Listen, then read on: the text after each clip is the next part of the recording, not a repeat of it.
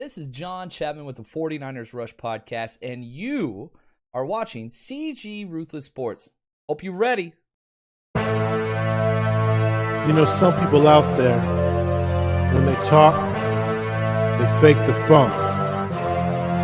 You want brutally honest? Well, if you are brutally honest, look no further than CG Ruthless Sports. CG Ruthless. CG Ruthless Sports. CG Ruthless. If you want your sports talk to be brutally honest, come check out CG. CG Ruthless. If you're not watching CG Ruthless, I don't know what to tell you. Representing the Niner Empire. CG Ruthless.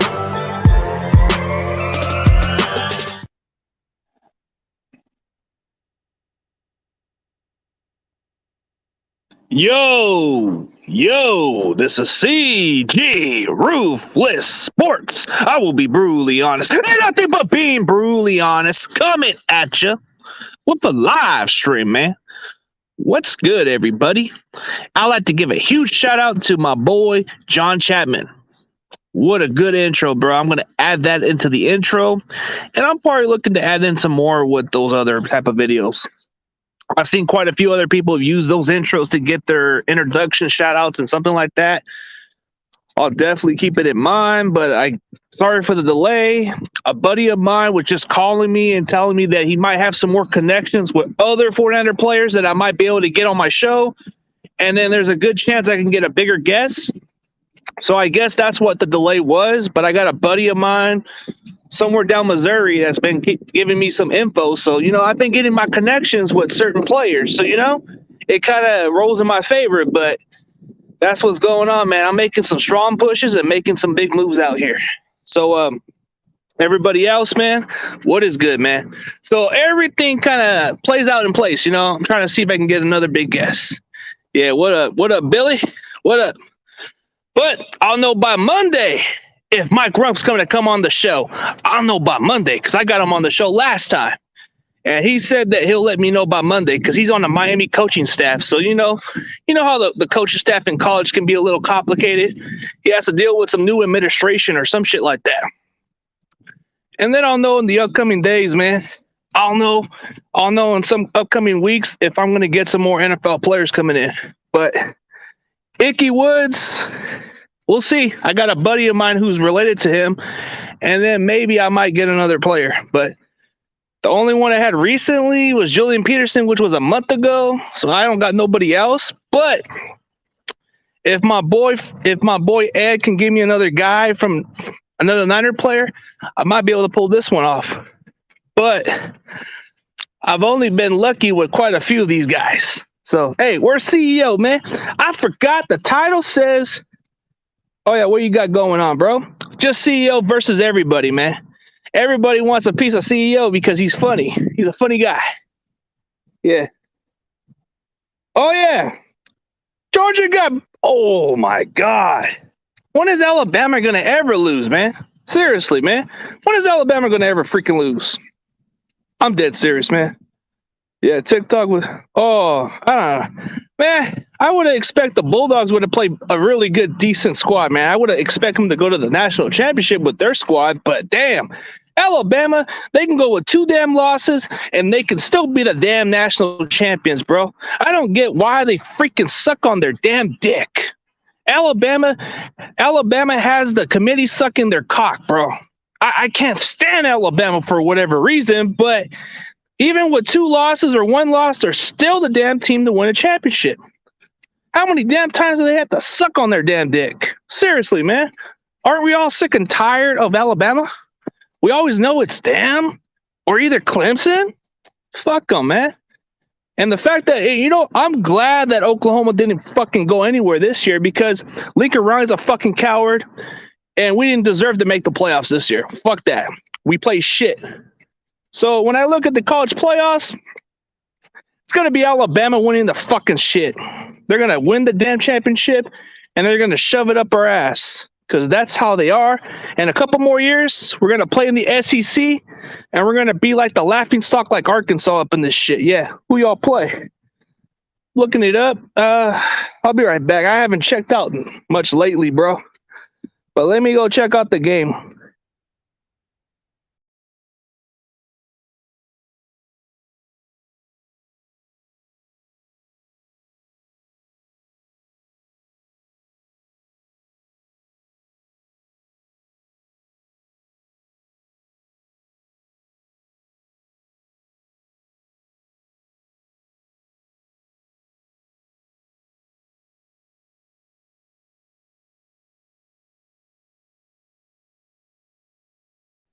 Doesn't look like we're playing anybody, Billy. Doesn't say it because we lost to freaking Oklahoma State last week, and then that's when Lincoln Riley left. Yeah. Hey, but everybody wants a piece of CEO, man. The entire the entire Fifth unit group want them. So I don't know. I mean, Alabama's pretty much the team everybody is already taking into consideration. Yeah. I'm sick and damn tired of Alabama, bro. Nick Saban is like the fucking Bill Belichick of college football, that cheating little scrick. Man, dude, when is he gonna retire? He's a freaking dinosaur. Oh, not much, man. Not much, Moses. Waiting for CEO to come into the building. Cause I guess CEO wants to do the mic talk, man. Hey, but we got everybody coming into the building. What's good, man? Here's a link, man. We can talk football, or you guys can roast CEO, man. CEO wants to get a little roasted.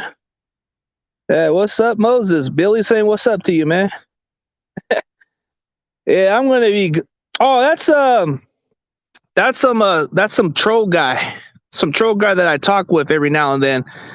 He's on a different stream that I kick it with, like on a smaller group. They call him CEO because he's the top dog up in here. He gives you money too. That guy makes hella money. He donates on my channel. He's a cool dude. But I guess he kind of gets the good jokes. I don't know when CEO's coming, man, but that's what they call him, the CEO top dog, because he's a top donation for me, man. He's the top dog. That man puts on good donations for my channel, man. Like, if I'm lucky, man, if he wants to put on some good jokes, man, sometimes he'll donate me freaking $100 or $20, bro. That's how good generous this guy is. But hey, he's cool as hell, bro. That guy can donate good shit, bro. You know how they say, man, if they're gonna pay your bills, bro, hell yeah. See, what's the deal with Celeba on your show? She's very. I don't know too much about her issue. I don't know. I don't know if she is that way, you know. All right, I'll just be more wise on it, but I'm just looking to build my platform, you know. I like to give people chances, you know. I'm not judgmental. I don't know what goes on behind the scenes, but I get it, man. But I'm not trying to make it all worse with everybody, you know. But Celebella kind of seems like a football type of person, and she can build up my the notoriety because she's on Grant's show, you know. I look for people who go on that show and build my content a little here and there. I don't know much about the issue, you know. She's cool with me, so I don't got no problem with her. I know some people have issues with the way she is. I'm cool, you know. I don't know what goes on behind those those discords, whatever you guys have over there. I just go on Twitter just to collaborate, man. If I want to get a big name YouTuber, I just go on Twitter. How you think I got the Sports Fury? How you think I got quite a few NFL players on there? I had to get through Twitter with them or figure out a way to get their numbers. But I'm just gonna only have her on the show just for like whatever the amount of time. I'm always looking to build my brand with anybody who knows 49ers football. So I got you on my show, Moses. You know your stuff. I appreciate you. Maybe if I get Mike Rump on my show, you can debate some DBs. Yeah.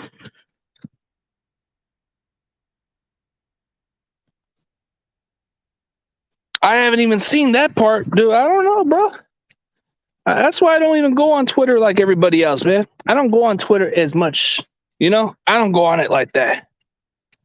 Man, dude, like every now and then I usually just post stuff and I don't even bother with it, man. But if that's what it is, bro, I don't know, bro. I'm Latino too, bro. So I can't even know what goes on with everybody, man.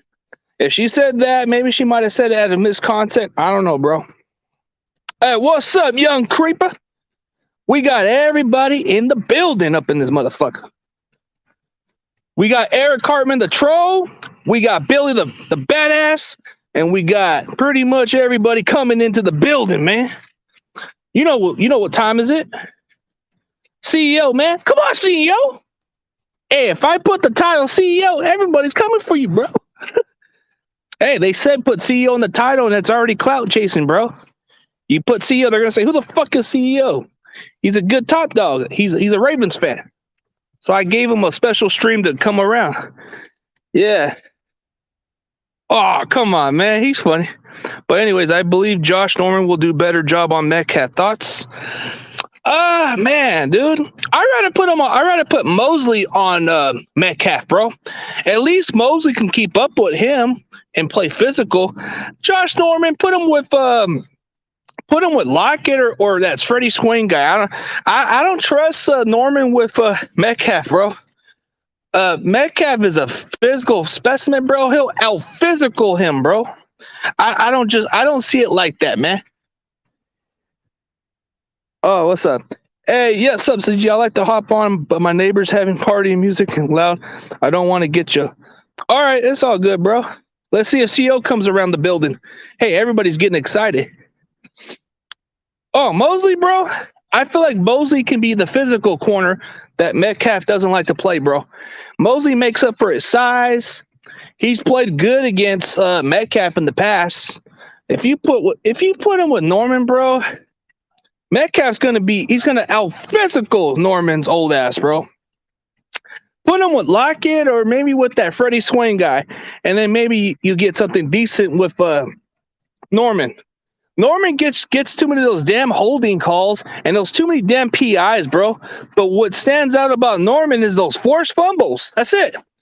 He'll make up, like he may give up some big plays here and there and give you a couple penalties, but when it comes down to it, he knows how to punch the damn ball and get you those turnovers when necessary.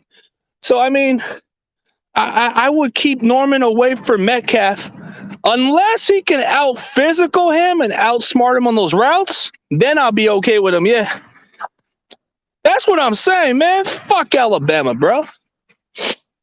No offense to you, Alabama Crimson Tide fans. I know y'all are some dynasties and some whatever team, bro. But you guys are. That's what it is with Alabama, bro. They're like the New England Patriot dynasty, bro. They've been dominating for decades, and they always figure out ways to get better recruiting class and all that shit. And that's why Cowboy fans have class.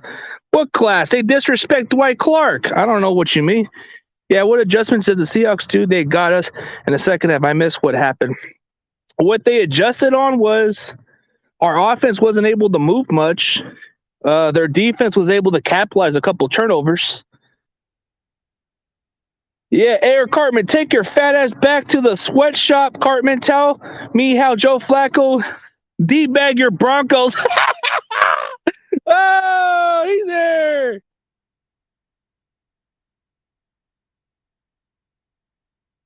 Shut your damn Cowboys, man. I don't want to hear no sissy ass bitches, bro. Get your fucking cowboy shit out of here, bro. I don't want to hear none of that shit. Dude, I don't give a shit about that. If you're gonna talk some football and talk some smart shit, bro, I just said, dude.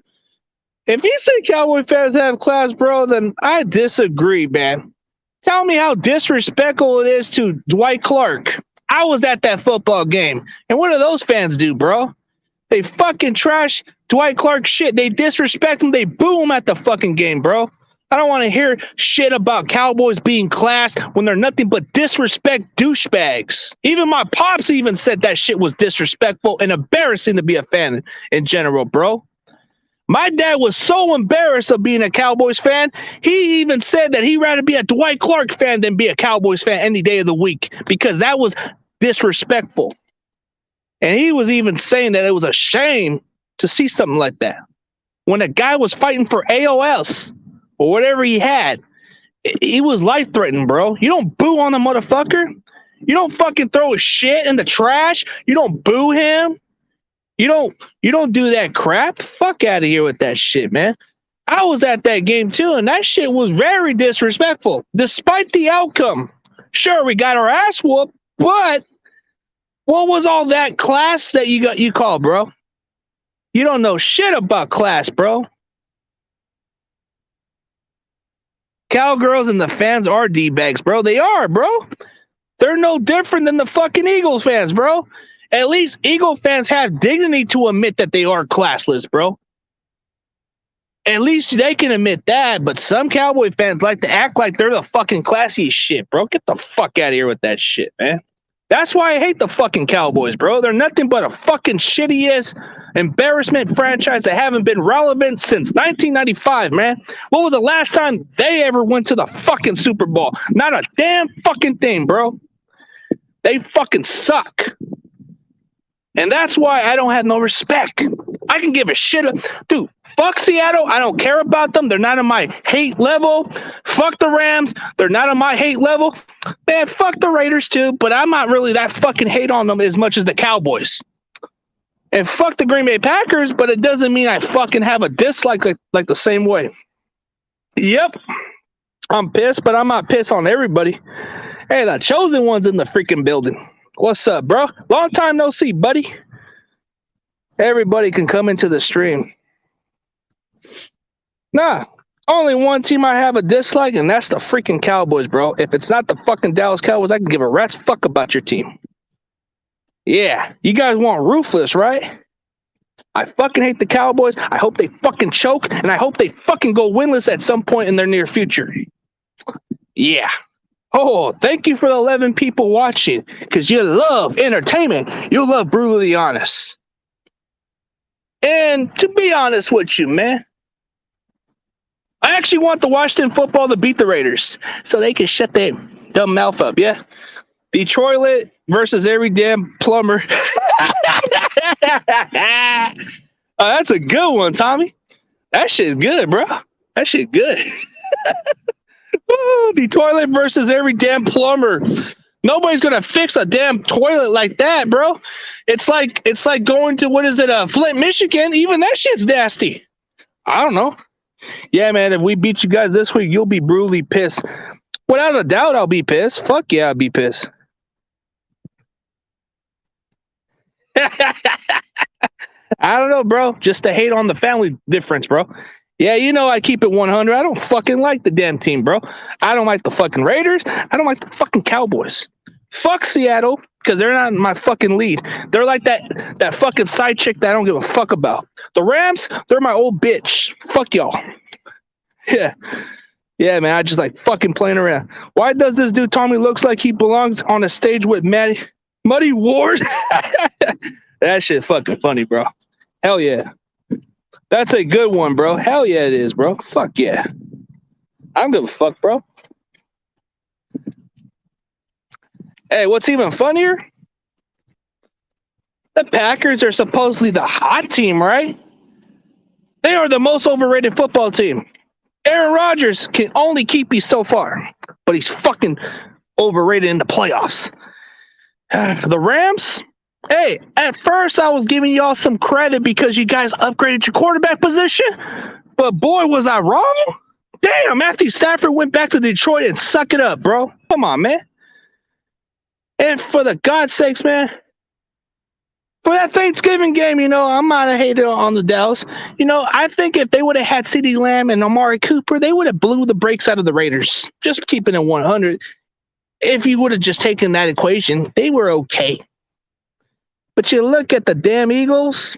The Eagles are kind of making a push for the playoffs. But for how long? The Buccaneers, are they going through a Super Bowl hangout? Or they're actually going to make another push for the Super Bowl? It's one or the other.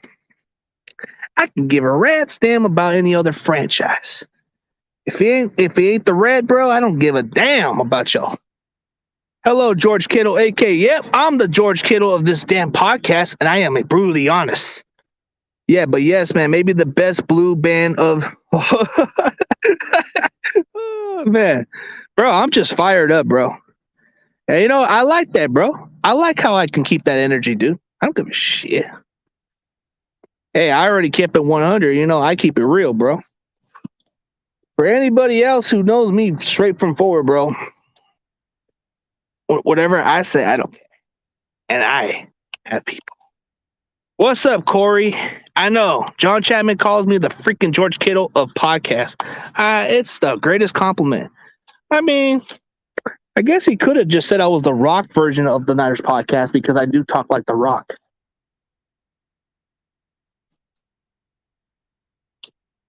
And go fuck yourself, you little troll. I'm more respectable because I speak the truth. Get out of here, bro. All these damn trolls, bro. I love it. But CEOs in the building, you guys can just jump into the link. I don't care. We can talk football or we can trash your football team. I don't care. Long as you keep your shit out of the personal way, we're good. You know, we're good. If you want to talk football and want to talk about matchups, I don't care. For all I give a shit, you can be a Cowboys fan and come into the stream and talk your football. I don't give a shit. If you want to come as a football fan and talk your sports, then let's talk sports and keep it all the way down there. What's up, bro? What's up? J-Mos, what's up, bro? Definitely CEO is a good dude. He's the top dog for a reason because he puts his time for my channel and he donates, bro. He's a good donator. And Boys for Life, despite me and him not seeing eye to eye, I can at least respect his loyalty of the Cowboys, bro. As much as I hate your team, I'll give you credit where it's due, bro. You're good, bro. I don't give a damn.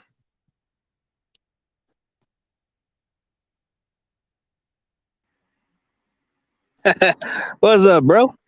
Oh man, I can't believe that Marshmallow Troll found your channel. He was talking that smack yesterday about everybody. Yeah. Oh you guys, you know, are so mean to one another. Oh, you guys are so mean. Why don't you ever this guy? Then he said Cowboys have great class because we don't trash. No, just moron. Whatever. Well, dude, didn't they forget what happened with that Dwight Clark situation? I was at the game too. Mm-hmm. Yeah, I mean, I was a witness down there, and I seen a lot of disrespect. Listen, we may talk smack about everybody, but we do it in a respectful way. We don't bully no one. We don't. So that for that, and that's why Cowboys fans are ridiculous. They always play the victim when they trash us, and then we trash them. Oh, look how the Niners, they're so mean. We're no different. I have a neighbor who every time I make fun of him, like when they lost to the Broncos, he cried like a little child. Anyway. Hey, how do you like my intro of John Chapman? Yeah, John Chapman. I told you, man, that guy is legit. He likes you, man. Nah. He has a lot of respect. Yeah, he does. Like that's one I respect. I'm subscribed to this channel. I watch his stuff. I suggested to his channel before, right? He's a good dude. He's a mellow dude. Like he's somebody I definitely want to meet at a football game. And also he doesn't like the Lakers. He likes the Mavericks. I'm sorry. Well, yeah, I know. He told me that he likes Texas Longhorns and the Mavericks. I remember. I would never forget this. This is always a stay on me. He gave me a hard time with the Oklahoma part. Yeah, he did. He was telling me, "Hey, I'm a Warrior fan." He said, "Oh, you're a Warrior fan. Oh, I like you more than CG." I said, "Why?" He's a Laker. Oh, yeah, you're a Mavericks fan. Hey, he's a good guy, man. I'm a little bit more better because the Warriors are the best team in basketball. How come you guys lost to the freaking Suns? I don't get it. Yes, we lost, but then we beat them yesterday. Oh, you did? Oh, yeah, we lost to the Kings, and then we did beat them the other week, so I guess we got payback after that. Yeah. I'm so mad Alabama won because... Dude, I can't stand Alabama, bro. Like, okay, it's one thing to win the national championship consistently, but God, bro, don't we get freaking sick and tired of it? It's just like watching the damn Patriots going to the fucking Super Bowl. Yeah. And Tom Brady, too. Yeah. Tom Brady's got to go, bro. It gets boring. Unfortunately, that Nick Saban steals Bill Belichick. Every 5-star recruit from the nation. He takes every great high school athlete, and it's not really fair. Yeah. 20 points, CG. 20-point game, CG. What? Howdy, CG. Oh, my boy Adam Carrillo, man. I haven't seen that guy in a minute. 20 points. Oh, damn, bro. Tommy Huxley. Wasn't Tommy Huxley arguing with CEO, or what was going on between them? No, I think he was saying something, but I just like firing the energy a little bit, man. It's kind of interesting. I'm sorry, CEO. Tommy Huxley destroys. No, I like rattling other fan base for fun, but like this guy, you know, I may not see eye to eye with this guy, but he's all right with me. I ain't got no problem with him. He's cool with me. I know, I'm sorry, CEO, if you're watching, but Tommy Huxley is the king of trash talk. Hey, what if biased, CEO? What if CEO puts $20 just to put Tommy in long time out or bed? Dude, I dare him. Tommy will hop on the street. Hey, well, we'll see if he actually does. Let's see if he does pull it, bro. Let's see if he does pull it. I'm pretty sure he would want to pull it off. You're hearing it? CG's promoting to time you out. No. I'm just saying that if CEO pulls that shit, then I want to see if he would pull that shit. I don't think he will, but who knows? I know. I'm just. Hey, if CEO does that would be crazy, bro. But Tommy's my boy, so I'm never gonna have nothing against what everybody. Anybody who doesn't like the way how Tommy talks in his perspective, bro, then they don't know the guy in general, bro. He could just be a good sense of humor. Oh man, Don Burr appeared again. I was rewatching, a Rumble show. And Adam Carrillo, if you ain't seen my video, I call that guy a piece of fucking shit. Fuck that guy. Anyway, CEO Eric Cartman. Oh, I want to see Eric Cartman be put on this. Oh, CEO, come on, CEO. I'm getting a lot of viewers, bro. Sorry, because I'm firing up the crowd. Hey, CG, I got to ask you this question because I know I'm going to tell Giants Nation and YTC who in the last 20 years has been better, the Baltimore Ravens or the Giants, the New York Giants? Actually, the Ravens, if you think about it, they've been consistently winning for a while. If we were to make it, they did win 2 Super Bowls, but they've been winning a lot. Oh man, Giants Nation! Oh, they were going back and forth. Hey, dude, in reality, I was pulling for Georgia, bro. I wanted them to actually get to the national championship, but fucking Alabama, bro, they had to ruin it. Well, they can still go to the playoffs because they're number 1. And we'll see what happens tomorrow where they put the final, anyway. There's quite a few different teams who can make a leap. Like I'm seeing Cincinnati can be that. Touchdown. Cincinnati can be Cincinnati Bearcats are like the Cinderella team that everybody's talking about. They're undefeated, so it's like touchdown Michigan. Wait, Michigan's playing Wisconsin, right? Iowa. George Kittle's college. Iowa, yeah, Iowa Hawkeyes, yeah, there you go. That's Kittle's college. I know people forget that Iowa is a good college program. It's just that there's just so much talent. Wisconsin, Ohio State, Michigan State. It's like it is packed. I don't know how. Man, damn, that's disappointing that Baylor even won the freaking Big 12, man. That just shows you how much the freaking the Big 12 sucks this year, bro. You should be happy Oklahoma State lost because I was rooting for that. Damn. Dude, I really didn't care who would have won this game anyways, bro. It was pretty meaningless with freaking Oklahoma State and freaking Baylor. I don't know. Oklahoma State is like our state rival, of course, and Baylor's just like that little kid rivalry that we always tend to have numbers on. Hey, what's up, Tyler Parcher? What's up, man? Well, Alabama is the college football. Dude, it gets boring with freaking Alabama, bro. Man, dude, like, if I want to watch something over and over, bro, it's always watching freaking Tom Brady in the freaking Super Bowl, bro. If I want to watch that crap, I can just watch Tom Brady go to the damn Super Bowl. No, like I said, Nick Saban takes all the 5-star recruits. Yeah, he does. It's not really fair. He steals a lot of recruits, and it should be considered illegal, but they find ways to get people in, bro. They even get guys from all over the states. Even in Texas, they'll get somebody in Houston or somewhere down Oklahoma. Mm-hmm. Dude, they're just really deep.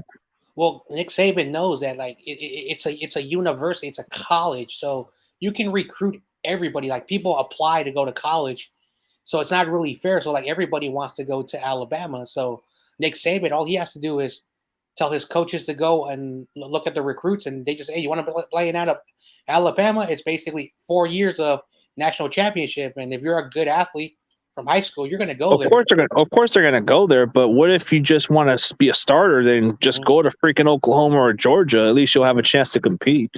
Yeah. I mean, Eric Carmen. Guess what? I do have power, and guess what? I can do with that power. Roast you publicly. You're so scared of me. You can't hop on streams. Let's hop on, Eric. You scared. Let's see what he does. Let's see what he does. That's great. All right, let's see. I'm pretty sure CEO will just jump in, but he wants to wait for this troll Cartman. Mm-hmm. Oh man, dude. So man. Mm-hmm. Telling you, CEO's a really good guy, but when I use it as title, bro, everybody's like wondering, hey, where is he at, or who is he? It's kind of like the interesting title. Next time I'll probably either use Butters or somebody else. Oh man, you missed it. You missed the great Butters and the Packers fan. Oh, that was great. You mean him and Bane? That Bane guy? That was great. Like I told Butters, listen, Bane pissed me off a few days ago because he was talking nonsense, and then Bane comes in and he started like disrespecting, and then Butters is like, John Jay, you heard he's trying to kick me out, and I told Butters, listen, he said he's not gonna ban you from your stream, so don't worry, let the Packers guy talk all his smack.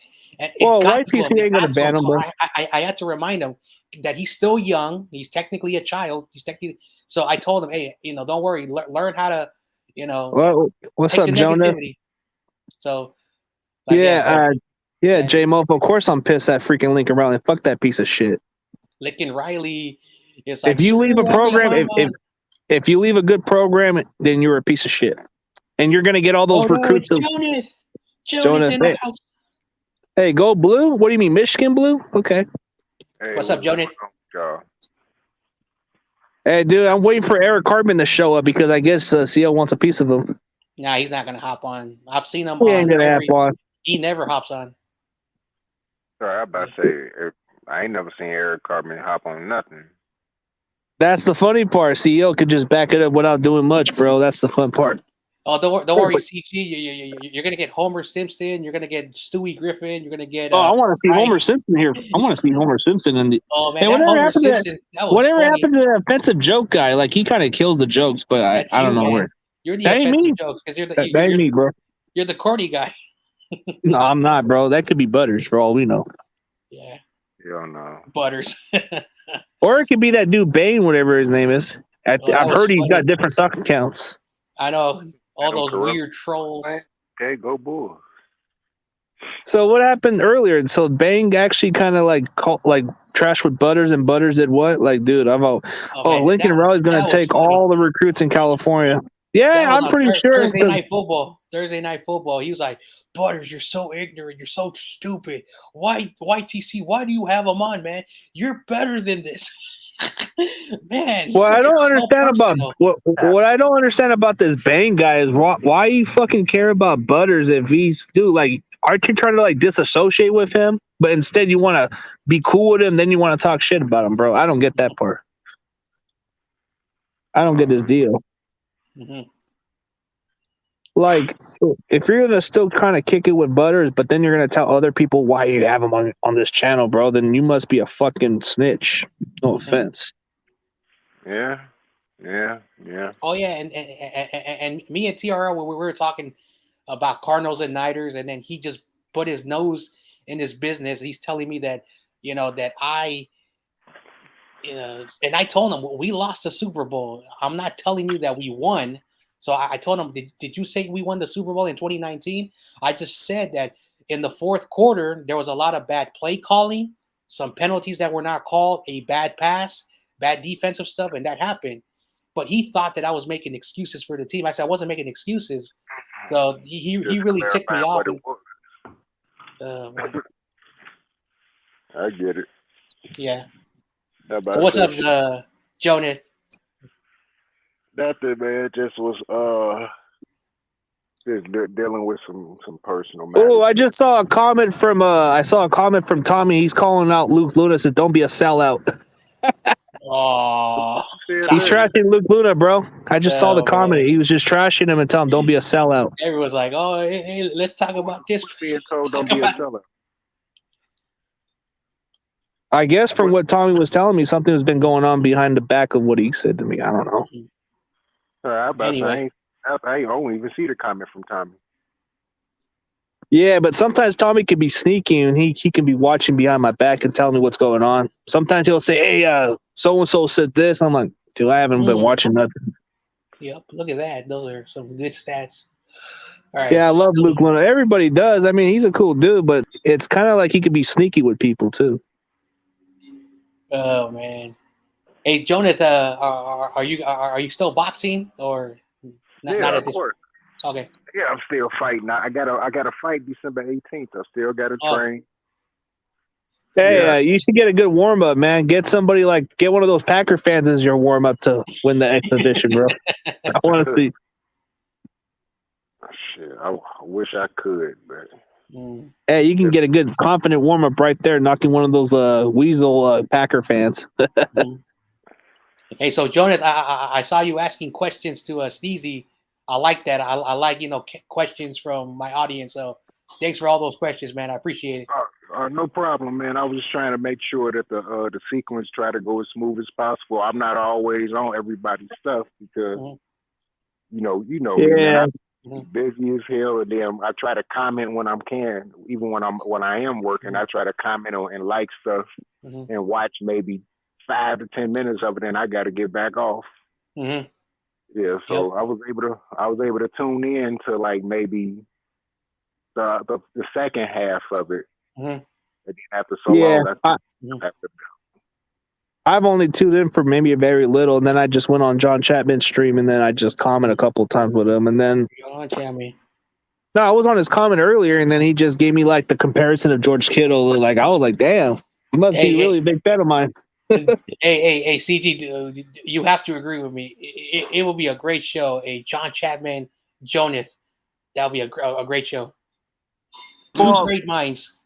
Well, I mean, John Chapman's a really good dude. Like he's really he's a coach in his own mind too, because he's coach and play the game, and he does his X's and O's. But you know what I like to see on the collaboration is him and Josh Putin, and that would be a good collaboration because both of them do breakdowns. They're both they're both good talents when it comes to the film breakdowns and all that stuff. Like I don't know if you saw that Josh Putin interview I had.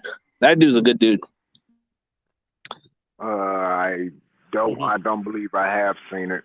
I say because it was at a point where shit for 2 weeks straight I didn't get a chance to watch nothing really. Yeah, I call him like the Diet Pepsi version of John Chapman. Like both of them are very similar. Sweet. But hey, I do like Diet Pepsi better. I do like Diet Pepsi better than the regular. No, it's Coke all day. Sorry. I know, but he took it as a good compliment. He was flattered by that compliment. He said, "I like that." He said, "That's a good compliment." Yeah, I've been trying to get Brian Peacock on my show, but that guy acts like he's a hotshot there. I don't know. Oh yeah, Brian Peacock, like what's his name? First Takes gave me his email, and then the email didn't work, so I don't know what happened. Then I found he has an Instagram, so I sent him 3 weeks ago, and he said that he has projects, so he doesn't. So it is what it is. You know, well, the one guy who's a stuck up is freaking David Lombardi, bro. That guy acts like he's the shit, bro. I get that he does.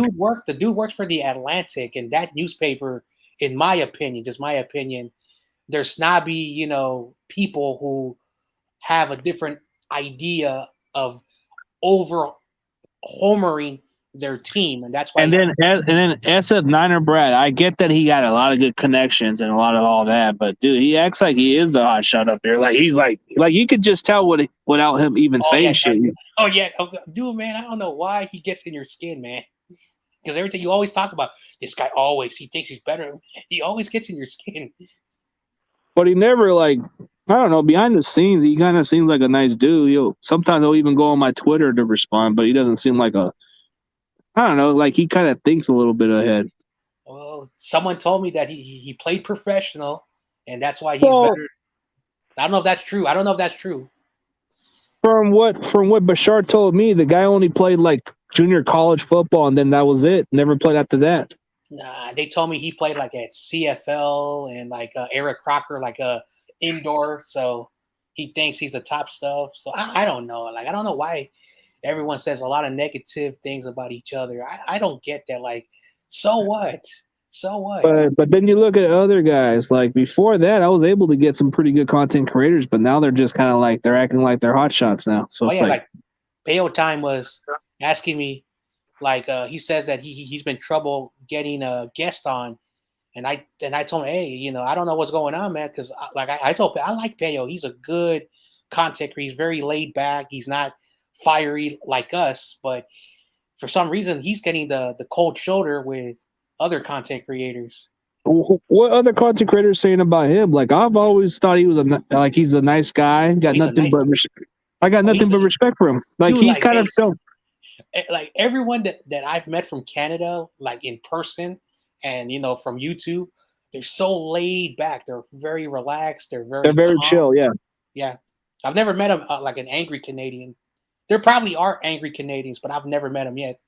To be completely honest with you, like when it comes down to touchdown, there hasn't been quite bad. There hasn't been really bad Rams YouTubers I've bumped into. Like there's just a lot of good ones. Like a lot of good ones that I've actually had interaction with, and they've never been disrespectful in some different ways. The ones I had a problem with were either the some of the Seattle vid makers are kind of disrespectful in some ways. Quite a few Cowboy fans, they act cocky.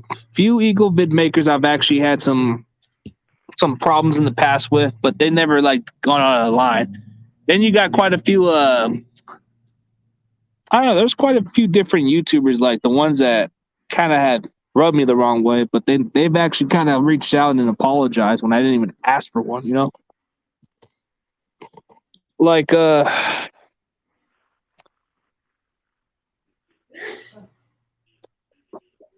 well, dude, I'm working on one, so more than likely, I'm not going to even do no collab with the Seattle this week because I already got NordCamp. So NordCamp and Sam Dog's pretty much my complete week, so I'm not going to even do no more after that. I'm just going to wait for the Bengals YouTuber to do.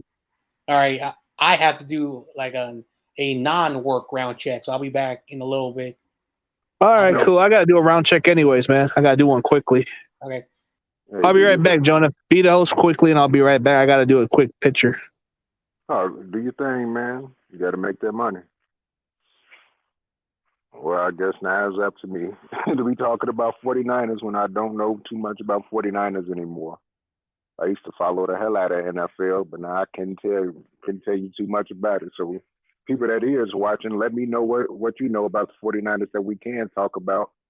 And if any information that it is that I do know, we can go back and forth on it because I've been learning a little bit more from CG and John Jay and the news that's been going on around it. So yeah, just type and let me know what's going down with it. Let me see. Now, the only one left is the old nigga. Old nigga talk about the good old days. Oh, CEO, you know what? I'm not gonna talk to you like I usually do because the man is monetized and I'm not gonna mess up that man money. So yeah, you can say what you want to say for now until we get into TRL stream with somebody else's.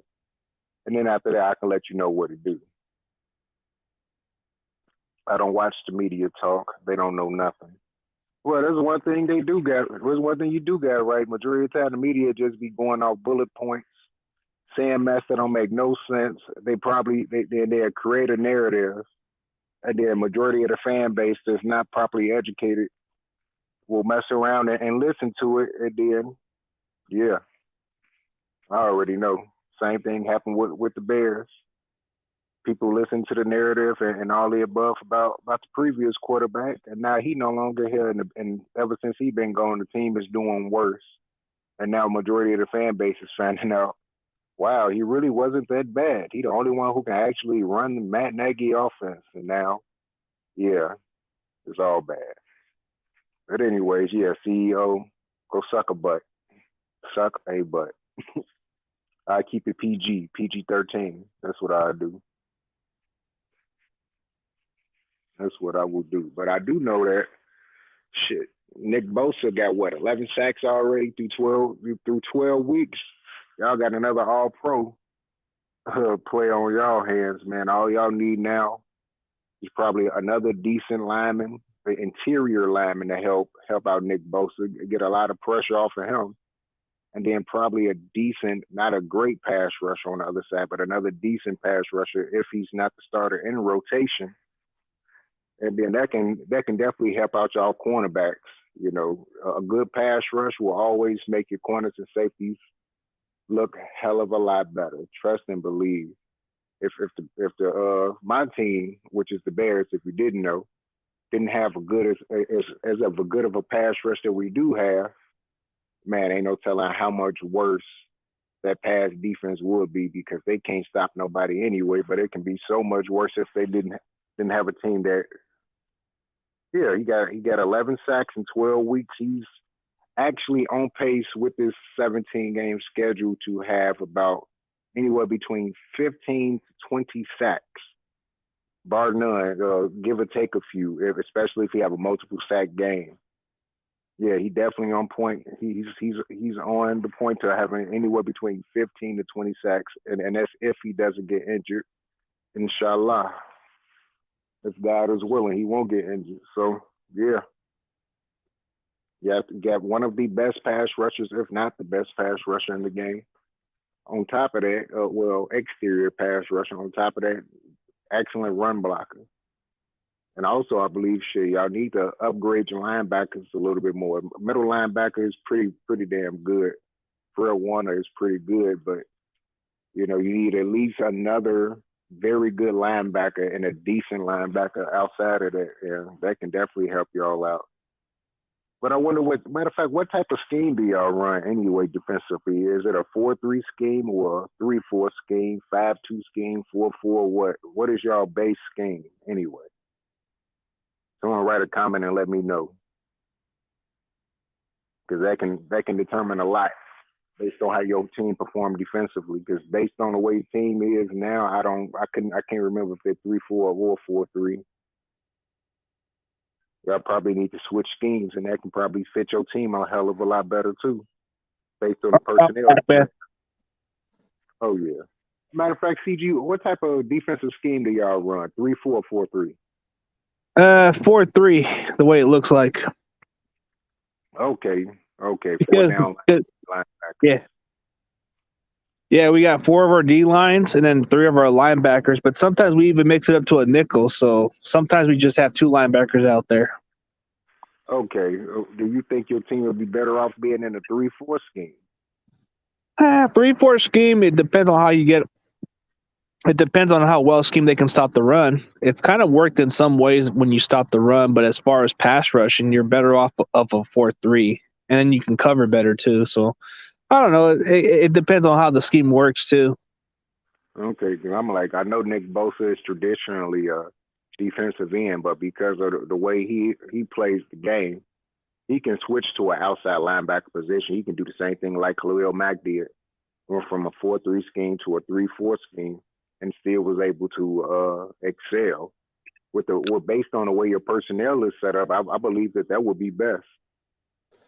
Eliminate one of those outside linebackers and either turn him into a outside linebacker in terms of a pass rusher, if that person is capable of doing that, or you can replace him and bring in a 3-4 scheme linebacker, and it'll probably help you pass rush a little bit better, and it'll take a lot more pressure off your corners.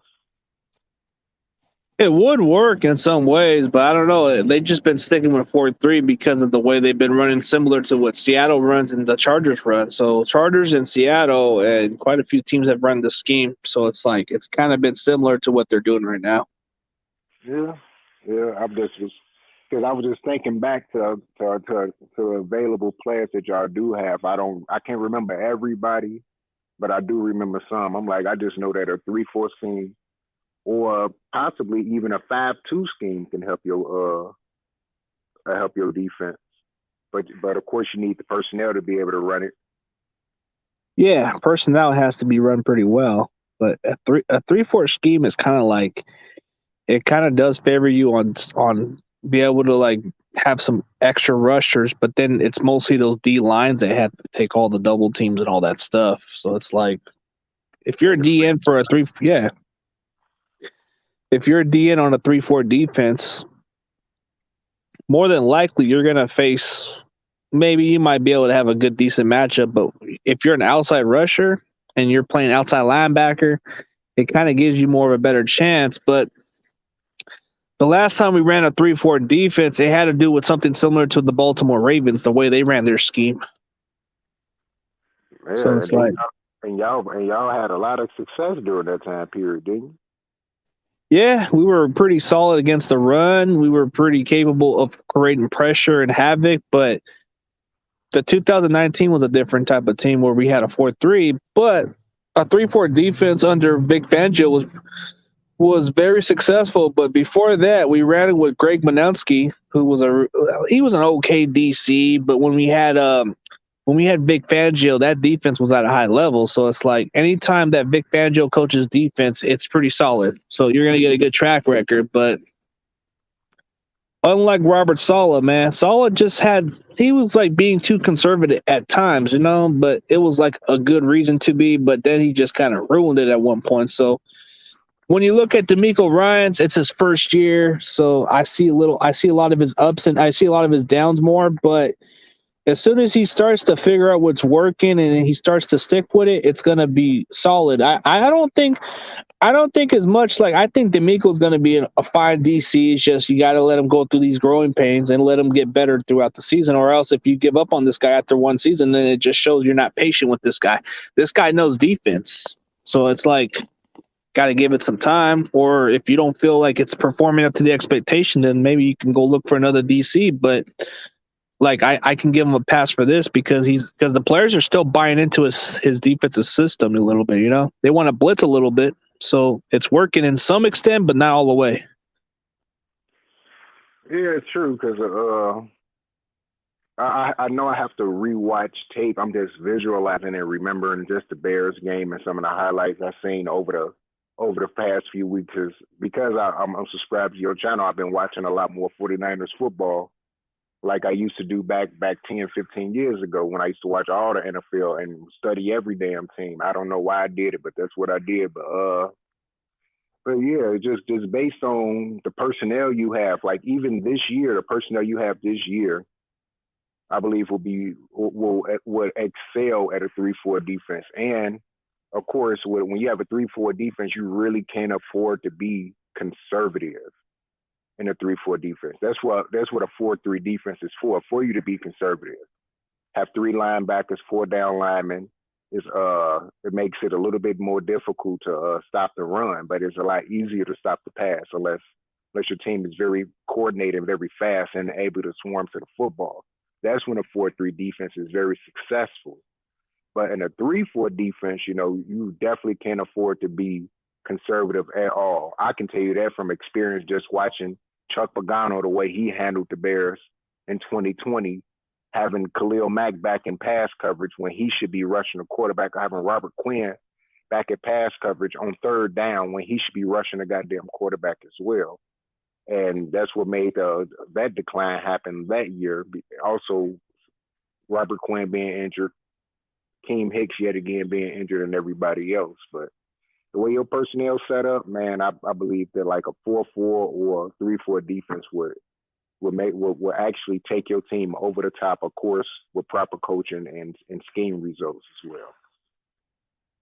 Yeah, but like if you look at the way we're running our defense, it's not exactly typically a 4-3 if you look at it. Like, okay, yeah, we do have 2 linebackers playing at times, but then we have the extra like cornerback, which we call it a nickel. So yeah, nickelback formation. Yeah, well, like I guess you can say he kind of counts as typically as like a Sam position, but he's more of a cornerback, so he's going to cover more of the inside than he is at the outside position. So it's like I know some people get confused by that 4-3 defense, but you look at the lineups: Bosa, DJ Jones, and then Eric Armstead, whatever they play on the middle. And then you got D Ford if healthy, but then you're probably going to have Arden Key play some of those snaps out there. And then when you look at your linebackers, Fred Warner and Dre Greenlaw, but then you look at Quan Williams, who plays more of the nickel, so he's going to be at the nickel spot. And then you got your corners like Mosley and Josh Norman, safeties, Ward, and Tart. It's like that's pretty much how they establish that defense, but when they need a Sam linebacker, that's when they'll take out the extra DB out. So it depends. Yeah, and matter of fact, the extra DB that y'all have is ain't he a bigger corner? Like ain't he almost a linebacker anyway? Ain't he like a 220-pound corner or something like that? Oh, are you talking about the safety, Jaworski Tart? Yeah, whoever y'all have at the nickelback position at that time. Oh no! Like if you're talking about a guy that's like around 220, that's Jaworski Tart, man. That guy does look like a freaking linebacker out there. Right. He wears number 3. Okay, because I'm like this. I know it's because they flip all the numbers. I can't tell who a linebacker, who a corner. But he's a strong safety. He is a strong safety at the position, but he does look more like a linebacker than he does as a safety. Okay, then he an old school safety like John Lynch and the rest of them. Built Kind of like that, yeah. Kind of like the in the box type safety with a linebacker built mentality. Like you don't have many of those kind of those kind of safeties. But then you look at guys. Yeah, then you look at guys like Tolino Hufanga. He does kind of give you the old school throwback safeties a little bit, so it's kind of hard to figure out what he can play well on. But he does have good instincts, so that's what matters. Yeah, true. I'm not saying. Well, at least I know y'all got certain stuff figured out. Now I know that's defensively. That's how I feel defensively that y'all can do. Offensively, you know, the play calling can sometimes be a kind of, you know, in and out, but it's really more so just the execution of the players and of course Jimmy G being more consistent. So I'm like, if he can have a strong rest of the season, y'all shouldn't have a problem getting into the playoffs, but it really just come down to him. Because I don't know if y'all going to, well, of course, knowing Kyle Shanahan, he's not going to put Trey Lance in there until next year when Jimmy G contract expires or he gets released or whatever. You know, you can tell me more about how that's going to transpire, really. Well, if you look at the games down the stretch, it really depends on the run defense we're going to play because the Seahawks got one of the worst run defense when it comes down to it. I don't know too much of the Bengals run defense, but I got to look at the rankings. But from what I'm looking at, it's a very like, I think it's in the top 10 or top 5 against the run. So that's not going to be an easy task. So like, then you look at teams like, I think Atlanta's given up some good runs. Yeah, but y'all should be able to run the ball against the Bengals because the Bears was able to do it. Well, the Bears was able to do it against also Tampa Bay, but I believe that your lineman is athletic enough and gifted enough to be able to at least overpower that overpaid defensive line. You know, just so happened that the Bengals been going against a lot of weaker teams, and when they go against a better team, that's when they get exposed defensively in terms of run defense. But they've been going against a lot of weaker teams, and that's what got they stats inflated. Oh, okay, so if we're debating about the weaker teams, like I don't know, I think Baltimore's not that much of a joke. Like they beat them this time. I don't know. Cleveland Browns is like an up and down team, so I don't know what to expect out of them. Well, Cincinnati, to be fair, like they're winning by whatever they play by, but so you're not really convinced with the Bengals, right? The way they're playing, or no? No, not defensively. Their defense will be the reason why they get put out in the first round or the second. But they definitely not going far because of their defense will get exposed the moment the playoffs hit. That I might not be watching every team like that, but just based on the highlights I've seen and the fact that the Bears was able to take care of business the way they were. Literally barely been able to move the ball up and down the field and still was able to run the ball down their throat and still beat them the way they did.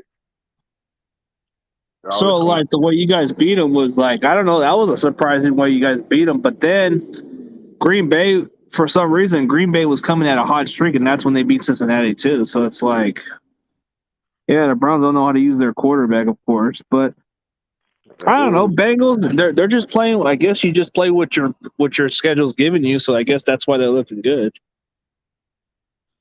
Yeah, true. I'm telling you now. I'm telling you, if the Bengals if they continue the way they playing, they're gonna make it to the playoffs. But they're gonna get put out in the first round because if they offense messes up once, their defense will not be able to constantly get stops on a consistent basis because they couldn't stop the Bears' offense, and the Bears has a 32 ranked passing offense. Yeah, they ranked 6th in rushing, but they couldn't even stop them. They couldn't stop them. So if you couldn't stop the Bears, when you go against another high-powered offense that's in the playoffs like they should be, they're going to shred the Bengals. Now, if Joe Burrow can stay healthy the rest of the season, he's going to make it a game because, Chase is very good. They got other very good weapons. T. Higgins is like a pretty good Glennon, and Tyler Boyd's like their really longer veteran receiver now since they let go of A.J. Green, and they got the running back Mixon. It's like he's when he's healthy, he's a solid running back. But when healthy, but then when you look at the Bengals, their defense isn't too bad. They made some good moves in free agency to improve that defense. So it's like you got a guy like Trey Hendrickson from the Saints who's actually paying dividends for them as a pass rusher. So he's been pretty good. I did a lot of my homework on the Bengals. And then that one linebacker they got, that Logan Wilson guy, he's kind of like their most underrated player who can do good in coverage too. And then he makes up for the speed, but he's got a knack for the interception. So that's another guy to watch out for. I think he's number 55. Okay, I'm like, I just know. I know what I see. If you guys went against the Bengals, 9 times out of 10, y'all winning 7 out of those 10 times, simply because. If we're talking those Super Bowls, we beat them out of all of those. But I don't know. They're a different team, so it's not going to be like the 2019, the way we blew the brakes out of them. It's going to probably be a little more different. So, well, when I looked at the Bengals schedule, it's gonna be brutal down the stretch. I already know. That's why I said if they're able to make it to the playoffs, by the time they get there, they're going to be beat to shit, and they're going to get put out in the first round. They're going to get smoked in the first round. So they got the Chargers, but I think the Chargers are not that bad of a football team. I think they're going to maybe make a push for the playoffs. I think I have more confidence in the Chargers making the playoffs than the Raiders. Because I think the Chargers have a better freaking team. Yeah, they got a better offensive team. I'm about to say defensively, the Chargers is. I don't know. They haven't been good since Sean Merriman. I think Sean Merriman. But I got more trust with I got more trust with the Chargers more than I do with the Raiders because I don't know what to expect out of the Raiders. At least I know two AFC West teams are going to make the playoffs. I'm pretty confident it's going to be the Chiefs and it's going to either be the Chargers. But I don't know. Raiders for me is like a tricky team, so I'm probably going to say, they're not going to even go nowhere. Yeah, probably so. And if they do, and then if the Raiders do make the playoffs, it's going to depend on who they match up against. If they match up against anywhere between a number 2 seed, number 3, they probably going to get stomped out. If they match up with a 4 or 5 seed, then they going to definitely have a shot in winning it.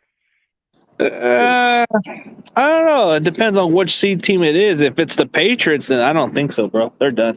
Oh no, yeah, it's over with. But if they're going, because Patriots can be the 5th seed. Patriots can be the 5th seed for sure. Because I think Buffalo and them are fighting between the top seeds. So one or the other. Okay, because I'm like now if the Raiders play the Chiefs, I believe that the Raiders can beat the Chiefs again because the Chiefs has no fucking defense, and the Raiders at least have not a very good defense, but they have a competent defense. They can make enough plays. But playing the Chiefs a third time, but didn't the Chiefs already beat the Raiders? So they already dominated them. So I'm pretty sure even without, I think Mahomes already going to smoke them, bro. So it's like, I see Kansas City, their defense may be suspect, but you look at what happened over the years when it comes to Russell Wilson and that Seattle team, he still was able to carry that team just like Mahomes might be able to carry that Chiefs team in general, even with the defense being garbage. Yeah, but every year when Seattle made it to the playoffs, their defense turned into a whole different animal. They can be 32nd in every category, barely make it to the playoffs with a 10-6 record because Russell Wilson, and all of a sudden now they playing like a top 5 defense, supposed to be playing all year. Yeah, I think the Chiefs might be able to do that same thing. So maybe their defense may be trash in the season, but maybe in the playoffs they might play far different. So I remember a while back, I remember how everybody was talking about like the 2008 Cardinals defense was trash, but as soon as they got to the playoffs, they were playing like a far different ball game. Yeah, they was. I about to say, because I was going to mention that the Cardinals during that year, oh my God, you talking about only Darnell Dockett was really doing something at that time. Before Yeah. he was him and Antero Rowe, I believe, was the only ones that was actually doing something for that defense. Yeah, but then that was all they had. Like they had some. Oh, they had the Adrian Wilson guy. He was one of their best safeties. Yeah. And then and then Carlos Dansby was an okay guy. He was an okay player. He was like their leading tackler, but then you had Darnell Dockett, who was actually doing a lot better. But then they had Calais Campbell too. Remember Calais Campbell in his rookie year? That's when they had him, but that was before he became good. So right, that was before he became, really good. That we know. And that's exactly what we're expecting freaking Armstead to be like, bro. We know I don't expect him to be nothing near that at all. I hate those comparisons. Armstead's another Calais Campbell. Like, shut the hell up with this damn comparison. The guy's Armstead's just trash. He's garbage. He's the reason why Buckner left, because we should have just let Armstead go and work out a contract. Sometimes you make your mistakes, but all this, we couldn't afford him, then you could have at least tried to work out something, meet halfway with the deal, I think Buckner was willing to work that way, but they were just thinking, Armstead isn't too bad. He's close to the same level as Buckner. We'll go with Armstead. He's cheaper. It's like going for like a Dollar Tree version of Buckner, man. You're just downgrading. Like, why would you want to go to a dollar store version of Calais Campbell if the guy can't even produce without better talent? Yeah, true. That's why I say he'll probably be suited in a 3-4 scheme. 4-3 scheme, probably don't suit him being at a 3 technique. He probably better off being a 4 or 5 technique. And having 2 inside linebackers in between. Yeah, it depends on the scheme too, but damn, bro. So the Warriors are getting beat by the freaking Spurs. The Spurs are trash. Oh my God. Hey, all these Warriors rapping, bro. They're yapping, but hey, if they're down by 20 against the Spurs, damn, that sucks. It does happen. Shit, the Bulls lost to the Rockets. I don't know. I think we just got into. I think we were just playing like I don't know. I think we lost to the freaking Clippers, and then we just lost to them. Right. Y'all did. Yeah. Shit, where'd everybody go, man? I guess everybody left. Just only J-Mos is here. Oh, well, there's only one person in? Yeah, but a lot of them came around and he just left. CO just paid his donation like he always does, and then I guess he disappeared. I don't know where the rest of you go. Most likely they probably switching back and forth between yours and TRL. TRL, man, like I don't get how he gets it every now and then. I don't know when he gets his stream on, but man, guess he must have a stream going on. Yeah, maybe that's why Butters is there. Yeah, his is at over here at 7:30, over where he at 6:30.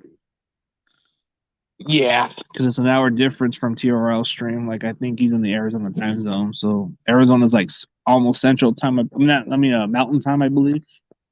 So yeah. Mountain time's like an hour away compared to where I'm at.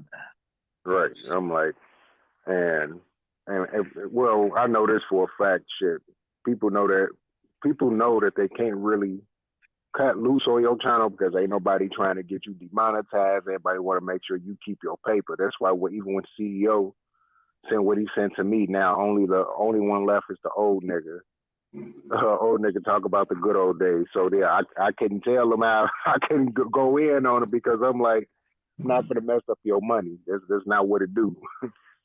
No, that guy could just make it sound like he's outbidding somebody, but CEO. Oh wait, I guess Eric Carmen just came back. Hey, CEO, didn't old man Peyton drop 7 touchdowns on your bum ass 2013 Ravens defense?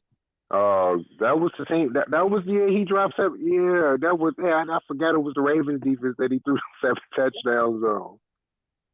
That was the game on a prime time, I believe. Yeah, that was when they were playing wasn't it like season opener or something when they won the Super Bowl? Yeah, Or was whoever it a had couple more? fantasy, they won. first quarter. But that was the year the Broncos went to the Super Bowl and they got their butts whipped that year. But they were like really the team that everybody was taking notes from because Peyton Manning was putting on some record seasons. Like he had like 55 or 54 touchdown passes. Yeah, which was an NFL record, and he had over 5,000 plus yards, and he was already having an MVP type season. And then that's when they played the Seattle Seahawks and they got their butts whooped. Yeah, I told people ahead of time that I didn't even bother watching that Super Bowl when I knew they was matched up against Seattle. I said I'm not watching that. They was like, "Oh, man, you're reacting to the game tomorrow?" Yes, sir. I'm gonna react to the game because I don't get to work for tomorrow or depending on the schedule.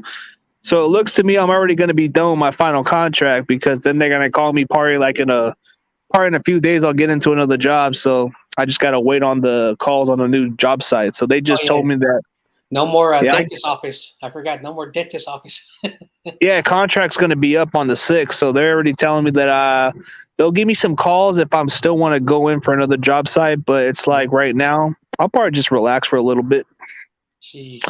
I'm in no rush, bro. I'm making pretty good money. I'm just waiting on as soon as I get more calls, bro. I'm already getting phone calls from other companies too, but this company's already giving me a chance to just be flexible so I can just do whatever I want. And I don't have to worry about job security, bro, because I get a lot of other companies calling me, bro. They call me for another contract and they say, "Oh, we're going to need you here." And I just ask them, "Oh, how much are you paying for?" And sometimes they add up a little extra on the table and I said, "All right, okay. How long am I going to be there?" And they just tell me what exactly it's going to be. And I said, "All right, I'll let you know." And if they let me know, I just sign the paper and that's it. That's it, bro. I don't have to worry about being in this employment or unemployment shit. They just call me in. Yeah. I have it pretty made on these type of jobs. I'm just going to wait it out. And then when I see something open, or if they're still going to give me another contract, I'll just, I don't need to go work all the time, but if I need to get the extra, of course, I'm going to probably get some extra calls. Yeah. I mean, I remember March of 2020, I got a phone call from my supervisors and they said, "John Jay, we're not going to need you for the next 2 months." So I was like, all right, I had a lot of sick hours. So I was just going to, all right. But I was calling in to see if there's any sites that they wanted me to go to, like, go to the community centers, or if someone needed help with, coaching, etc. And they said, no worries. So I said, all right, I got the sick hours, so I didn't have to worry. But then when everything in California shut down for the entire year, that really hurt. And I never in my life, ever in my life, ever did unemployment. And I did not know all the paperwork that I had to do and stuff. And California had an old no system. Joke, bro. It's a bullshit system. I know it was still like anyway. So I was like, man, and I kind of felt bad, getting money from, the unemployment department. I was like, because like I know there are more people worse than me, but I was like, and then in the summertime, they called me back and started working again. It was fun. It was only part-time, 29 hours. So I couldn't do a lot of streaming from June to August. And man, it was fun. I got to hang out with my friends, my coworkers. We talked about, how much they hated, being indoors and couldn't leave the house and all that stuff. And so many people gained a lot of weight because we were like I wouldn't say I was like 6-pack, but I was like very like skinny thin. And then I put my uniform on. I said, "Oh crap! I gained so much weight." Man, I felt the same way too, dude. But the one thing about this contract is like I was already told by I guess one of the guys in the company is telling me that they already got a contract in place for me right now. They just said, "I'll give you an update by a week." And I told them, "I'm going to need some extra work. You need to let me know if somebody's not going to be in there so I can fill in for those days." He said he will. So I'm pretty much going to get a contract with – I like this fact. I'm going to go home in the morning, bro. Like I'm going to go work in the morning till afternoon so I don't have to work night shifts. So that would be a good thing. I know, like we have from 9 p.m. to 4 p.m. I'll fucking take it. Yeah, because I remember, well, here in the city, we have this security company, and a lot of the workers who work there, were basically like, people who got like misdemeanors, like male and female, and they give them opportunity, so they help them get their guard card and all the documents they need to become a security guard, and they basically go to like churches, or like like those what do you call those conventions for like doctors Oh, I work at conventions. those Sunday churches. Yeah, like they had me work there for 4 hours before, like 4.5 hours. I'd be stuck there for 4.5 hours, and yeah, I would be working the churches too, or I'd be working at the construction or those new house, like those new house building projects. Yeah. Those are where they had me at, or like new offices, or see, they're already getting done with the dentist office, so it's already getting close to being done. And by the 6th, the contract's already gonna be up, and then they're already telling me that, I guess one of the guys that does the dispatch, he already told me that he's got me something in place. He said, just give it at least a week, but I'll call you in for extra shift if you need it. And I told him, all right, because I wanted to make sure, because I got other companies calling me in if I'm interested. Yeah. So I keep my options open, but they've been calling me if I wanted to take those take the one at the casino. And that's I don't know. We'll think about it. So my buddy, he's a little bit of, what do you call, like antisocial. He doesn't, he's not like me, so he's a little bit like, he's not good around people. Like, he's very quiet, reserved, and so he needed a job. Oh, that's a nice picture. Yeah, the CEO. Oh, that's good. Anyway, back to my story. Make sure I put that. Yeah, so back to my story. So, this company, which is run from like a former military guy who gives second chances, because when he was in the military, he was a chaplain or whatever. So he basically, like, former service person, former like religious person in the military, and he used the money, create a security company, and he got my buddy a job. And every weekends when we had conventions in the Moscone Center, or like those little like communities, conventions, because when we have a community convention. Oh, they had me work at that Google Moscone area, dude. There's like one called the Moscone South, and then there's like some other ones in the down facility, like you said, the convention center, dude. They had me work there one time. So those are like insane events.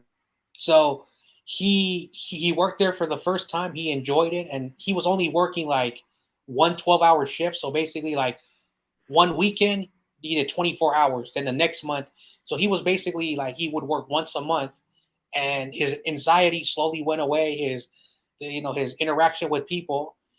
Then he became part-time, and now he does like those churches around the Bay Area. For them, and those churches that need security guards for whatever the reason. I don't know why. And then he goes to convention centers, and he enjoys it. He doesn't make a lot of money, but he finally has money in his pocket. But that's one thing. How he got out of his shell. So there are great security companies, and of course you have like the horrible security companies where, like, I go to my local grocery store and there's this company which is garbage. And the people who work there, if you're wearing like boots, working clothes, they don't let you in. You need to have jeans, and you need to have a polo shirt to come in here. And then I'm like, wait a second, this is a grocery store. You can't kick nobody out. So I know that's some dumb shit, bro. That's some dumb shit. They would allow us to be in the damn store right here. So I called the manager because he's my boy. I say, yo, man, dude, you need to come out here. And he comes out here, and don't worry, manager of the local grocery store. We're not gonna let these people in. You want to know what the manager said? Dude, this is my cousin, and I'm not his cousin, but he was saying, and the people with him, they're my cousins too. And he had to let them all in. And I told that security idiot, you cannot tell people not to go in the grocery store, because some people have hard hats, they got those vests, they got their boots. The construction people, the people, with their uniforms, gardeners, because all that stuff. just because they are not wearing like regular, like normal clothes. These people are coming off of work. They're trying to buy groceries so they can go home. So I basically gave it to them. And then another time, they tried to confiscate my electric scooter. I said, "Nah, you ain't touching my scooter. You touch my scooter, I'm going to call the cops on you and report it," because these people were horrible at their job. So eventually, the local grocery store stopped using them because they were like a little bit messed up. Like I don't want to call them racist, but they were a little bit messed up for whatever the reason. I don't know. Yeah, what was wrong with you know, these idiots, but some people are like that, but when I was going to the bank, man, that one old lady thought I was working here, and she thought I was an officer, and I'm like, no, madam, I'm just over here to cash in a bank, and I'm like, I mean, I don't blame her, but sometimes when I'm at my job, dude, they always think I'm working at the grocery store when I'm trying to get some stuff, and I told them, no, I'm trying to get on my way to work, and I guess sometimes they just think because I'm wearing my badge and my suit, even some of them even think I'm a freaking police officer. I don't understand. Man, Like, anyway, crazy. no, like I can't even go to I can't even dress in my uniform, or they'll think I'm an employee, bro. Hey, what's up, Rona? I'm doing fine. I was just watching these two games, but it seems like boring. The Wake Forest another game, and then Michigan versus Iowa game. Yeah. Hey, Roberto. What's up, Roberto? I'm watching the game too, Michigan. What up? Oh yeah, Roberto. You just had like your channel name called F YouTube. I saw the name. Hey, Roberto. Oh, it's just like a backup one, but whatever. Hey, Roberto. How many times do you lose your channel, dude? I see you like get a million damn channels, bro. Million channels? Yeah, because he keeps losing his channel. He gets either hacked or shit gets reported. I don't know why. No, it's because I did like hacked or like a reporter, because like trolls. Because there's been a troll that wouldn't be like me, but oh, you got hackers and copycatters. Oh yeah. Yeah, because people like I got my trolls too, so they're trying to act like it's me. Like they act like it's you too. Like CG, but I'm like, nah, that's like the real you. It's just trolls, man, but it's me, man. I've noticed that some people were even asking me if I was on those other streams, and I tell them, dude, I don't even go on nowhere. I either go on YTC stream or John Jay or other people's streams, but nowhere near the other side, man. I just think I think somebody was trying to show me something. I'm like, dude, do you think I'd be over there? And I said, and then somebody would tell me, I don't think so. And I said, dude, then why the hell would you question me this shit if I'm just... Dude, I barely go on. Like every now and then I'll either post some videos, but not like the way I used to. I've been kind of mellowed down on my videos, so I've been taking a break. Mm-hmm. But I'm working on some other guesses, so it depends on it. But I had a phone call from a buddy of mine from Missouri who was originally from San Jose, but he's telling me that he might give me some more connections on some more football players, so I might get some more updates off of him. I got Navarro Bowman. Oh no! But my boy Ed, the guy that looks like Fat Joe, bro, he was already telling me that if he can get some of those other players that he's gotten some contacts with, bro, I might be able to get a couple export enters on my show, like some other ones that I didn't even know I can get. So he told me that if he can get in contact with quite a few of the other guys that he was talking about, I guess that's why I was like probably like 7 minutes late, because he called me and say, hey, if I might get you somebody, but let me give you some updates. I'll let you know if I can get one of those guys on the show. So he's not even telling me which player, but it could be a big one. So he said that whatever one he can get me, he'll let me know. Anyway, hey, Roberto, I forgot to tell you, What Warriors come out to play. Man, Hey, Lakers Rona, all what you day, gotta say, man. buddy? No matter I'm what, good. man. Just want to Win say, or lose, Roberto, I like all your day. Fred Warner jersey. Fred Warner. Do you think he will play tomorrow? Maybe. I think he might be out tomorrow. Yes. He says. Oh no, but we just promoted it. We just promoted Tyrell Adams from the practice squad, and then we just got this other guy named Justin March, and then we just promoted freaking River Gaycraft. Yeah. Ooh, wow. I call him River Gatecraft because he's trash or Trashcraft. That's a little bit harsh, man, in my opinion. Yeah, that's too harsh. River Trashcraft. Hey, John, I have to ask you, what do you think about today's college football games? I was surprised Seems with boring. Alabama defeating Georgia. And I was expecting know Georgia what to be happened to very Georgia. competitive, I don't but know what Alabama happened just to owns Georgia. them. They were 12-0. They were the number one in the playoffs, and then they lose to Alabama. And Alabama's good, but I don't know. Like Alabama has that conference. Like they know, Nick Saban knows. Like he has and Dude, of course his coaching staff. Alabama could have one or two losses and still make the damn playoffs, bro. That's what I hate about Alabama, bro. As soon as you lose one game, you should be automatically eliminated from the rankings, bro. No offense. I know, but remember the committee is based on independent, people. So, these people who are like technically they're not football people. They're basically like doctors and lawyers.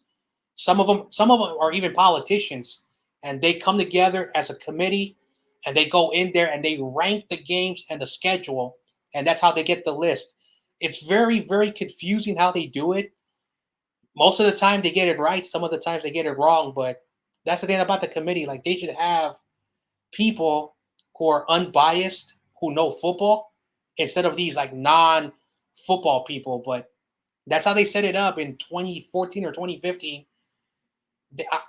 They put like the first committee. They had Condoleezza Rice, a politician, a former politician. Why? But that's just how they bring the committee, because the NCAA they don't want to bring the conference presidents, because then you're gonna have the fighting. So they said if you have independent people who are not sports fans to look at the schedule, and that's how they feel. But Alabama, no matter what, is always going to be in the college football playoffs. Dude, with two losses, you should be automatically disqualified. Anyway, I was mad. You take away undefeated teams, bro. You take away teams like Cincinnati that's actually an undefeated team, bro. I'd rather have an undefeated team that has something to prove instead of a team that's been proven but lost 2 games. If you lost 2 games, you're automatically disqualified from playoffs. No offense. Well, again, anyway, whatever. Like I said, the college football playoffs, in my opinion, they should have kept the bowl, the bowl series, because it was better. Because the Rose Bowl every 4 years, you had the game in Arizona, you had the game in Miami, and you had the game in. So basically, you had 4 championship games. Each year was very different, and you would put the different conferences. So basically, you had parity. So when if the Rose Bowl was going to be there, then you knew the Big 12 and the Pac-12 were going to be there, or the best team in each conference versus one of the best teams. So you had parity, because all those bowl games are regional. So you would never get Alabama every year. You would get. That's why back then you had Oklahoma, Ohio State, Miami. So much parity. Now today it's just Alabama and somebody. That's true. Other thing is, some of the at this point, nobody cares for Alabama no more except Alabama fans. Yes, and some of the bowl games doesn't even make sense, because in 2019 I went to Levi Stadium to watch California Bears versus Illinois. That game was like so bad, because the two teams were they weren't not even in the same page. So Bears won the game.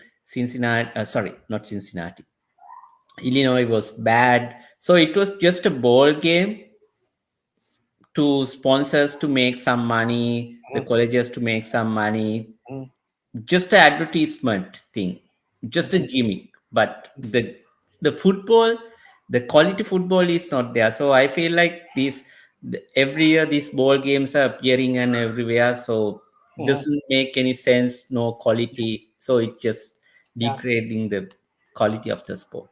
I know, like after the 2000s, because there used to be 16 bowl games, and you had 4 of them were like top. Like even when the Rose Bowl was not the national, say like the Sugar Bowl, you still had 4 major schools. That's why it was parity.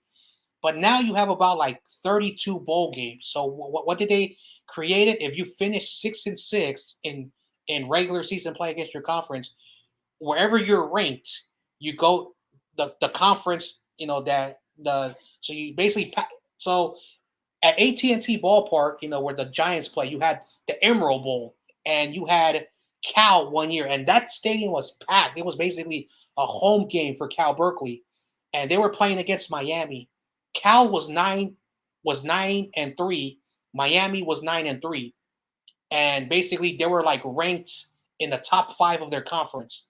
And Cal dominated Miami because Miami was not as good because at the time the ACC was not as good as the Pac-12. So I remember what's his name, Kevin Riley, and what's his name, Javid Best, and JJ Arrington. And I think Deshaun Jackson was still on the Cal. It was just future draft picks who were going to go to the NFL versus nobody. Nobody knew who the quarterback was. Nobody knew who were the running backs. And the coach was just an alumni because Miami had their second scandal in the early 2000s. So that really hurt the program. But those bowl games are basically to promote. The Emerald Bowl was a peanut company. And because, the San Francisco, we have the Golden Gate Bridge, we are the Emerald City of California. So that's how they promoted it. But that was the only time that stadium was ever packed because Cal was good. There was a lot of great pro players. You knew who was going to go where. And Miami, you could tell that, they only were 9-3 because their conference was not as really good.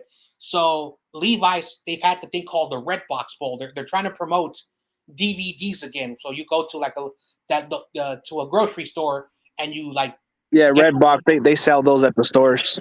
But you have to go through the machine and then it's basically the number 5 ranked Pac-12 team versus the number 5 Big 10 team. So not even quality opponents. So yeah, but it is what it is. The best bowl game I've ever witnessed, and it hurts me to say, but man, this bowl game actually had some meaning to it. Like when you had this bowl game, bro, it had a good finish to the game. And usually those are the kind of college bowl games you want to see. But that Oklahoma and Boise State Tostitos Bowl was pretty much one of the more entertaining bowls I've ever seen. Despite that loss, bro, I thought that game was pretty much we could have closed it out. But man, dude, that game was everybody kind of they didn't think Boise State was legit, bro. Everybody didn't even think of them as a serious team. But man, they made some serious noise by beating us that year. Mm-hmm. Yep. And then Nevada upsetting Boise State was insane.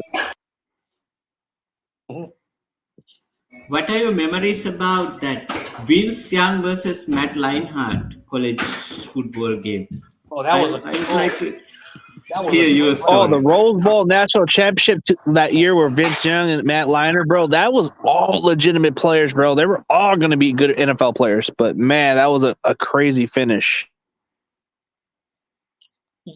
And the funny thing about it, in 2011, I saw Colin Kaepernick play in the Emerald Bowl or whatever against Boston College, and Kaepernick was had 13 rushes for 101 rushing yards and 2 touchdowns, and he was 14 of 21 for less than 100 passing yards and 1 touchdown. And I was like, this guy is gonna be a bust. And then the Niners drafted him, and then I got a phone call immediately after the draft pick from someone who was a good mentor of mine who, knew the 49ers very well. And he was asking me, yo, John, what do you think about this Colin Kaepernick? I said, he's Alex Smith 2.0. And you want to know what he said to me? He started banging his head. Why did we draft him? And I told him because we got Greg Roman. No one knew who Greg Roman was. I was excited about him. I was actually happy for that pick at one point. I was like, saying, man, we better get that kid. So, I saw something good in this kid, but I knew some people were saying that he was just a system fit. But, man, dude, I saw the way he played against Boise State game, bro. That just made me more interested of him. Yeah. So just watching that game, bro, where Boise State was ranked number 2 in the rankings, bro, and and Nevada knocked them in overtime, bro, and Kaepernick was the reason why they won that game. Yeah. So basically, the reason why I brought up Kaepernick because I saw him, so I said, all right, whoever drafts him, he was going to be like the Lamar Jackson, and so we all know what happened. Alex Smith gets a concussion, Kaepernick comes in, and you want to know what happens? He thrives in Greg Roman. Now, his numbers were not like Patrick Mahomes or Aaron Rodgers, but he was winning football games. It's about the W. So then, of course, Harbaugh leaves, and then Greg Roman. So all the coaching staff leaves. Everyone leaves, and then the players leave. So I don't know who the offensive coordinator was when Greg Roman left, but Kaepernick was not a pocket passer. So they tried to make him a pocket passer, and you saw how diminished his skill dropped. Frank Gore was not there to help him out. Vernon Davis that year was dealing with a lot of injuries, and he got traded to I remember he got traded to the Broncos. Then, the following year we brought in Blaine Gabbert for some reason, and then of course we all know after the situation what Kaepernick did. But if Greg Roman and Vic Fangio were promoted, say either Vic Fangio the coach or Roman the coach, and you would keep him there, Kaepernick would have thrived in that system, and we would have drafted a running back to complement him. But it is what it is. But that's the reason why you have to draft a quarterback that fits the scheme, and Trey Lance fits the scheme because after I rewatched the Cardinals game where Trey Lance starts, and the way I don't think Kyle wants to throw the football 30 times. So I think he's going to try to mold what he did with Trey Lance to RG3. But hopefully, he can get the RG3, the RG3, experience for years to come, because when RG3 suffered that injury, he was never the same player ever again. He was unable to put his back foot down because he was afraid. And every time a defender, he would protect his back leg. And when I was watching that, I was like, oh, he is mentally scared. He does not want his leg to be touched. Even if you touch them, he would flinch. And that really got him off his game. But, that's the thing about injuries. Like, some people can deal with the mental stress. Other players cannot deal with the mental stress. And, and it sucks for some reason, but it is what it is, so. But looking at the upside of Trey Lance, is like everybody's just hoping he can be like a Josh Allen 2.0, which if he gets the proper coaching. But a lot of people keep saying that this could be another Kaepernick. I don't know, dude. It's like too early to judge the guy. Like, I think as soon as he gets better offseason, like working on mechanics better and he can work on his accuracy down the road. But when it comes down to it, I feel like his ceiling does fit to the Josh Allen 2.0, but I think people have always said the Steve McNair comparisons is not far off. Like, it can be very similar. Oh, yeah, like Steve McNair, like I was a huge fan of Steve McNair. And for those who never watched Steve McNair, rest his soul, because he passed away because his girlfriend, did what his girlfriend did, kind of messed up. But he was really good, like he, was a good runner. He was tough. He could take the hits. It's just over time, your body cannot take. That's why, people criticize because of Steve McNair. Oh, he was a great quarterback, but you're only going to get 8 or 9 years, and then, his body's going to break down. But Jeff Fisher, who, in my opinion, was a horrible coach, never brought him offensive weapons, never got a second running back behind, Eddie George, because Eddie George retired early, I think. And who was his best receiver? I think it was just Dyson, and Dyson was not like someone who elevates your organization. Derek Mason too. Yeah, so basically. Well, they had Derek. Yeah, and that's why he won co-MVP with Peyton Manning, because he had to carry that team. But Peyton Manning was just way better, so it was the only time 2 players shared the award.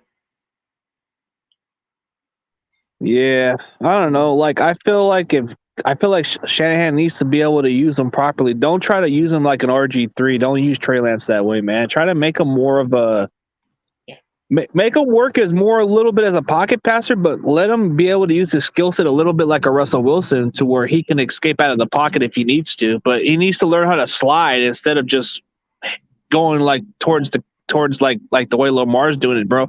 If you run like that, dude, you're gonna get concussions. Yeah, like you got to learn to like take care of your body. Yeah, like Greg Cosell. I'm a huge fan of him, and maybe I'm just biased, but he's really good at film. He works at NFL Films headquarters, and of course everyone knows that his uncle was Howard Cosell.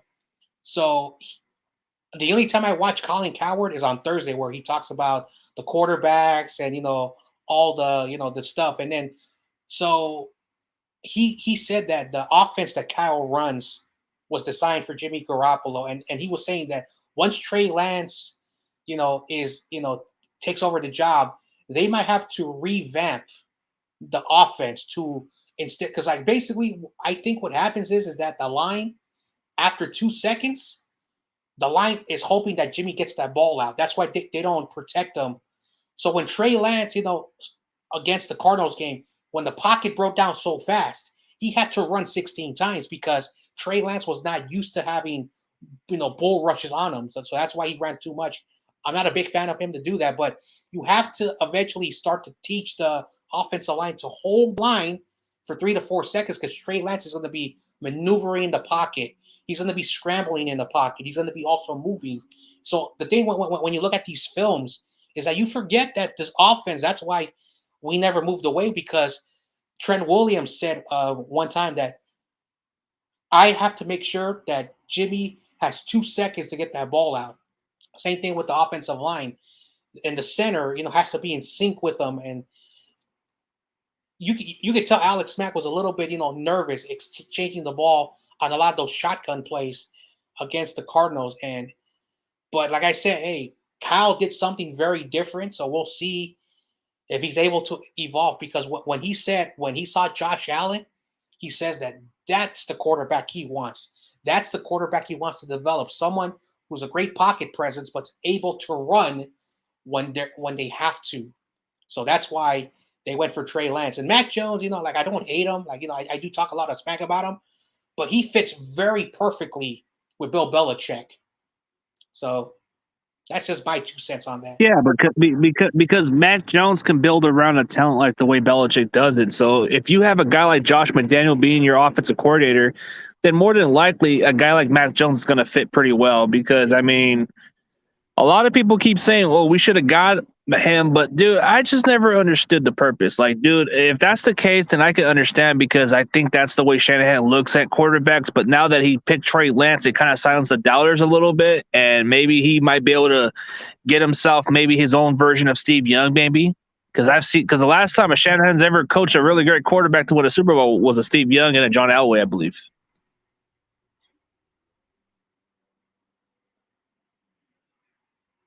I know, like, if Jimmy Garoppolo, besides the injuries, played great, then they probably would have got Mac Jones. But I think that Kyle got sick and tired of that style. And just like Matthew Stafford, he's able to run and maneuver in the pocket. That's why McVay, got him, and they gave the ransom for him. Aaron Rodgers is a great pocket quarterback, but if you watch his tape, he's able to scramble. He's able to move. And Matt LaFleur's there. So, the Shanahan. And then you have Zach Wilson in the Jets, who's an offensive coordinator, one of Kyle's former coaches. And if you watch the Jets game, which probably nobody watched except Jets game anyway, but you see what Zach Wilson can do. Does Mac Jones do what those quarterbacks I named? I don't think so.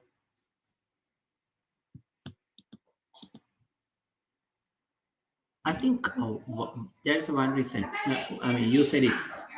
The difference between most of these quarterbacks is that how smart they are, how tough they are. For example, Aaron Rodgers against the 49ers, he didn't have David Bakhtiari, so we expected Nick Bosa to have at least 5 sacks, right?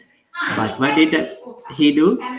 Got the ball within, even less than 2 seconds maybe. So he adjusted really quickly. So that was his strength. I think Jimmy does not have that strength, because he takes time to adjust And when he makes that move, the other team is already caught up with him. So I think that's the one difference that Jimmy has, is that his maybe it's mental limitation as well as physical limitation, because he can't. I don't think he can't throw the deep ball, but he doesn't trust himself to throw the deep ball whenever even the players are open. I think that's part of the reason. I mean, you made a great point. I mean, coming through everything. But one thing, regards to Colin Kaepernick, I always watch Colin Kaepernick versus Green Bay. I mean, I love that. I love that tape. I wish I watched that game. I mean, like, I followed football when that game was happened, because I started following football after that. But that Colin Kaepernick was versus Green Bay, I think that was epic. Mm-hmm. Yep. Yeah.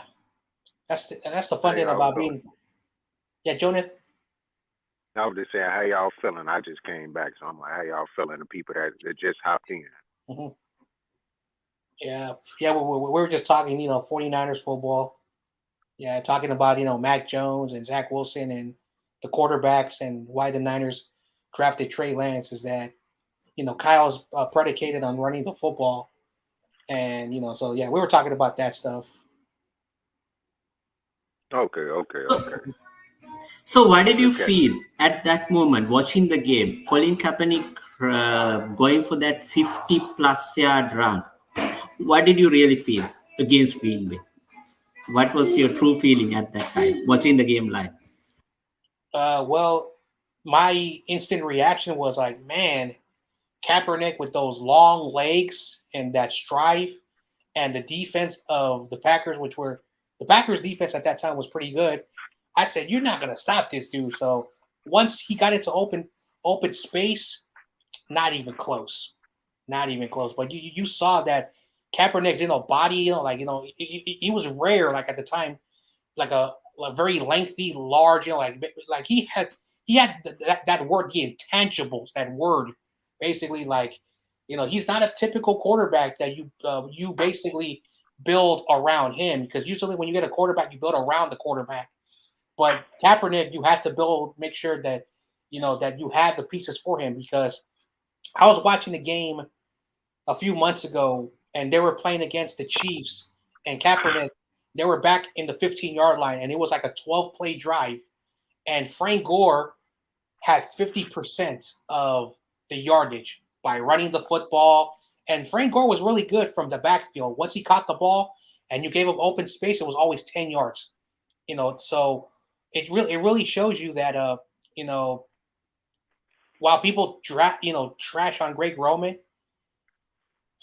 when he has the right quarterback, the team wins. So when he went to Buffalo, Tyrod Taylor had the best 3 years of his career with Buffalo, and they made it to the playoffs. Then he goes to Baltimore, and they draft Lamar Jackson, and Lamar Jackson has been outstanding. And you see how Lamar Jackson plays. He doesn't play like a quarterback, but if you take Greg Roman out, then Lamar Jackson is garbage. So, well, do you think that the Bears should hire Greg Roman as that head coach, because maybe that would fit well for Justin Fields? Yeah, well, actually, I've been saying that for a while, for the past couple of weeks now. He'd be perfect for the Bears. And because the Bears have better receivers, their receivers have better hands than the Ravens, all those drops won't be dropped. Those would be touchdowns. Yeah. I would have thought maybe the Houston Texans should have hired him, but they hired a guy who was below Greg Roman's position, bro. That made no sense to hire that other coach they just hired from Baltimore. That was disrespectful. He was a position player. Yeah, I never understood that. Like, okay, maybe that's why Deshaun Watson didn't want to be in Houston no more, because of all this stupid hiring. And it was no disrespect to that position coach, but man, dude, I could understand if you were going to hire Greg Roman, because of somebody of Deshaun Watson's caliber talent, you would want somebody to create plays for him, and that's what Greg Roman does. He'll build around a scheme that would be tailor-made for you. Like, he's done it with plenty of mobile quarterbacks, but if Chicago hires him, I think he would be a great hire, because it would be good for Justin Fields. But if you put him in a different culture, like a different team with a regular type of quarterback, he ain't gonna work. Mm-hmm. Yep. Because Greg Roman coached Joe Flacco, and Joe Flacco was 4-6, and his numbers didn't reflect, because Joe Flacco's numbers were always the same: 23 touchdowns, 10 interceptions, less than 4,000 yards. Joe Flacco really needed, great players around him. So that's the thing about Joe Flacco. While he was a great quarterback and he won a lot of games, that's why, I think that Mac Jones will be like a Joe Flacco as long as he has the running back, the receivers, the right pieces, a great defense, which he's going to have because, Bill Belichick knows how to draft defensive players. He's going to be like Joe Flacco, just riding, the road, so. They got the building blocks too. Like Kendrick Bourne, he's gonna show the world that he can be a really starter receiver. He's already getting a lot of targets. He's already producing. So I'm kind of sad at the end of the day that he just had to go. Like there could have been some way to work it out. I mean, dude, he was gonna ask for like $7 million. Well, the problem was that we didn't have money to start off with, but with all the money we found later, we still had to focus on our draft picks, the players. That's why we were able to sign a lot of players. We didn't pick up nobody. We did not pick up nobody because of. But just imagine if the Niners had like $40 million in cap space. Kendrick Bourne would still be here, but we only had like $13 million. And when the start of free agency happened, we had about $30 million. But we had to focus on everybody else, and that's why there were so many one-year contracts. But remember, it wasn't just the 49. It was everybody else. But New England, they had like $60 million in cap space, so they were able to spend. Not us. We did not have that luxury. Oh, they spent on Matt Judon, bro. Matt Judon became one of their best edge rushers now, dude. That's insane. Yep. Yeah, that was the first time during Belichick era that they ever spent any money. Remember? Yeah. They didn't even want to pay Ty Law, who was drafted by the goddamn Patriots. Yeah. Got rid of Lloyd Malloy. Rodney Harris. Usually Belichick doesn't spend big. He doesn't really spend big, but this was like the only occasion that he needed to because it was rebuilding. Yeah, the Bill Belichick system is very simple. If there's 1 year left on the contract and they had an outstanding year, bye-bye. That was the rule for many years. That's why they were able to get draft picks and they were able to trade down. 1 year they had 3 second-round draft picks and they still traded down to just rack up the draft picks. And why did they do that? Was while there's going to be some, hits, there's also going to be a lot of misses. So the more picks you have, you're going to have a big possibility of basically developing talent. So that's the thing why a lot of quality free agents would sign cheap deals because they knew Tom Brady was going to lead them to a Super Bowl. So you really had a very terrible disadvantage that that was going on. That's why even until now, 23 years later, that system is still working. Why? Because it may be an old, antiquated system, but it works. It works. Yeah, yep. It works only because Belichick is able to get with the time. It might be he might got the same old system, but he tweaks it from time to time to get with the times, and that's the reason why they can stay relevant. Even last year, they finished 7-9, but if Cam Newton didn't get sick and had COVID, they probably would have finished with a 9-7, 10-6. Yeah. Oh, that was a good game. New England and Seattle. It's just unfortunately like the Seahawks stopped them with like 5 seconds left, and they were unable to get that. 1 yard or 2 yards. But imagine if he would have went in there, then the following week he didn't get COVID. The 3 quarters, because they moved the game, to like a Tuesday night, and I was watching that. That was pretty fun. A Tuesday night football game, and their 6th-round quarterback they drafted was matching Kansas City, but then he started throwing interceptions in the 4th quarter, and then basically it was a 25-10 loss. So, and when Cam Newton came back, he was so rusty. But that's the thing about, Josh McDaniels and why, Josh McDaniels has, screwed with the 49ers, and then he screwed with Indianapolis because Bill Belichick said, I'm going to retire in the next 5 years. You're my apprentice. You're going to take over this team. So that's why he did not leave. I think the one reason for Bill Belichick's success is his what's the word? Ruthlessness. Because I read a couple of stories from his autobiography, so I can't remember the player's name. This was after Patriots won their first Super Bowl with Belichick in 2001. So now, let's say the Super Bowl was on Sunday. The Monday there was a parade organized. So they were supposed to go through ride through the city on an open bus and stuff. Now, that was the very next year. Carolina Panthers was supposed to be the newest NFL franchise to be get added to the NFL. So every team was supposed to name 5 players from their squad that this new team can select from. Now, before getting into the bus, Belichick told one of these players, hey, before anyone tells you that I have to tell you in person that I named you in among those 5 players. Now, this is just after they won the Super Bowl. So he was always about business. Even after winning the Super Bowl, he was just planning ahead. What to do next year? What to do next? So that's his mental toughness. No favorites. No favorites. It's just about winning football games, winning Super Bowls. That's how Belichick operates. Yep. That's all true.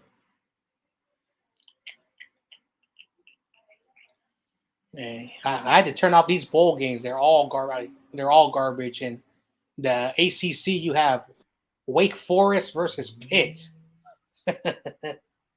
Man, not a You good. mean Pittsburgh, right? Yep. Yeah. Jeez.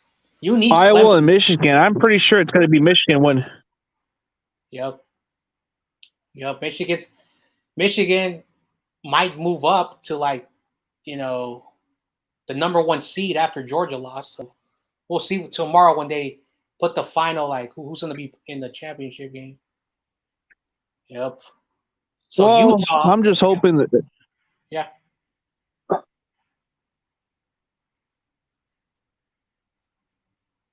Yep. So Utah already moved up to the rankings too, but yeah. I'm just hoping that I'm just hoping that Alabama gets eliminated from the like from the championship after that. I don't really care for the rest. I know they're probably going to make the playoffs, but I just want them not to play in the championship for once. Yep. Hey,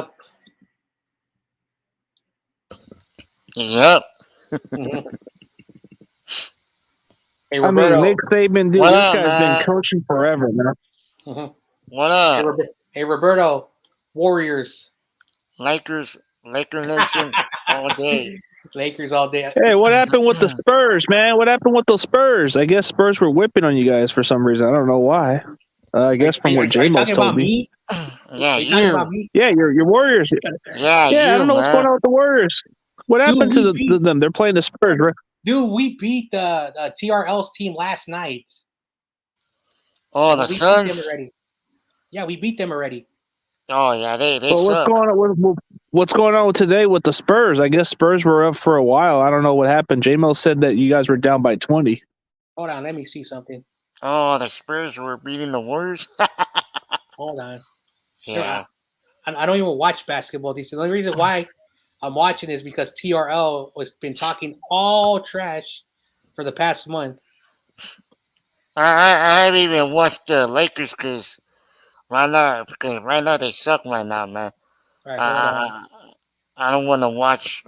I don't want to watch when we're losing. So I haven't been watching. I'm like, you know what, man? Whatever, man. We keep losing, whatever, man. So All right, so the Warriors are only losing by like 11 points, so it's not 20. Oh, so is it the We'll come fourth back. quarter or what? It's still the third quarter, so it's not over yet. Plus, I'm not going to be like everybody else and go like, "Oh no, it's the end of the world." It's just one game. Plus, it's still early in the basket. It's still football season. I don't know why we're Yeah, man. basketball this early. Yeah, it will be over when the summer's back.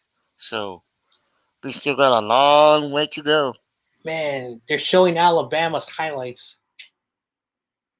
Yeah, we're gonna Dude, the win. thing about Alabama, I ain't gonna lie, they're always been the team that's always dominated for decades. It's because of Nick Saban. Nick Saban knows how to recruit. Nick Saban knows how to convince people to go to Alabama.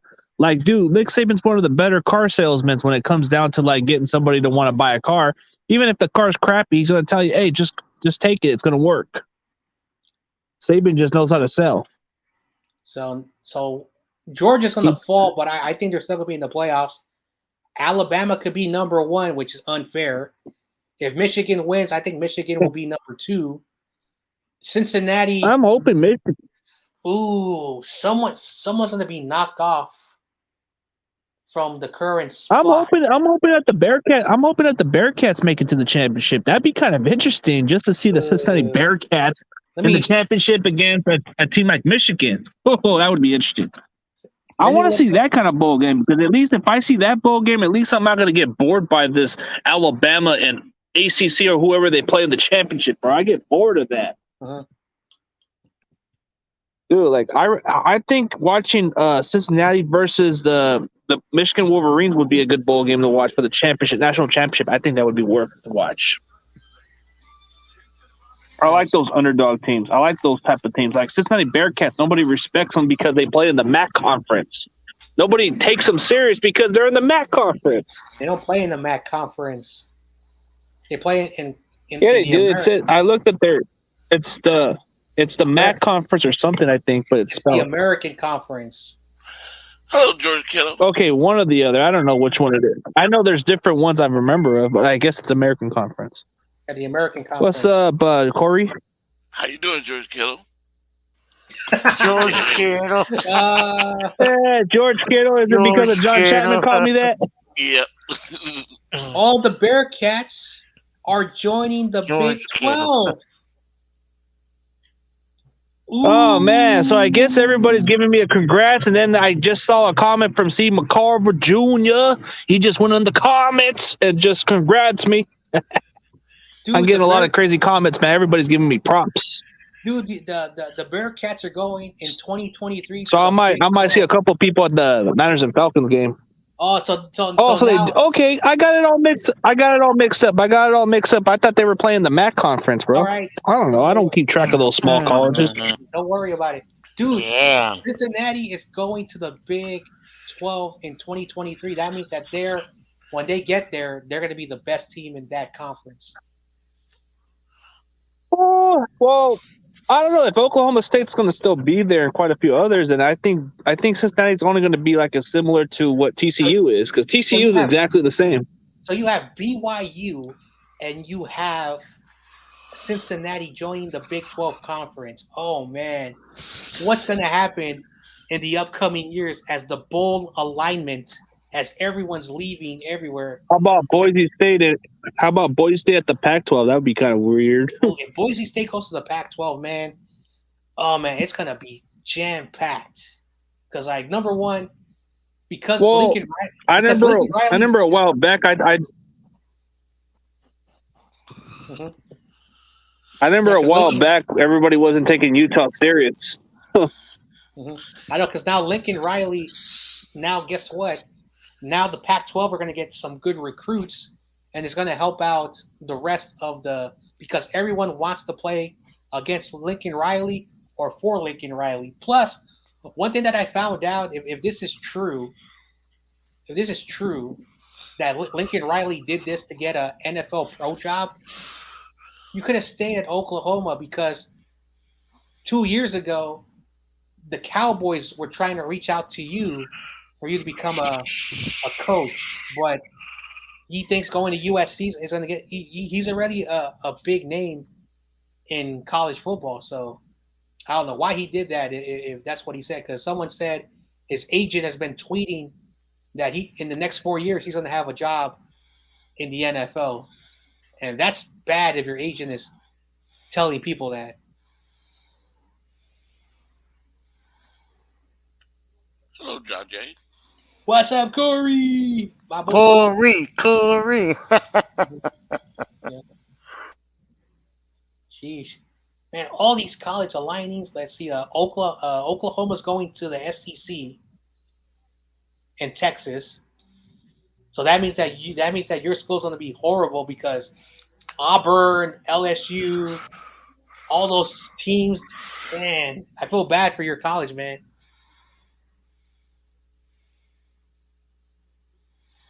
Yeah. Anyway. All right. Corey, you ready for tomorrow's game? Yeah, you ready? Well, I will be, but I'm not gonna be here to see it. Oh, you gotta work. No, during the COVID year, my uncle passed away. He didn't have COVID, but he passed away. We wasn't able to celebrate his do his funeral. Oh man, because of COVID. So my auntie, his sister, is doing like a funeral thing tomorrow. Oh man, I'm sorry to hear that, Corey. Sorry for your loss, man. Man, condolence, my dude. Condolence for your losses. That's tough, man. I had to go through some family tragedy, dude. Like my grandpa passed away from COVID, like almost like a year ago, and then my pops passed away from COVID or something that he had with his health, and that was probably a few months ago. It's still kind of been tough on me, man, but it's been tough. And then losing my brother 2 years ago too. Then my brother died like a couple years back, and then my uncle passed like a few years back also. So, dude, it's been kind of like the toughest year for me. And then my aunt passed. Like, dude, when is the Lord gonna stop taking away my family? I've kind of got to the point to where I'm just done with religious belief, bro. Because if they keep taking my family away, I just don't care for the religious crap no more. They got to stop taking people away. Hey, let them live, man. That's what I would say. It's life, man. Like people die every day. Like I don't want to get I don't want to be like a philosopher, but every single moment right now, there's someone that is going through a tragedy, and it's difficult. Like basically, a child is born, someone passes away. That philosophy stuff. I don't like to get very, philosophy about it, but it's part of life. It's something that nobody wants to talk about because it's very sad. But it's every stage of life. That's why, the point of burying someone is basically renewal of life. We're putting something back in the earth to create something new, and it's not fun. I've lost people too, man. We've all probably lost someone, and we question why, but we have to understand that you have to keep the memory of that person alive, and if you just give up on that person, it's like that person never existed. So I always look at the world like, it's part of life. And we must cherish every moment with everybody because tomorrow is never granted. Tomorrow is never granted. Yeah, it's never granted. But I remember a time when I was playing in the semi-football, man. That was the tragedy day of my brother going away, and it was just something I couldn't get off my mind. And then a lot of my teammates were asking me, "What's wrong with you? Why you're not like all the way there?" And then they just told me like after the game, they said, Dude, they even kept telling me, you know what, man, we're gonna play for your brother, man. We're gonna play for you, man. Just trust us, man. Just play with some heart out there. And there was a time and place where I wanted to just walk away and quit this game because I said, dude, I'm done. I don't got nothing to prove. And then a lot of it had to do with all the guys telling me, dude, don't leave, man. Come on, we'll put you out there. And I just kept I kept playing with a broken heart, but I kept playing at my best. And then a lot of guys kept giving me I guess one of the guys on my team had a touchdown celebration, but he pointed on the sky. He pointed on the sky of my brother, and he told me that was for me. Yeah. And I cried and gave him a hug out of that play, bro. But that was something that was inspiring because they said they did it for my brother.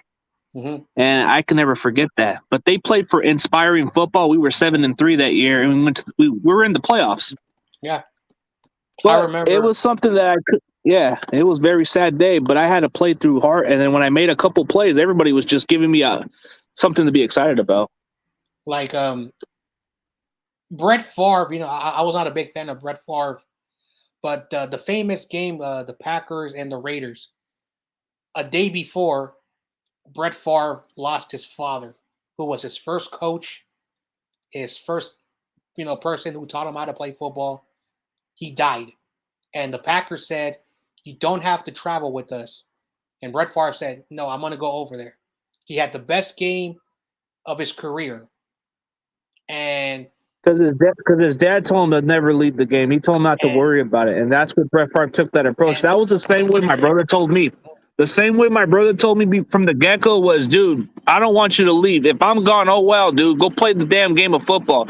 That's what my brother would tell me, and I had to suck it up. And my mom would always tell me, hey, you don't need to go to the funeral if you don't want to. And then my brother, I even told her, this is what my brother told me to do. He told me not to quit and finish what I started.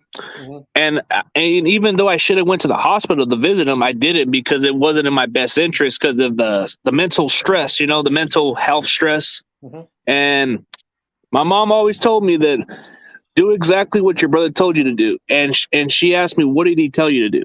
Mm-hmm. He told me to finish what I started. And he told me not to quit. And he told me to suck it up. Yeah. He told me to suck it up because he said, yeah. And the reason why I tell that story is that this guy is a famous football player.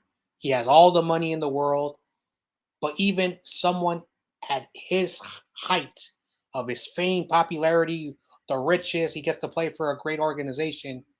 Even he showed weakness. After the game, he was crying. He was, he said that this is now for the rest of his career, he doesn't have his coach, and he doesn't have his best friend, and he doesn't have his father. And in the press conference, he was tearing up, and he says that I have to realize that I have to remember my dad. And the point of the story is, it's just like every person, you have to move away from that adversity. And I'm not here to give you the right answers or give you a bit of peace of mind, or if anyone who's watching has lost someone. I'm not here to give you a peace of mind. I'm just here to just say that we've all been there. We've all lost someone. And that's what makes humans different than all the other creatures on earth, because we cry when we lose someone. Other animals, when they just walk away, they don't even look back. They don't cry for it. They just leave.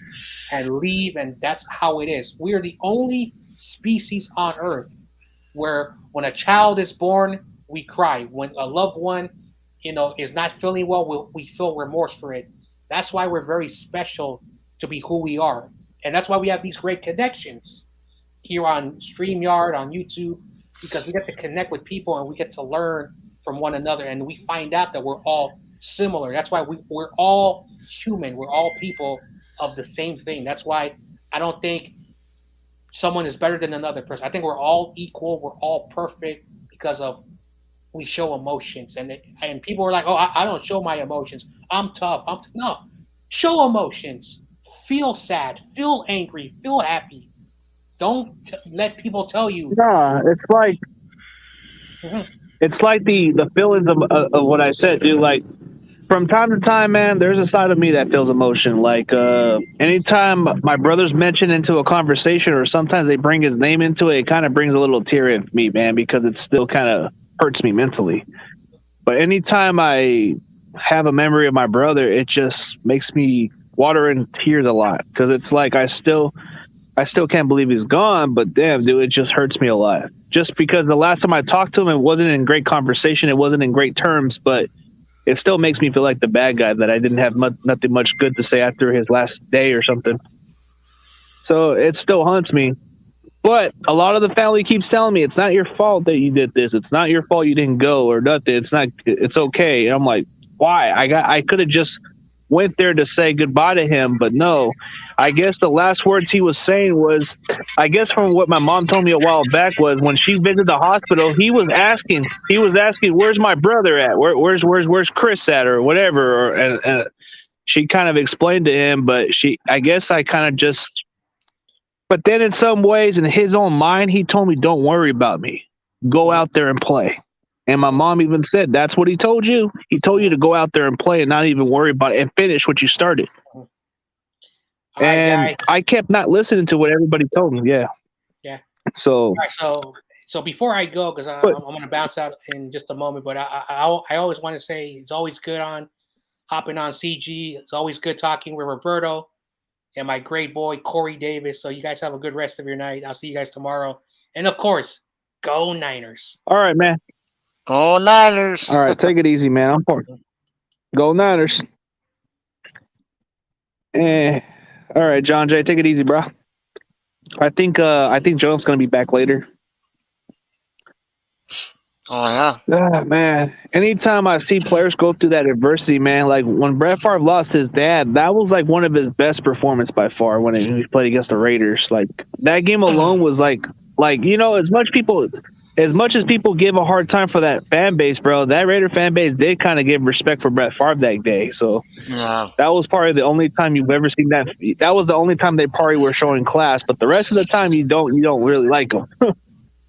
Oh yeah, and I remember like Marquise Goodwin with the child with the touchdown. Remember Marquise? Yeah. With the touchdown. Man, these guys are crazy, man. But I guess John Jay had to go, man. Everybody's just busy on another string. Yeah, I thought people were gonna join.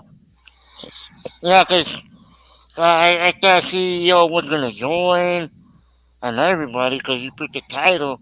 I thought it was gonna be like a crazy stream, but they never show up. Yeah. Hey, Corey, what's going on, buddy? Okay. Hey, let me come right back. I think I'm having difficulties. Okay, come right back. I gotta check out. I'll be back too. I gotta go pick up my sister-in-law off the floor. Okay. And get some plant. I'll be back. Okay. Okay, you do whatever you gotta do, man.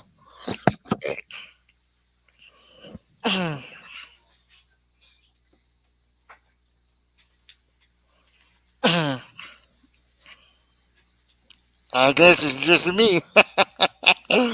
What up? What's up? To all the viewers, to all the chat. What up to the ones that are watching? What's up? You watching CG Ruthless Sports. Make sure you hit the sub. Make sure you hit the like, subscribe, share the channel. Like get more subscribers. Like get more viewers. More views. And yeah, man. Tomorrow's game day. Tomorrow we're gonna beat the Seahawks. We're gonna beat Seattle tomorrow. Tomorrow we're gonna get that 7-5. And we're going to the Bengals. We're gonna go take care of some business over there, Cincinnati. And then we got the Falcons at home. I'm gonna be at that Falcons game. Oh yeah.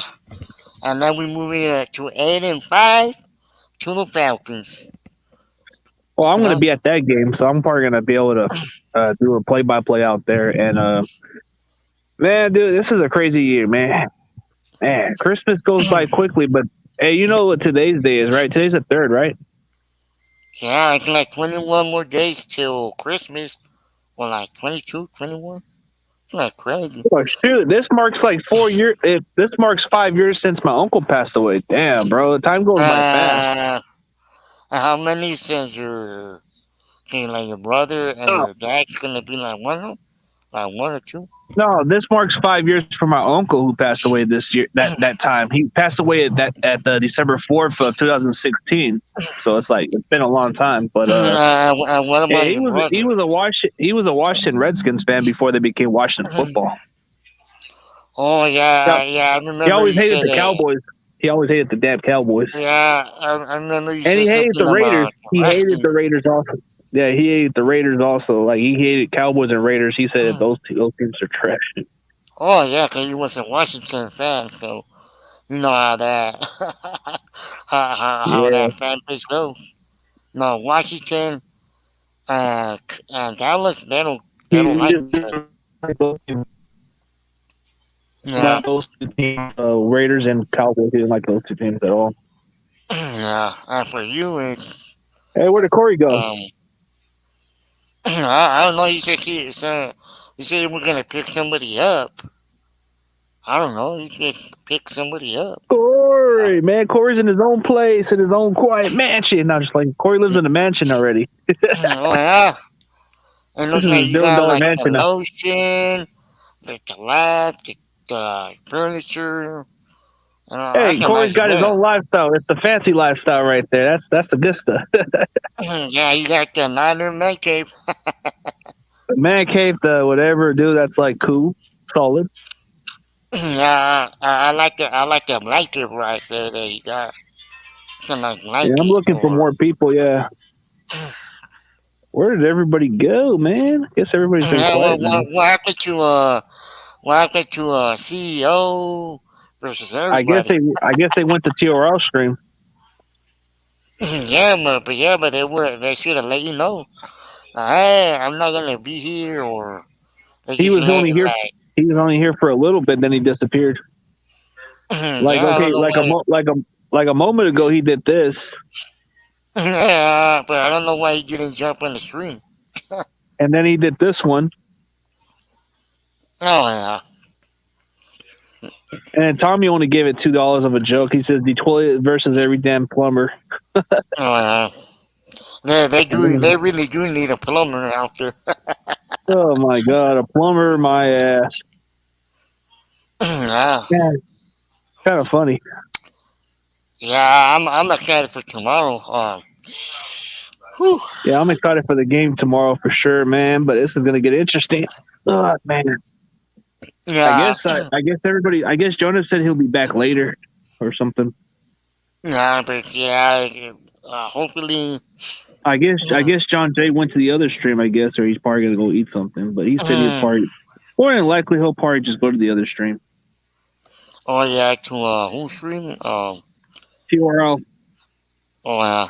I don't know. TRL has his own stream, but I haven't been around as much because I can't really like find it every now and then. It depends if you find him through the comments. If he comments, then you can go on. You can find his stream easily. But Yeah. his channel's hard to find. But if you find him through comments, you'll be able to get him. But you gotta find him through the comments or something. Yeah. That's the only way. That's the only way you can find TRL's channel is if he comments you. But if you search his channel, it's not easy to find. Oh yeah. Yeah, man.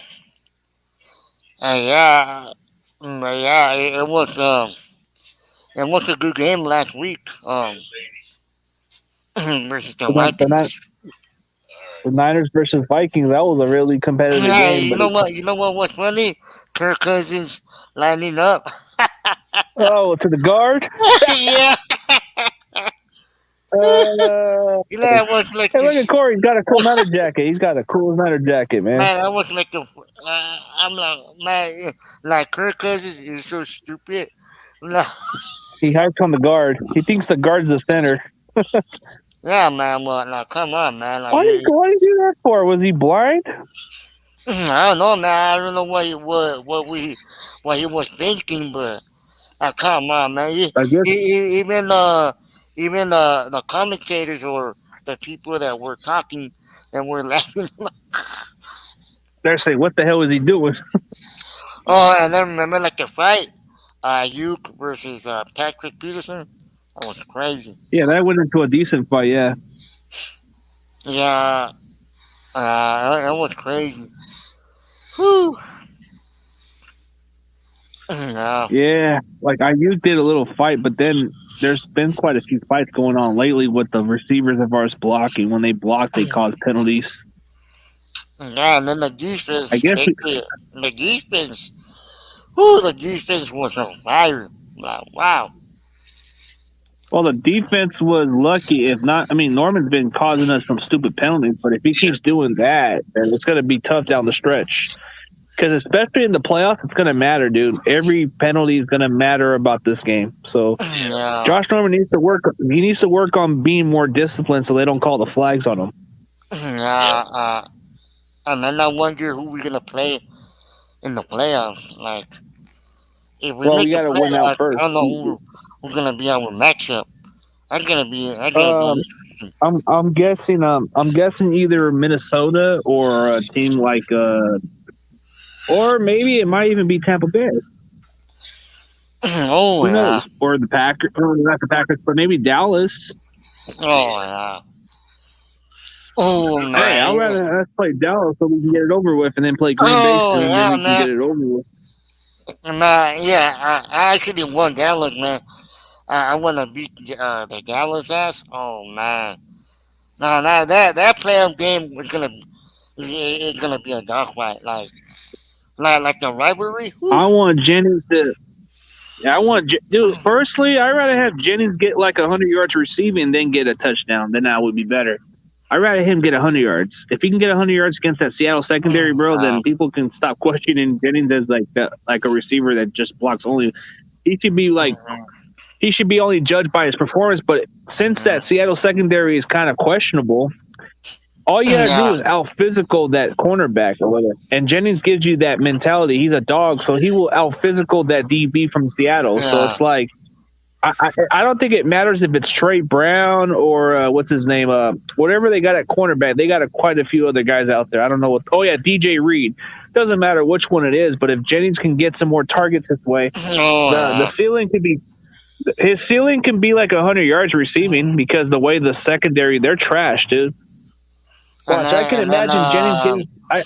I could imagine Jennings getting like 7 catches for 128 yards or something, and maybe a touchdown or 2. Would you like that production or no? Yeah. Yeah, and then we gotta take care of Jamal Adams too. Jamal Adams. No, I mean.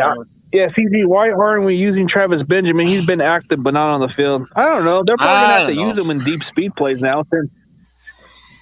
I can't even believe the guy's still on our roster. Travis Benjamin's been in and out, but he was on our practice squad. We just promoted River Craycraft now. Oh, man. I hope. What's his name?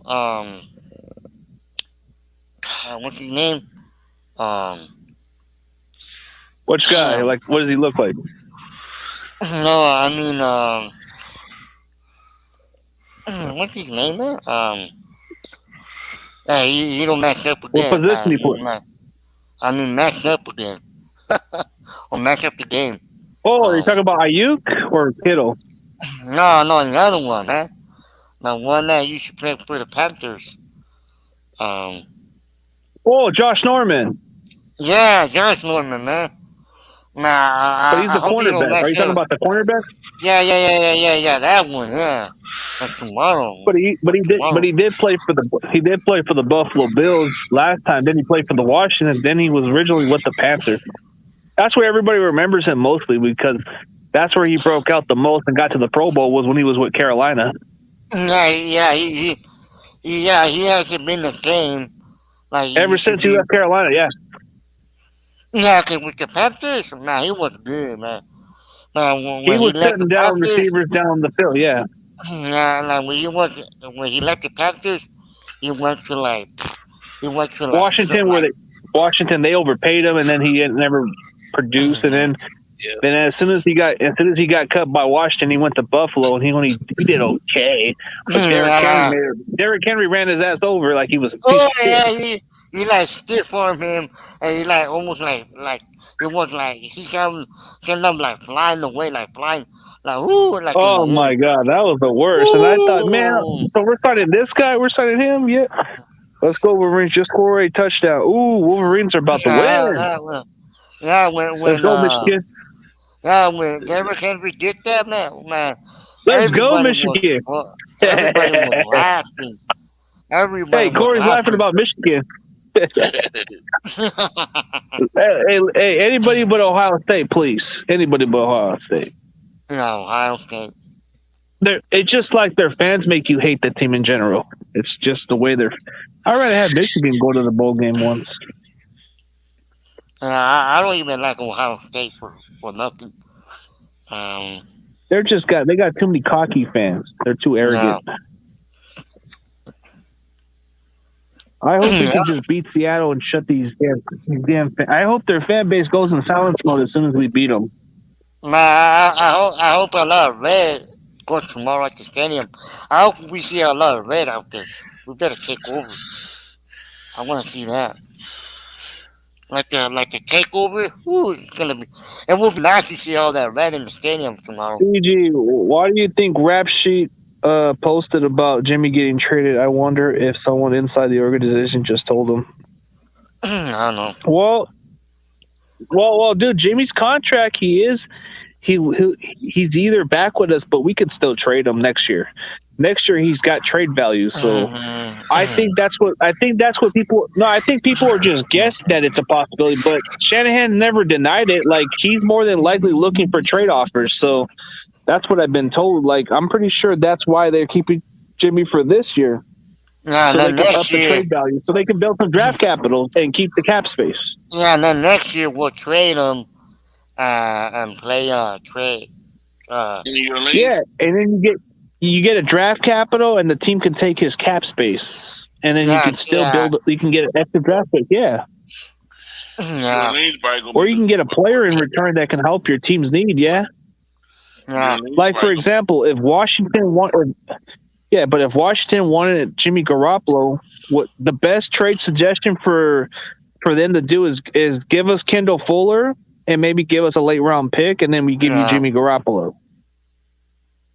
Yeah. What do you think? Should we get Kendall Fuller because he would fit the position at cornerback, and we could take him for a bargain, and we can still get a draft pick in return. We can get a late round pick. Yeah, well, what do you think, Kendall Fuller like a pick in return for Jimmy? Yeah. Nah, I say if Washington wants Jimmy Garoppolo, give us your cornerback Kendall Fuller and give us maybe a 6th or 5th round pick, and we'll take the deal. Yeah, that's reasonable. That's a good trade right there because Jimmy has some value, but if you give him a cornerback and a 5th round pick, that's a good move right there. No, we're gonna probably be looking for a quarterback next season. Yeah. Well, for a secondary player, yeah, we're gonna need a cornerback. So I think a team that really needs a quarterback for next year is either Washington. But if Washington has a good player that we could take in return, we could take somebody like a Kendall Fuller and use him as our starter at that position. Because Josh Norman's good as gone. Well, yeah, but here's a better suggestion. If we can get something in return with Jimmy, why not just get a cornerback? Why not get somebody like a Kendall Fuller, or get somebody like let me see. Houston might need a quarterback. So who do the Texans have that could be very viable? Oh, I know one. Who? They can give us Justin Reed. Because Tark's going to be gone. And I think Jimmy Ward needs to be replaced at some point. So I think you can get Justin Reed in that trade. Oh, is it Eric Reed's brother? Yeah, we can get Eric Reed's brother. We can get his brother. We can get him in a trade for that. Yeah, his middle brother. Yeah. If the Bears are too dumb not to be confident with Justin Fields and they just want to keep making dumb quarterback trades, then we can probably get him. We can probably give the Bears Jimmy Garoppolo for Jalen Johnson, and that would be a good trade. Yeah. What do you think? What if the Bears are not really convinced with Justin Fields and they just want to get a quarterback competition and it opens up for Jimmy Garoppolo? What if the Bears were dumb enough just to take Jimmy Garoppolo and we take Jalen Johnson in that trade? Yeah, I like that idea. I know that kind of sounds stupid. I like that idea because we sent Jimmy G home. We sent him to his hometown bruh. Or the Steelers, or the Steelers can give us something in return. How about Pittsburgh Steelers gives us what player? Oh, I got a good trade suggestion. I got a good trade suggestion that the Steelers can give us. Like Big Ben's going to retire, they're going to need a quarterback. Who do the Steelers got that very? Who's the Steelers got? Who do the Steelers got in the secondary that we can take? I don't know about Joe Hayden. He's too old. I wouldn't want him. It's got to be somebody good. Mika Fitzpatrick. There you go. Let's take it. Mika. Mika. Yeah. Or they could just get or they can give us what's his name, Terrell Edmonds, and he could probably replace the other safety spot. I don't know. There's quite a few different players. Or the Saints can give us Marshall Lattimore for Jimmy Garoppolo. I like that. I like that one right there. Or if the Lions are not too sold with Jared Goff, then hey, give us your cornerback and we'll give you Jimmy. We'll send them to the trash ass Lions.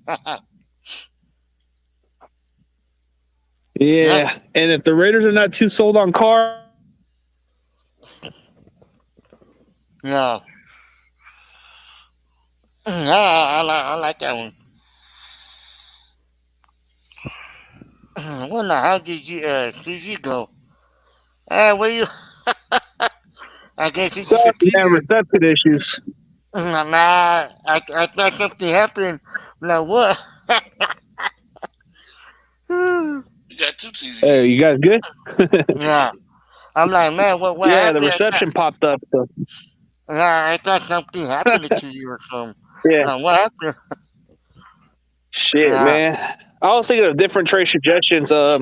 Let's see. Yeah. If the Giants are not too confident with Daniel Jones, let's take James Bradbury for that trade, and we give him Jimmy Garoppolo. James Bradbury. Or the Miami Dolphins, if they're not really sold on Tua, give us Xavier Howard for that trade. Oh yeah, Howard. Yeah. But I like the cornerback from Miami. Yeah. Martin. Yeah, Martin Lattimore. Yeah, Martin Lattimore. I like that one. Lattimore. But Xavier Howard's good. Let's see.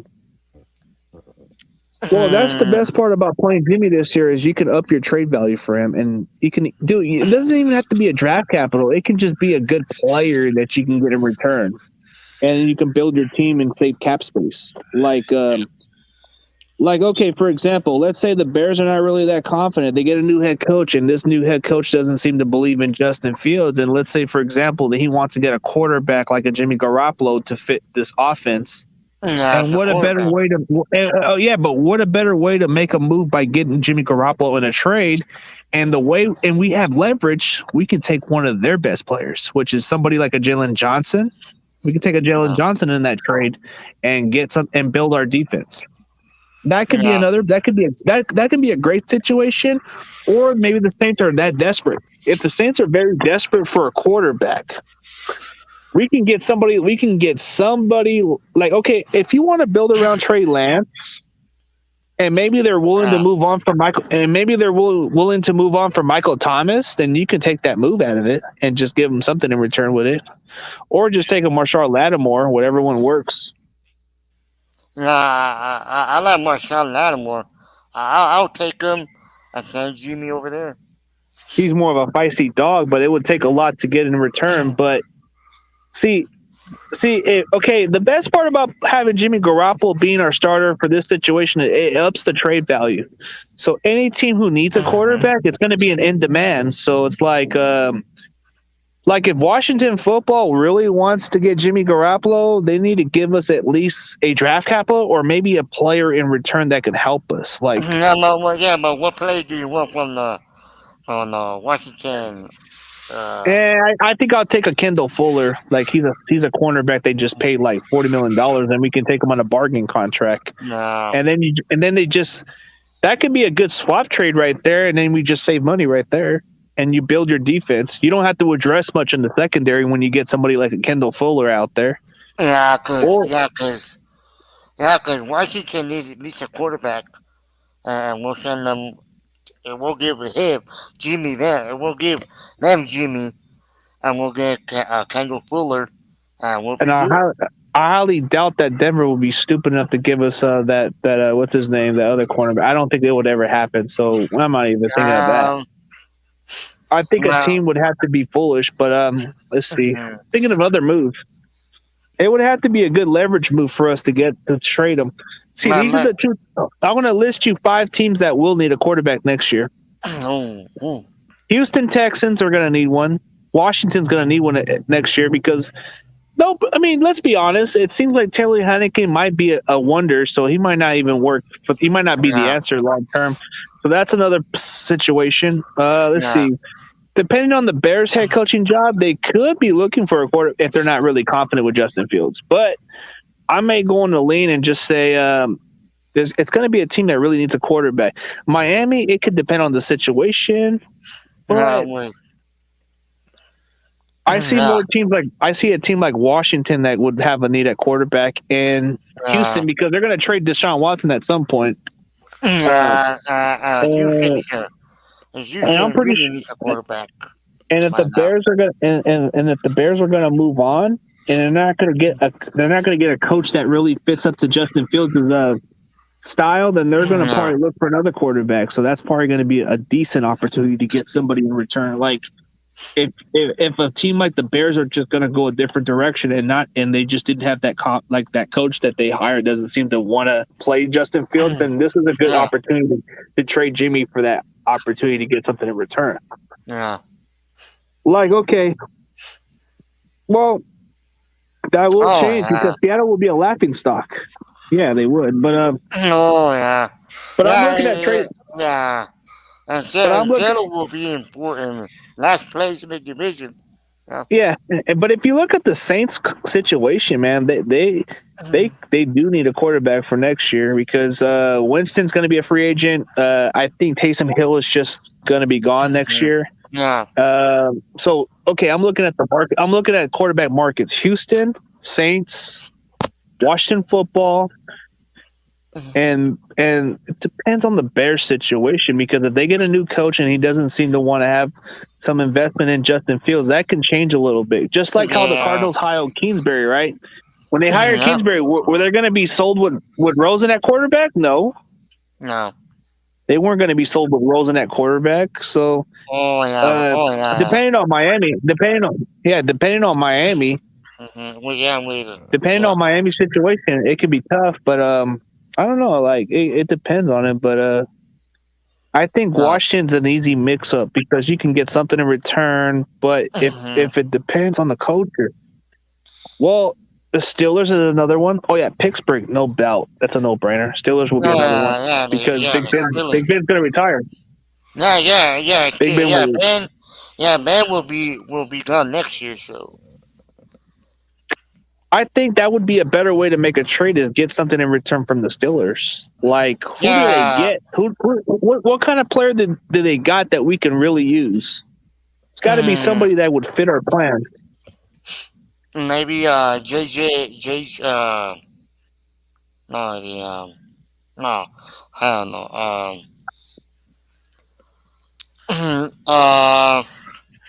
Devin Bush. Yeah. That guy's a linebacker. I'm talking about. But Devin Bush wouldn't be like he would be a rookie. But I don't know about him. But I'm thinking of somebody who would fit. Like it would have to be a good asset player to get in return. Like it would have to be somebody that would fill that need. Like okay. Let's say example, the Steelers are interested of getting Jimmy Garoppolo, but what would we want in return? Would you want to take a third? Would you want to take a third round pick, or would you take one of their top, like one of their solid players that you can build around with? You know what? So they do these trade swaps. You know what? I'll get Mika Fitzpatrick. He would replace the spot of Jimmy Ward, but then he would replace a little bit of what he would replace Tart a little bit. I don't know what side he played. I think he was free or strong safety. I don't know which one it is. But that guy would be a good trade. That guy would be an interesting trade. But But who do the Steelers have at cornerback? That's the one question I'm trying to figure out. Who do they got at the secondary that's really good? Who do they have? 'Cause I really don't. Well, Hayden's old, bro. Hayden's already going to be at 32 years old Yeah. or 33, bro. No point of getting that guy. That guy's washed up. Who do they have? There aren't No. much talent players, but Yeah, who do I they guess have? if you want to get somebody, I guess if you want to get somebody to replace a Jimmy Ward, they would want to get somebody like a Terrell Edmond guy, whatever the hell his name is, because he would be like the kind of fit that we like. Because that's the way we would build our defense. We always want to get some of these kind of these Jimmy Ward type players. Like that would be another guy right there, Terrell Edmonds, whatever his name is. Yeah. He's not flashy, but he's somebody that they would want to build their defense around. Yeah. I'm probably going to end the stream in a little bit, man. Are you guys getting tired? No, I'm good, man. Whenever you. Yeah, I'm going to do a checkup. Yeah, I'm going to do a checkup right now, and I'll be right back. Okay, man. Okay. All right. Yeah, Just however you want it. give me a second. I'll be right back. Okay, yeah. Yeah, whatever you feel like, man. Whenever you want to end it, you let us know. It's up to you. If you're tired or gotta do something or bored, let us know. Well, it's up to you. So, tomorrow, key to beat the Seattle is gonna be run the ball. Oh we gotta run the ball tomorrow. We gotta win. Yeah, we gotta run the ball like how we did like versus the Vikings. If we run the ball like how we did last week, we'll be able to win. Yeah, all we gotta do is run the ball. We gotta run the ball. Yeah, we gotta run the ball hard and aggressive. We gotta play hard and like we gotta have a lot of energy and to be able to win tomorrow. no turnovers. Yeah, and no interceptions either, cause you know how that goes.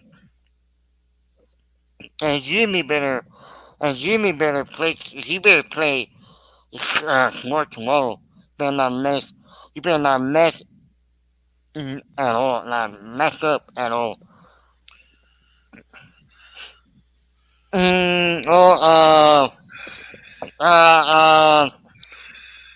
What time is the game tomorrow? At 2 p.m. 2 p.m. or something like that. 2. Yeah. Yeah, it's around like 2 p.m. or around there. 1 or 2, yeah. Yeah. 2 p.m. I guess. Oh yeah. We gotta give it to a youth. Cause without Debo, nah, we're gonna actually use Ayuk a lot tomorrow. We're gonna have to give him the ball to Ayuk a lot of times. Like every play. Well, plus we gotta run the ball like the whole game. Now we gotta give it to Ayuk. As long as we give it to Ayuk, what? Or Jawan Jennings. Oh yeah, Jawan Jennings, yeah. Yeah, okay, yeah. If we give it to Ayuk as Jawan, we'll be fine. We'll be yeah, and then we run the ball. We run the ball hard and mean and aggressive. We'll be able to come back home with the win. Yeah. Yeah. Yeah. Hopefully we don't mess it up tomorrow. So, yeah.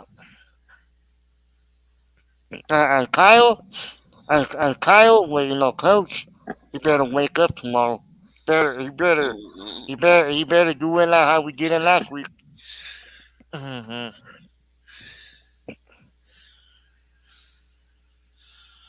Yeah. Oh yeah. Yeah, and we gotta protect Jimmy too. Don't allow no sacks. No interceptions. No fumbles. Will be yeah. No fumbles, no nothing. We better catch the ball too. Yeah, we better catch the ball too, man. Like the wide receivers better catch the ball too. Yeah.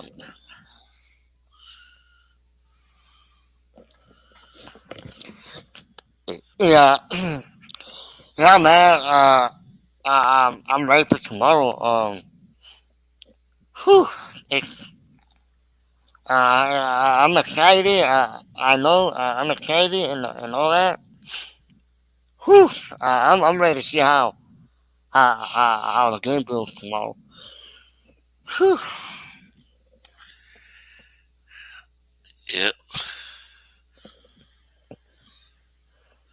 Mhm.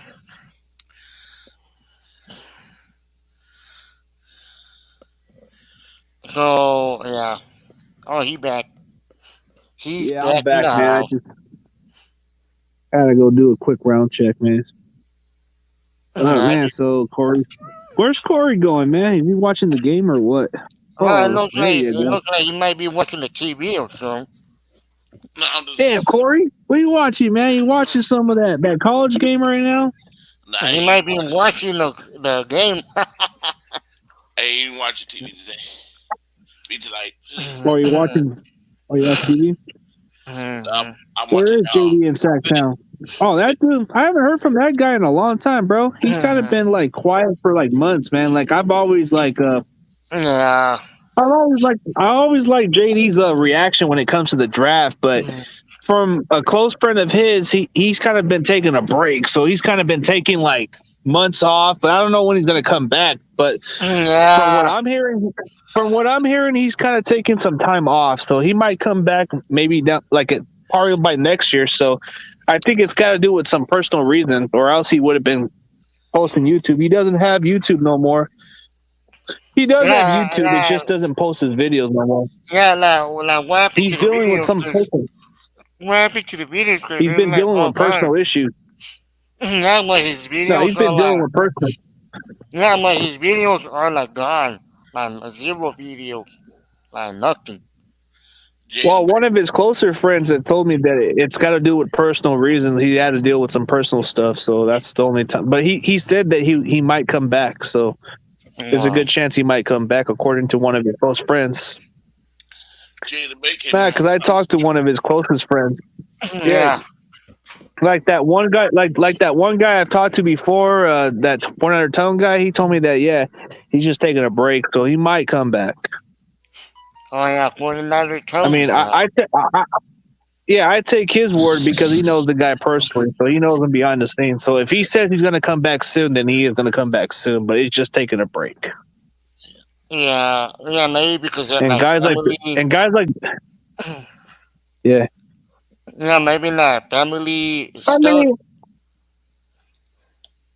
Yeah, or I don't know, something with personal reason. I don't know. I don't know to care about it, but I know he's got some issues to deal with. So it's like, you got to take your break. But I don't know about good take. What I liked about his content was the draft reaction. Most of the time when he would get pissed or he would give you his opinion, I think that's what made JD Hawk Hater more entertaining, was because when he did some content videos for the Niners on draft day, everybody wanted to see anybody who wanted to watch the reaction of the draft, JD Hawk Hater's video would pop up right in the top of the videos. Like if there was a reaction of a Nick Bosa video or a reaction of a Jimmy Ward, it would be right up there. I remember a time where I saw that one draft video where he was pissed off about that Solomon Thomas pick, bro. He flipped out. Oh yeah, he was like, what? What? Like, what are we doing? Well, the time he wanted Dorial Green Beckham, but the Titans picked him, he cussed off. He got pissed.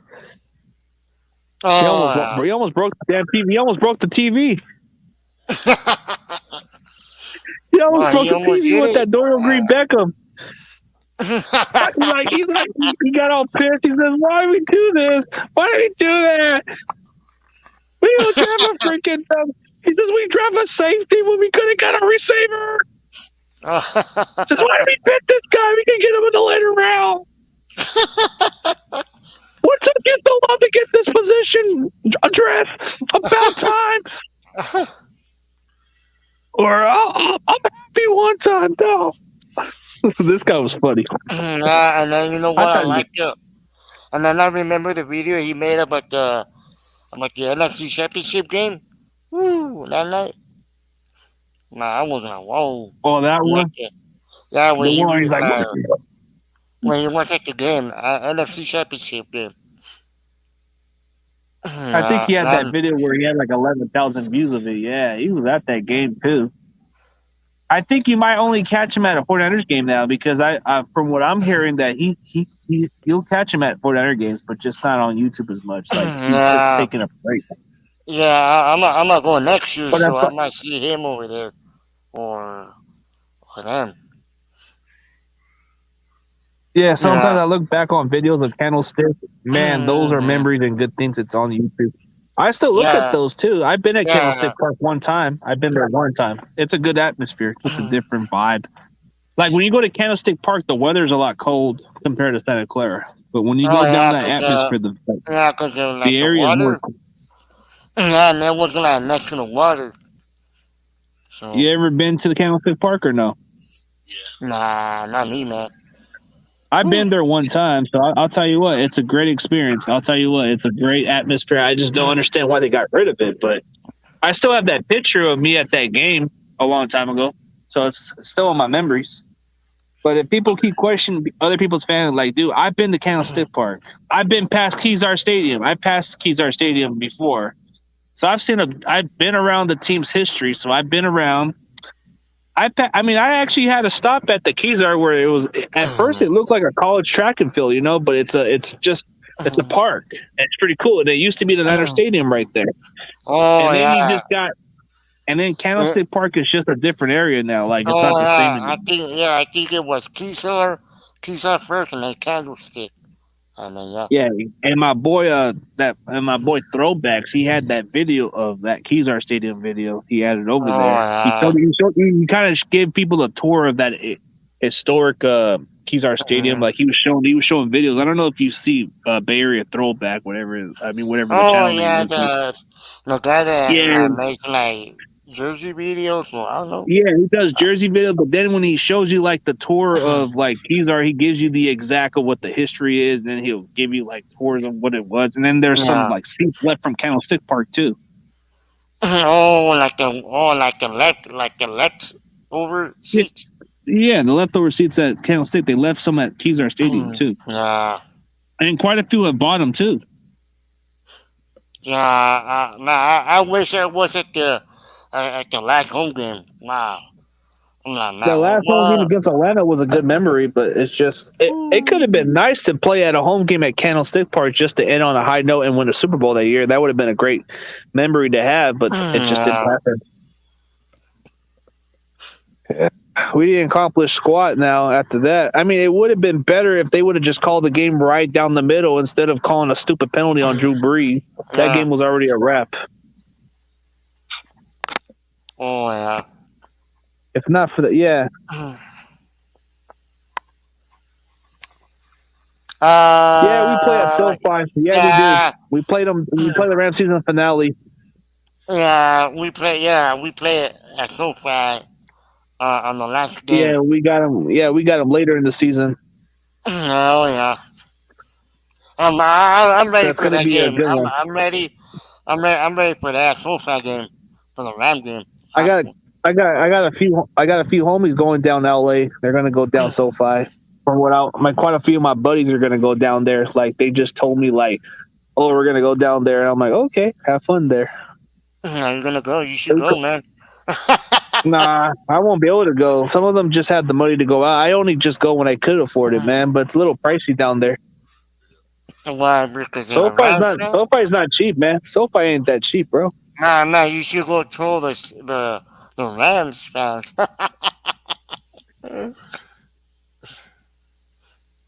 Nah. Say Rams suck. So I'm hearing that Loomis Field could take over red, man. Is that going to happen, or you think they're just going to not allow it? Remember in 2013, we were supposed to have our own fan base travel towards Seattle for that championship game, and they were trying to get us not to even go to the game? Oh, yeah. That was kind of discriminating right there. Yeah. I love the takeovers in LA, of course, because they always got true fans more than the Rams down there. Rams, they do got their old school fan base, of course, but it's not the same. It's not the same with the new generation. The new generation fans probably don't even know what was the Rams all about. They just only follow them because they're like the new popular team. Like, there's quite a few of those new generation Rams fans that just becoming fans because they just see them in town. But before that, they were either not interested in football. Like, trust me, I talked to quite a few Rams fans before, and they told me that there's just the old school mentality. Like, the ones who were fans when they left St. Louis, they were either a part of that fan base or they just didn't care for St. Louis in general. Yeah. CD. Hey, Big Play Slay's back, man. Ooh, he's back. Corey, that's your boy. That's your boy. Man, look at Slay right there. He right there, Slay. Your boy Slay's in the house. I'm chilling, CG. I just hit 1,000 subscribers. Congratulations, man. Congratulations. I'm happy for you, man. That's good. At least you're reaching your milestone now. You're reaching the milestone, man. And you're reaching a milestone, bro. You're gonna be hitting off at this point. Yeah, 1K. All it takes is 1K subscribers. You're gonna fly off the roof, man. Yeah, man. You better remember about us when you become famous. Yeah, they do. Of course they do. Like, of course they love the Lakers and Dodgers and SoCal, bro. The Lakers are more popular than any other football team, bro. The Rams are like the least popular. The Chargers are the least popular. Like, okay, there's more people who like the 49ers in LA than they do the Rams. There's more people who like the Raiders more than the Rams and the Chargers in LA, bro. It's just two different moves. Yeah, I think LA cares more about the Lakers and the Dodgers. I'm from the Northern California, but moved to Southern Cal 14 years ago. Before the Rams came back, all the LA fans were Raider fans. Yep, I've heard of that topic. Yeah, because the loyalty difference. Man, you better give me your autograph. I think my bad. You better give me your autograph. 1K was hard to get, and Roberto, of course, I'm gonna remember y'all. Once you hit 100K, you better say what's up. Don't go ghost. And never say nothing back. He might just be one of those big channels that will promote me anyways. You have to go by people you know for a while. If you know them for a while, they're going to still remember you. Unless they're just too ahead of themselves. Yeah, when you get 100K, you better buy me a ticket, man. So I can go watch. You better buy me another ticket. Come on, Roberto. I know, hey, Roberto, what you got in the PayPal, man? Can you PayPal? Hey, Roberto got the money, bro. Remember, yeah. I always remember the people who helped me get to the milestones. That's what I'm saying. Remember where you came from and stay humble. Never think ahead of yourself. Never think you're the hot shot. Never think you're the shit. Because at the end of the day, we're happy for everybody's success, but we don't want you to think you're above everybody. We don't like that above everybody. Just because you got your, that's a lot. Yeah, thank you, man. That's a lot. Yeah, CG, aren't Clippers moving to Angle? What I heard LA fans are talking about. Yeah, they are moving down there because of the new stadium down there. Yep. And what happened with the stable's name? Like they're calling it crypto arena. What the damn? I'm like, why are you gonna change the historic stadium? The historic Staples Center. You're gonna make it crypto arena? Yeah, come on, man. That sounds like a gang thing, bro. Yeah, I'm like that sounds like gang shit, bro. But it's just we know it's the coins. We know it's the coin shit, but damn.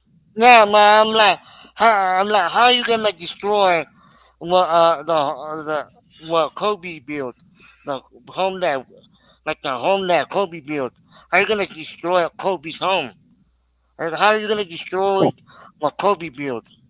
Now, come on, man. But his statue's still there. That's probably the only there. But what's up, Adrian? Yeah, but the new Mr. name, Bronco. but the new name, it's like the most It's ridiculous stupid. It's thing stupid. I'm just It's not like a fan of it. stupidest- Crypto, bro. Who gives a shit about crypto coins, bro? Fuck them. Yeah, man. I'm Tell not. Come crypto to on, suck man. it. I'm like, come on, man. I really, oh. So what's next? What's next on the 49ers Stadium? Let's say we have a historic Levi Stadium. They're gonna name it a PayPal Center. Is that gonna be appropriate? Come on. Oh man, What's PayPal. next? No, I'm just saying, like, as a suggestion, like, let's say they do change Levi Stadium to PayPal Center. Oh hell no, man. Wouldn't that be kind of funny? Would that be kind of funny? Yeah. Beat the Chiefs, he says. Just imagine if the 49ers named their stadium PayPal Center or PayPal Center. Or Man, no, they better- PayPal Stadium. Man, they better That'd be call funny. it. They better call it CG Stadium. CG Ruthless Stadium. I don't know. No, I'm just saying if you had I just said if you had to replace the Levi Stadium name, it's gonna be weird. Just imagine if they call it PayPal Stadium. Oh, That would be kind of weird. That's just like crypto, bro. That's exactly what crypto is. Kind of like the PayPal of coins. It's digital world. I'm pretty sure at some point. Oh, Cash App Stadium. That would be fun. Oh, that would be fun. Oh, you know what? No, but You know PayPal what? would be funny. Oh, you know what? Gas station stadium. Gas station stadium. No, but PayPal would be more catchy for certain teams. I guess you can use PayPal Stadium for the Cowboys, and they would call it PayPal Stadium. They pay their pals. Or the Saints can call their stadium instead of Mercedes Silverdome. They can just call themselves PayPal Silverdome. Yeah. Yeah. No, what happened about tomorrow, man? Tomorrow we're gonna. Yeah. Well, Tomorrow you know we're what? gonna. Yeah, but you know what? I felt like kind of weird. It's like What? Are we like supposed to play tomorrow night? Cause it's a primetime game Sunday night, and now he like moved. It flex. It flex to like 125 or something. But why did we get flex for? Oh, come on, man. Because It's better because they don't think we're. I think it's because they're not taking us serious. Because dude, we're playing Seattle. Blame Seattle because Seattle ruined it to begin with. Oh yeah, you know what? Cause they suck right now. That's why. Who wants to watch Seattle play on a prime time when they're playing trash this year, dude? Who wants to watch that? At first, it looked like the Niners were going to look crappy, but now it's kind of the other way around. Yeah, man, they don't want to see us whoop Seattle ass tomorrow night. You know what they should put on a prime time is the Bengals and the Niners on a Sunday nights. They should have did it that way. Yeah, they should have put us in prime time with the Bengals. That's what I was saying. That would be a better game to watch. Yeah, because you know what? Because that's two teams that you should play in the Super Bowl. Imagine two Super Bowl teams like back in the day play on primetime. Yeah, because the Bengals. Yeah, because remember we beat the Bengals in the Super Bowl. Man. Yeah, but hey, you know what would be fun? Okay, what would the Seahawks call their stadium if they had to get rid of Lumen Field? They probably would have to change it to Starbucks Stadium. Hey, think of that. Just imagine if Seattle had to change it to Starbucks. You know what? They should call it Pete Chewing Gum Stadium. Pete Chewing Gum Stadium. You know what? AT&T changed it to Star Stadium, Starbucks Stadium. They got started in the middle of the field, so. That would be a funny. Instead of Lumen Field, they should just call it Starbucks Stadium. Or you know what they should call it? What? Sea Chicken Stadium. Oh my God, that's even worse. You know what would be better? All right, okay. You know what would be a better stadium for let's see for the Texans, they should just call it Uncle Ben Stadium. Yeah. I'll just play, man. I got a better one. Let's see. Hey, I'm trying to think of another good stadium name with a different team. Oh, the Falcons can be called Coca-Cola because they choke. They choke like a damn soda. The Coca-Cola Stadium. Oh, you know what? They should call it the Falcons Stadium. Falcons. Nah, Coca-Cola because Coca-Cola's not good for them. They'll choke. Chicago, they'll just be called the Pepsi Stadium. Oh yeah. No, that would be fun. Yeah, that's funny. And the Raiders Stadium could be called Pride Stadium because they would be kind of gay. No, I'm just playing. BMF. I don't know what that stands for. BMF. What does that even mean? BMF. BMF. Yeah, that's a good names right there. And what would Arizona be called? Instead of whatever they call State Farm, they should just call themselves Cold Stone Stadium. Cold Stone. Because, you know, Scottsdale is right down the corner. That's where Cold Stone Ice comes from. Oh, yeah. You didn't know that? What? Scottsdale, that's where the company, like the facility, whatever they have their company at, that's where Cold Stone's at, is in Scottsdale. Oh, yeah. I've been down there. Oh, yeah. And for the Yeah. And if the Rams had to go from SoFi Stadium, they would have to change it to In and Out Stadium because they're gonna go in and out. Yeah, in and out, like in and out the door. In and Out Stadium because they go in and out of the playoffs. They go in and out of the playoffs. You know what? You know, like that video, like the Simpsons video. Goes in the house, puts the hat on, takes it off, and goes out. Simpsons video, goes to the house.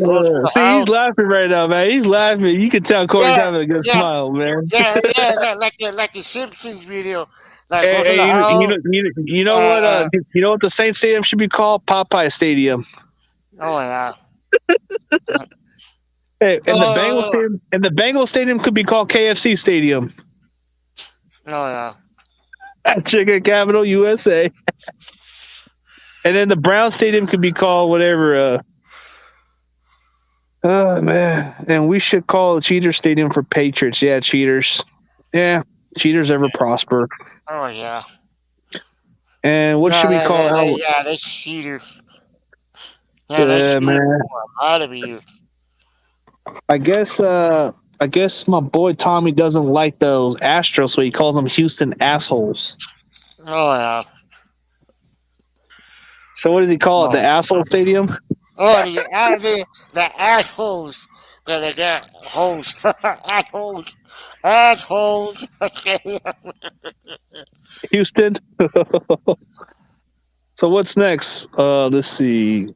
There's no other good stadium. Oh yeah, for the Eagles, they can just call themselves. I don't know. They can call themselves Will Smith Stadium. I don't know. No, they should call themselves the E-Girls Stadium. So what would the Giants call themselves instead of MetLife Stadium? Should it be called? Oh, you know what? Petco Stadium. Petco Stadium. There you go. Petco. You know what? You know what they should call themselves? They should call them the Giants Stadium. So what would Washington call himself? Instead of FedEx Field, it should be called instead of FedEx Field, it should be called what is it? Instead of FedEx Field, it should be called DXL Stadium. DXL Stadium. Get that part because it's for large people? No. Never heard of that store where it's called DXL? It's for big people to get clothes at? Yeah, why are you talking about me? No, man, I'm big too. Man. I'm just saying. Corey, like, That's Man, in the look, store if you want to get the bigger size. laughing. Usually that's where you get the bigger size at. Usually that's where you get the You see better Corey stuff all that fits you. laughing and smiling. Look at Hey, him. Corey's got a good smile, man. Corey's got a really good smile. Yeah, hey, tomorrow's Monday's picture day. You better smile for the picture. So what should we call the Buccaneer Stadium instead of Raymond James Stadium? It should be called Crab Stadium because that's where Jameis got his crabs at. Oh, you know Crab what? Lake Stadium. There you go. Crab Lake Stadium. Yeah. And what should we call the Saints? And what should we call the Saints Stadium? Popeye Stadium? Oh, you know what? The H Stadium. H Stadium? The H What about the Stadium. Bears? Did you just call them Pepsi? Yeah. Check up the S. H. And what do we call the Bengal Stadium? Should we call the Bengal Stadium Pepto Bismol Stadium? Oh, you know what? Call them the Bungles Stadium. The Pringle Stadium because they got Pringles down in Cincinnati. Yeah, it's Pringle, or whatever you call it. It's the chips. I love the chips from there. Yeah, Oh, you guys are funny. I guess everybody's getting pretty quiet, man. But it's 6 people watching, so it was getting interesting for a while. But half people are just tuning in. Did you see 49? Why are you putting it on mute, Adam? I thought Romo does good on predictions. Romo ain't too bad of a prediction guy. Like he's pretty good with his analysts. I'd rather listen to him than listen to Joe Buck and freaking Troy Aikman. Those guys are annoying. Oh yeah, Joe Chris Buck. Collinsworth is annoying. Yeah, Troy Aikman and Buck. Oh man. And like every time I listen to the like the voice, it makes me like the voice. I can't stand the voice. Every time like I hear them talking, at least with Tony Romo, you get at least somebody who's not annoying. At least he knows his shit. But Troy Aikman and freaking Joe Buck are annoying. Oh yeah. Every time Joe Buck and Troy Aikman can't shut up. Yeah, every time I hear Troy Aikman and whatever Buck, I'm gonna put it on mute. Dude, I think Chris Collinsworth is annoying. Collinsworth sounds like a creepy ass pedo guy that sounds like a creepy pedo that talks weird. Like when you listen to Chris Collinsworth, bro, you if you listen to what Collinsworth's got to say, bro, he sounds like a creepy pedophile guy that talks weird. Like, dude, shut up. Like, oh my god. Oh, look at this play. Look at this play. Bro, like, okay, anytime you listen to Chris Collinsworth, you wonder why chicks don't watch football. You know why they don't watch football during that time? Because Chris Collinsworth creeps them out. Oh, look at Corey. Dude, like, why do you think chicks don't watch the Sunday Night Football game? Because Chris Collinsworth is announcing the game. That's why. He's creepy. Yeah, you know what? They sound like they got like a fart stuck in their ass. Like it looks like they got like some yeah. Every time I listen to them, I'm like, you know what? I'm gonna put it on mute now. I'm gonna lower the damn volume. Yeah, they're kind of annoying, like. Well, Pat Summerall was a legend, of course, and he was always good. There's been good people that done announcing, but it's not the same with John Madden. John Madden always made it more interesting. And all BS aside, when it came down to him announcing the plays, everybody wanted to listen to what he had to say. And then you had Al Michaels, who was okay, but I'm not that big on Al Michaels. He was the one that replaced Pat Summerall. Yeah. And then Chris Collinsworth had to replace John Madden, which was stupid, but oh well. Yeah. They should at least put somebody that has better credentials, but Chris Collinsworth, the only credential he ever has was just playing with the Cincinnati Bengals. That's about it. What has he ever done there? He's only got maybe 1 or 2 Pro Bowls for the Bengals, and that's it. Never did squat. Yeah. Like, dude, anytime you listen to Chris Collinsworth announcing the game, bro, you feel creeped out because the guy sounds like a pedo, bro. Oh yeah, like a pedal. Yeah. Don't you agree? He kind of sounds like a pedal, bro. Like that's just a weird sound he does. Yeah, he kind of sounds like kind of creepy too. Like kind of like. Okay, then why do women not watch Sunday Night Football? Because Collinsworth is announcing the game. No, yeah. Yeah, cause he sounds like a pedal. Yeah. He does. Like I don't know why. Yeah, and he hates on the Niners because we whip on him in the Super Bowl. Yeah, we beat him twice. No, yeah. But I don't think he hates us as much as he used to. But I guess he had to get over that. Yeah, well, he hates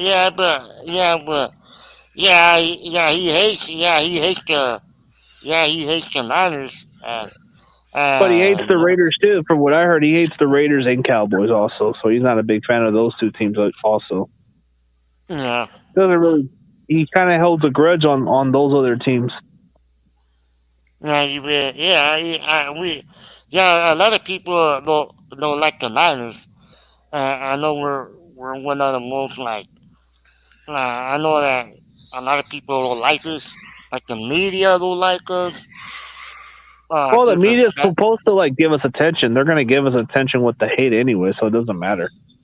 Yeah. When we don't do too well, they leave us alone. That's the best part. CG. How do you guys think that women would do call-in games if they got the chance? Well, if they could announce games the right way, you can't judge them. I mean, I know in this society, it's all about equal opportunities. Yeah. I mean, if a woman can announce a game and do a play-by-play the right way, bro, then why do I give a damn who's going to announce the game, bro? As long as she has credentials and as long as she's intelligent enough to understand, then hey, who am I to judge? If she can do the play-by-play announcement, then dude, she's doing a really good job. Yeah. But I know there's some guys that are kind of against it. Like some guys just don't like that women are starting to come around and do all kinds of Dude, I don't give a shit, bro. If she knows how to do stuff the right way, then who am I to judge? I don't give a shit. Oh yeah, like the women refs, like the women refs. Well, the thing with the women's is if they want to do that pursuit and they're getting chances, that they can't do no worse than what the other men are doing. Like, look at the officials; they're kind of making terrible calls, but maybe for a woman, she might have a better understanding of the game. Like the women refs. Yeah, some people don't like the women, like the refs right now or now. And what is a girl as a ref doing? The one thing that could be the one thing that can be terrible for them is like they can be touched or raped out of nowhere in these situations. So that's the one downside. But other than that, they do have qualification to at least call plays or call it down the middle or announce plays. But it's like some men just don't like women in those environments because they feel like, hey, this is a man's sport. But for them, they can handle it if they can handle it. But they can't take a.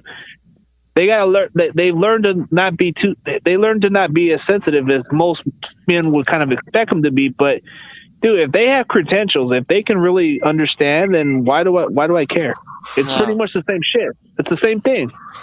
Just a woman doing it. That's the only difference. Yeah, maybe because it's like a woman because they're women, and it's like hey, maybe we can get a woman kicker. Maybe we can get a woman kicker for once. Yeah, well, like a woman coach. Yeah, a woman coach or a woman kicker.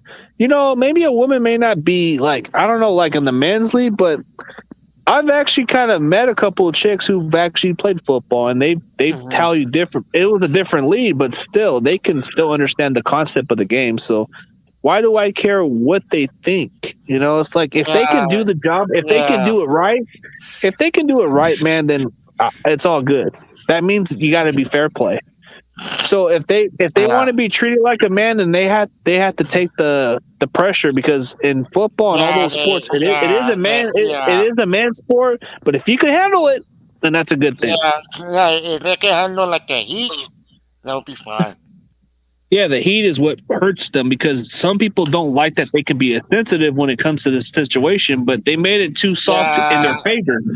Yeah, and they you know, they don't want to get like the feelings hurt.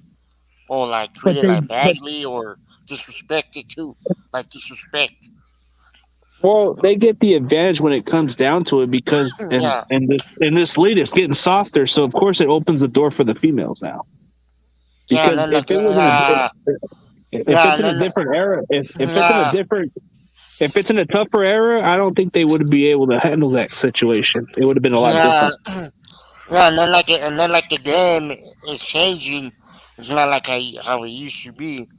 Like the game is changing. It's like different now, and that's what. You have women and all professional now. You have them all around doing officiating and doing coaching. But or now it's or just or, like- or, or like the water woman, like the water boy, but water woman, like I mean, dude. I mean, they can qualify whatever they want as long as they don't get all. If they can handle the heat, then who cares? oh yeah, You got to learn to understand. There's going to be a lot of heat. So if you're gonna get criticized from a player saying that, hey, this female made a terrible call on this play, then you can't get all butthurt about these calls. You got to take it yeah. professional. If they got toughness, or they're like tough, then they'll be fine. I mean, I'd rather have players criticize officiating, bro, because at least it gets them to get the refs to take their job serious. Yeah. Because, dude, if you can't if the refs can't take criticism the right way, bro, then I don't give a damn, bro. If you're a referee and you screwed up a game, I want the players to. Yeah. Well, the lead is softer, bro. It does favor the woman more, though. It does favor the woman more. Because before then, dude, it was mostly a lot of men playing football. And then when I got to high school, there was maybe a couple of chicks who played football. But they were mostly they were either playing different positions, but we only had maybe one or two chicks on our football leagues, but that was a while back. But it started to evolve now. Then you had women wrestling, too. So it's like it started changing. But did I ever judge them? No. I just say, hey, I tell them, if you can handle it, then more power for you. I've always told them, like, I never had judgmental, but they would always ask me dumb questions and say, oh, what are we supposed to do? And I explained to them exactly what they're supposed to do. And they always kind of give me, like, the credit. So sometimes sometimes other people can ask dumb questions, but I don't take offense of what they say, and I try to explain them the better way to understand. And then they just said, okay, I got you. And then when I do something wrong, they might correct me sometimes, and I might be able to fix it. Yeah. CG. What's up, man? What up? Did you see the interview with 49er Monty had with Dave Cannell? I checked out that interview. It's just I try to get that guy on my show before, but he never responds. I don't know. I've seen him around. I've heard of his name. He has a rap name called Heat. Yep. Yeah. I try to get a hold of that guy. I try to reach out to him, but he never responds. He acts like, I mean, I guess Bashar has connections with other people, so that's pretty much the only reason why he's cool with him.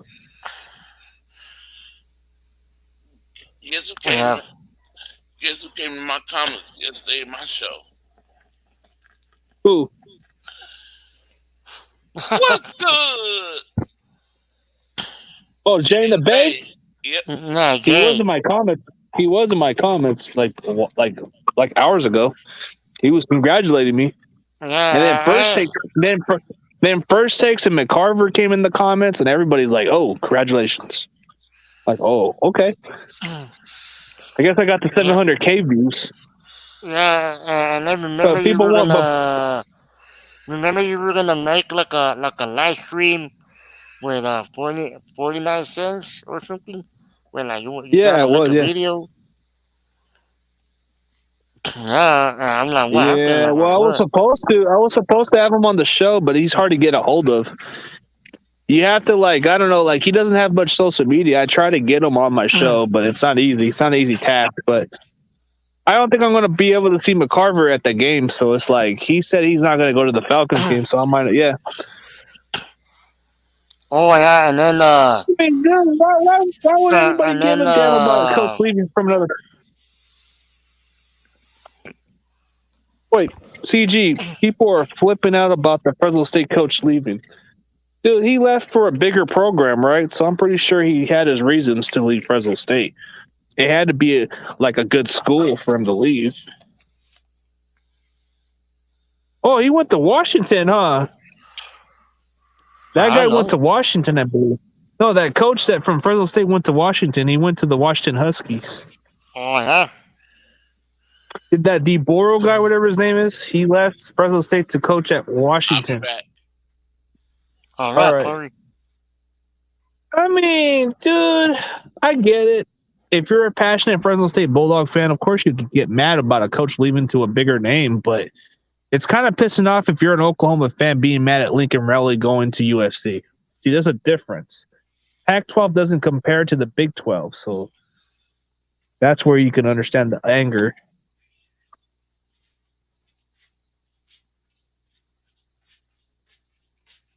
Maybe because he got a better offer and maybe the competition was something he was intrigued by, and maybe that's where maybe he was going to get control of the recruiting process, and maybe he wasn't getting over in Fresno State because they always get okay recruits. I mean, it's just business, bro. It's business. I guess coaches do what they got to do. But look at Lincoln Riley. He could have just stayed loyal to Oklahoma and not even blink about going to USC. He could have just stayed true to his colors, but instead he just wanted to get away from. Yeah. Ooh, Michigan's winning against Iowa. Damn. Man, that's a blowout right there. Woo. When is Iowa going to hire a new coach? When is Iowa going to really hire a new coach, man? That other coach needs to be fired at some point. He needs to retire. Man. Yeah, man. How much? Yeah, that's a blowout. Woo, oh, wow. Michigan can actually win a bowl game this year. Yeah. What's Michigan's record this year? Are they still undefeated or they lost a game or two? I don't even know. Wait, where did Brian Kelly went to? I know he left Notre Dame, but where did he go to? Yeah, what damn program he went to? I don't know. I don't even know about no, that. I no. Brian Kelly left Notre Dame, but I forgot what program he went to. Brian Kelly had to leave to somewhere. Like he went. Oh, LSU. He went to LSU. Oh yeah, LSU. Yeah. Yeah, LSU had a good opening, but the one question mark is going to be interesting. Who's going to take the Oklahoma Sooners job? That one's going to be the more attractive job because you're going to have some good recruiters out there, and you're going to have some guys to play around. Yeah. Yeah, I heard about going to LSU because the LSU coach quit, so that's why he's taking that job. I think Ed Oregon's going to probably. I think Ed Oregon's probably going to take some time off and maybe just coach next year or something, and not even worry about coaching. Yeah. Or maybe he is retired because he is old, so maybe he might just retire. Yeah, maybe he didn't feel like coaching anymore, so he left. Yeah, and the guy's like 60 years old, so I guess he could retire. Maybe he said like I don't think I can do this anymore, so he quit or left, I guess, or he quit. Yeah, because that LSU coach did kind of quit, man. Yeah, he quit. He was like, yeah, maybe he was like, you know what? I'm gonna call it a career. I'm out. He's already got a national championship for the LSU Tigers, so he's got nothing to. Oh yeah, he already got something already. So yeah, with the LSU Tigers, he did. He's got a championship, so it's not like the end of the world. The guy's got a national championship to show for it. Yeah, not a lot can say that. Not a lot of coaches can say, "Oh, I won a championship." Yeah, because most of the time, most of the time it's either Alabama winning. Yeah, because a lot of them don't get a chance to win a championship. Because Alabama ruins it for everybody. That's the only chance. Yeah, Alabama just takes away all their chances. Yeah, and Alabama got like the best talent. Alabama is like the Patriots, but in college. So. Yeah, they are, but they take a lot of the talent and they just have their own Belichick version.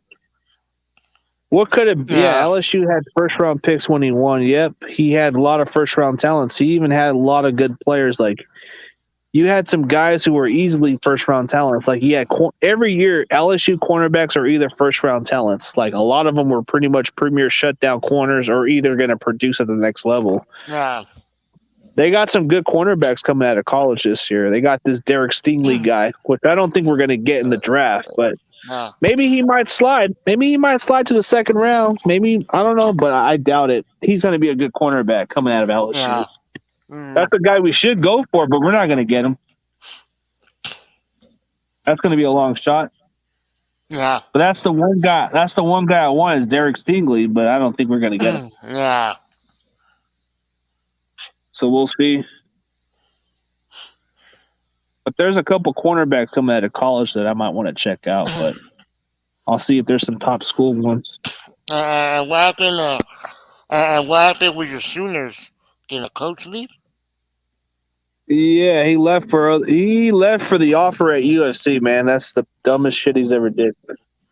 I mean, he could have went on his own way and just said he could have stayed true to it, but maybe it had to do with the fact that they're going to move to the SEC, and he probably just didn't want to deal with this competition. Maybe he just felt like this is just not for him no more. Maybe he just thought, oh, I could just compete in the Pac-12 and not worry about it. So what coach are you going to get next? That's a tough one, man. There's just been rumors with Cliff Kingsbury, but I highly doubt Kingsbury's going to go there. I don't think he'll ever even plan to go there. I'd be shocked if he does take the head coaching job at Oklahoma after the season. That would be hilarious.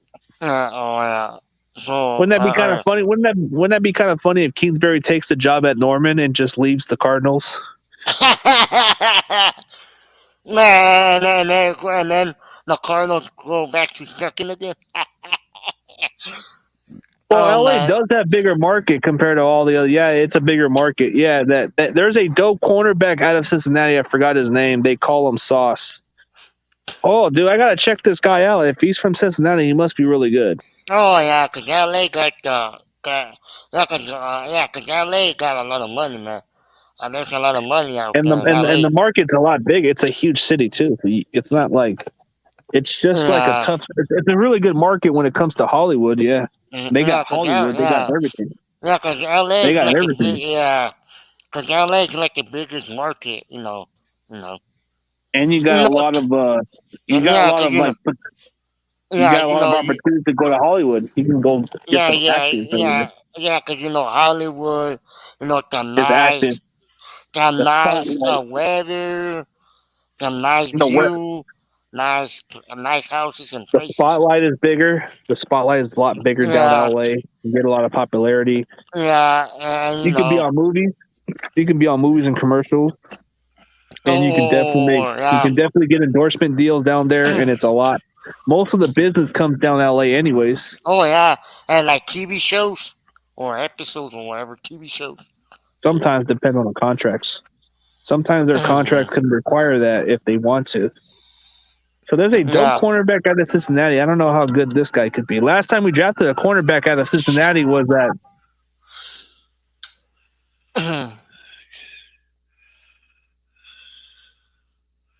Let's see. Yeah. Well, dude, I don't know about this cornerback from Cincinnati. I gotta check his name if he's up there. If he must be a really good one. If he's really that good to talk about. So there's a cornerback out of the Cincinnati Bearcats. So they call him Sauce. I'm gonna have to look it up, see why they call him that. I'll be right back. I'm gonna check this guy's name. All right. Yeah. Well, how'd your Corey go? Hey, Corey, you still there? Yeah, I'm here.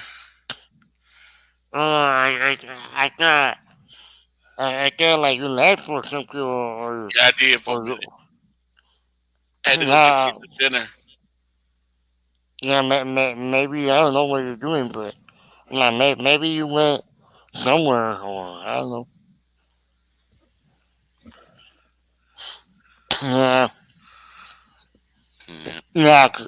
So, yeah, because yeah, let's see. Yeah, yeah. We'll wait for CG then.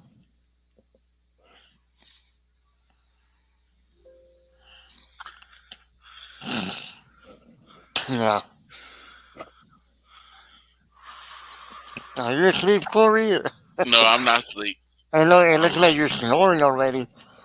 Nah. It looks like you're ready for bed or something. It's like a little snoring sound, like a little sound. Man, maybe, yeah, I guess.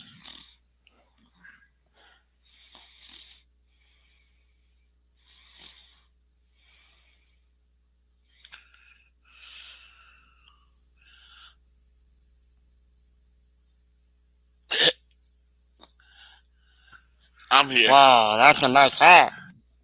Thank you.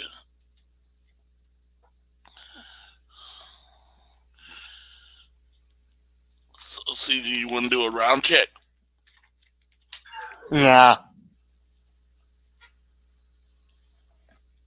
Yeah, I think he left to do I just looked up the cornerback from Cincinnati, the one they call Sauce. His name is Ahmad Gardner. Ahmad Gardner, I believe, and he's a 6'3", 200-pound cornerback from Cincinnati.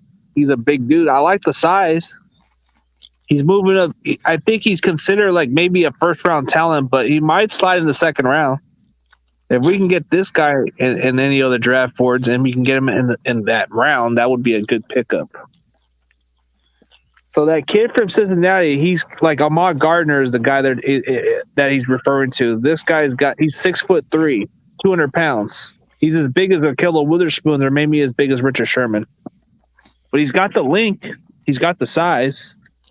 So I don't know much about him, but I probably need to do some more work on the film and look at his highlights and see what's so good about this guy. So I'm going to have to do some more due diligence on this Cincinnati cornerback. Maybe I might want to have him on my team if we can make that move. So they call this guy Sauce. Like they call it's what's his name? Ahmad Sauce Gardner or something. I guess I don't know why they call him Sauce, but he must get the job done.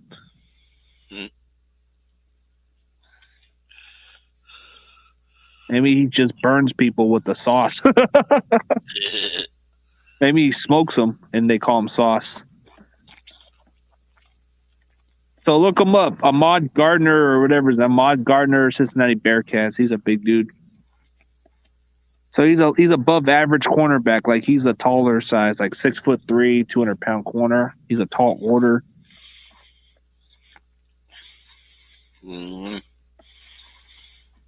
Well, Raleigh doesn't. I mean, dude, the Tornadoes are usually down in Oklahoma City. They're mostly in other cities. I don't know about Norman. I think you only get them every now and then. You guys getting tired, man?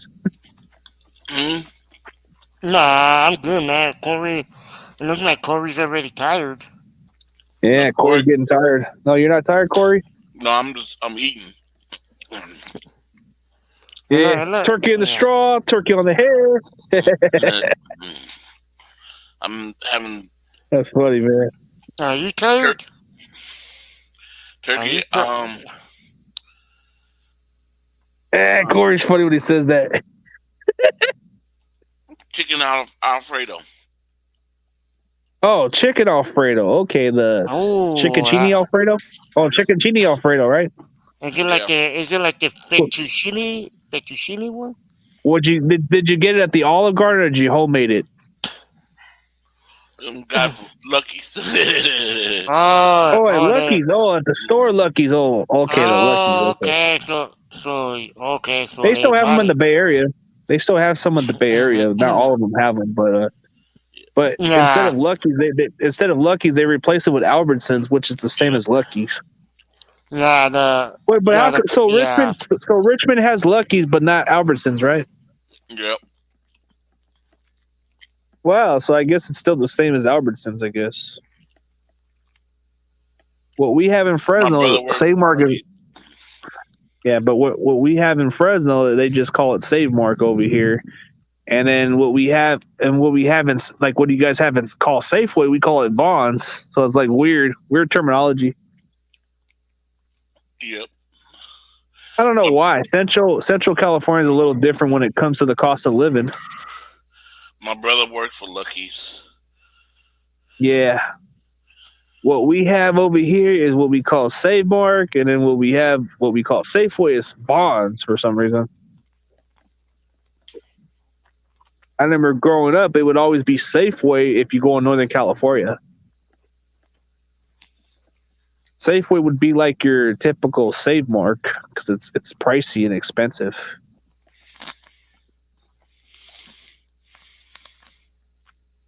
Yeah, everybody's getting pretty tired, man. You chilling, man? Who's streaming right now? Okay. I'm just chilling, man. I'm just chilling.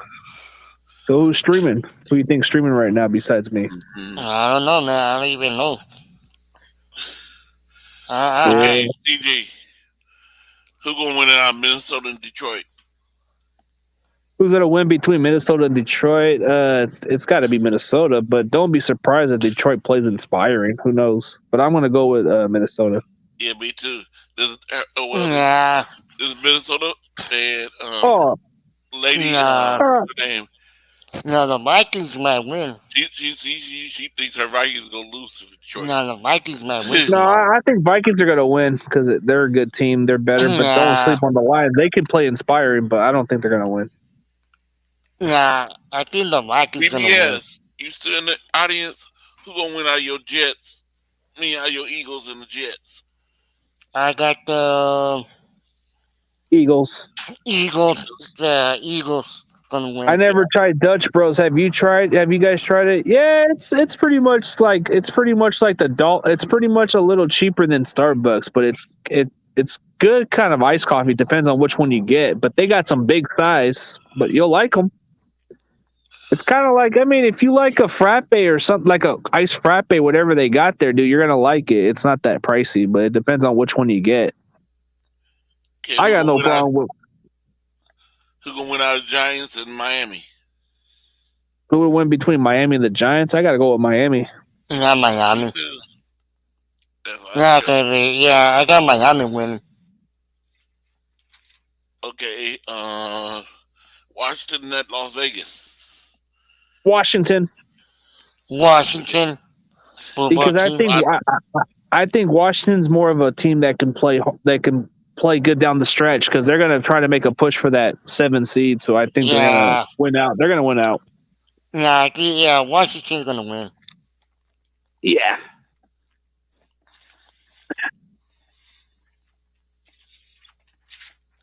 Okay. Baltimore Ravens at Pittsburgh. Baltimore. Ravens. Easy. Ravens. Denver at Kansas City.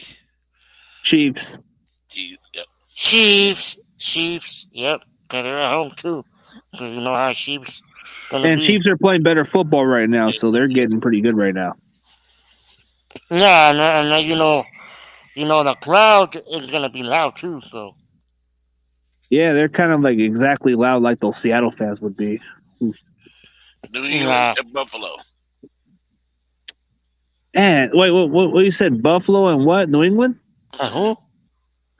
Oh, New England and Buffalo? Ah, man, that's a really tough one. But maybe man, the Patriots are playing good football. They're really playing really good football and dominating. But I don't know. I want to buy into the Buffalo Bills for some reason. I just think the Bills are good. I don't know. It's a division game, but I want to go with Buffalo. I think Buffalo. I want to go with Buffalo. Yeah, I'm going with the Bills. Oh, yeah, no way I'm going with the Patriots, man. I'm picking the Bills. Well, the Patriots are looking good. They've been looking great on football lately. Like, they've been playing some really good football, but I don't know. I just want the Bills to actually spoil it for them. If you look at the way the Patriots have played, man, those last few weeks or those other games, bro, they've been dominating people. So, I don't know. I want to pick Buffalo, but I don't know. I just think Buffalo might pull it, yeah. They got a top-notch defense, and Mac Jones is actually playing some really good football, too, so that's a hard one to say. But I'm going to go with Buffalo because it's a division game. It can be strange. So, LA Chargers at Cincinnati. Man, dude, I gotta go with Bengals because I don't know the Chargers. For 1 minute, they are good. They are good. They seem good for a while, and then they just trick me. They're tricked. So it's like I gotta go with Bengals. Bengals look like they're really good. Me too.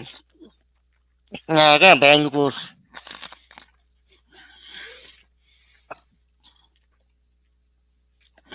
That's pretty much. And then the 49ers at Seattle now. Oh, 49ers. 49ers. Oh, man, of course, we might us, just have man. we might have a decent game, or maybe we might stomp them. Who knows? Oh, I like to see that happen. Bills and Niners in the Super Bowl. That would be a good Super Bowl matchup, personally. Oh, yeah. Hopefully the Bills choke it again. Oh, yeah, man. Oh, yeah. Oh, yeah. Yeah. The Buffalo Bills. All right, so what's the next one? What's at the next game? I think we got them all. No, you didn't say Rams and Jaguars. Okay, yeah, we'll go Rams Rams. and Jaguars. Rams. They can't. If they lose to the Jags, then I can't even be convinced with the Rams no more. Oh, and who do the Cardinals get? Oh, Cardinals. Arizona, Chicago Bears. You didn't even bring that one up, man. Come on, man. Because I knew everybody gonna choose Arizona. Yeah, Arizona, but then again, the Cardinals don't play well in bad weather too. But I'll probably still gotta go with the Cardinals. Tampa Bay and Atlanta. Tampa Bay. Yep, Tampa Bay. Boy, Houston and who? Houston and the Colts. The Colts. Yeah. Okay, there's another team here. Let me see. Did I do everybody? You didn't do all. There was another team on Monday Night Football. I forget what team that is. No, there's only one. Buffalo and New England. Oh, okay, that's not okay. But there's another game. I just got to remember which one it is. I already said. Man, that's tough. It's a change. Tennessee. Who's Tennessee play? Who's Tennessee play? I think they on the bye week. Oh, so I guess that's it. Cleveland Browns, Green Bay, and Tennessee's on the bye week. In Oh, Carolina. damn. Okay. So that's about it then. Damn. Guess we'll figure that out. Bills versus Niners Super Bowl. Who was that guy that kept predicting the Bills and Niners playing each other in the Super Bowl? I hope you're right, Crazy Juice. I hope you predicted correctly. I want to see that actual bowl happen, but I don't know. That would be kind of interesting. But to be completely honest with you, wouldn't it be kind of nice just to have the Niners play against the Patriots in the Super Bowl and beat Bill Belichick and then people can shut the hell up about Mac Jones being better than Trey Lance when he gets ready for next year? And then he becomes the guy, and then everybody can stop sucking on Mac Jones' jockstrap and say that he's a choke artist just like the other quarterbacks. That'd be kind of funny.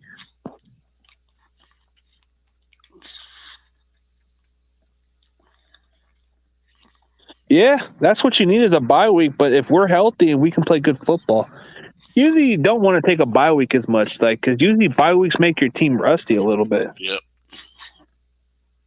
I mean, I'm not a big fan of early bye weeks, but sometimes if you get those early bye weeks, you get off the rust a little bit. So there's something about that advantage. And plus, you don't miss much of a beat after that. But that's if you play good football.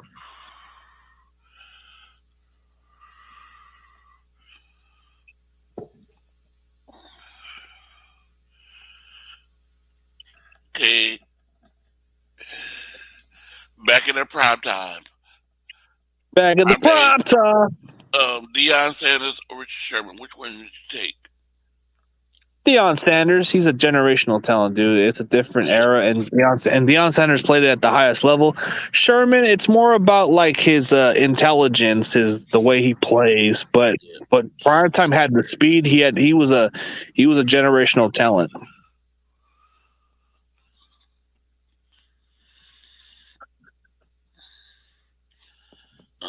I mean, there's not many players like a Deion Sanders, bro. Deion Sanders was a game changer. Deion Sanders was a guy who played baseball. Deion Sanders was a guy who shut down opposing receivers.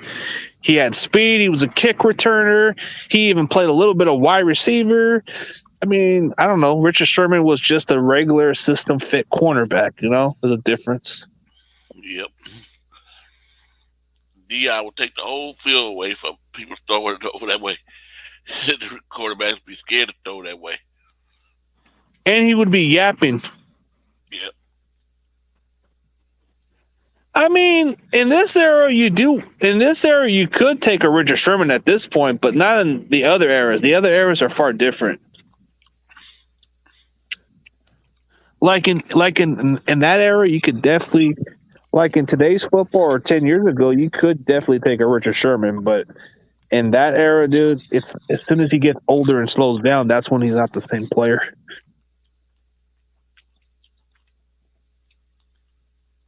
All right, let's go for another question, man. If you had to pick a player in the prime, okay, if you had to pick a player like a oh, you got Whataburger. Nice. Did you get some Whataburger fries? Whataburger? I got both. Well, my favorite player during my time, man, was if I had to pick a player on defense, it would either have to be somebody like a Junior Seau. He was always a scary physical presence, but then there was another guy like a you got French fries. What about the burgers, man? Those burgers are the bomb. Did you get a burger from Whataburger? Yep. They're the best, man. They're the best, man. I tried them. They're good. They're the shiznit. They're the shiznit, bro. Say Whataburger is the shiznit. Nah, it's the shit, man. Okay, it's the bomb.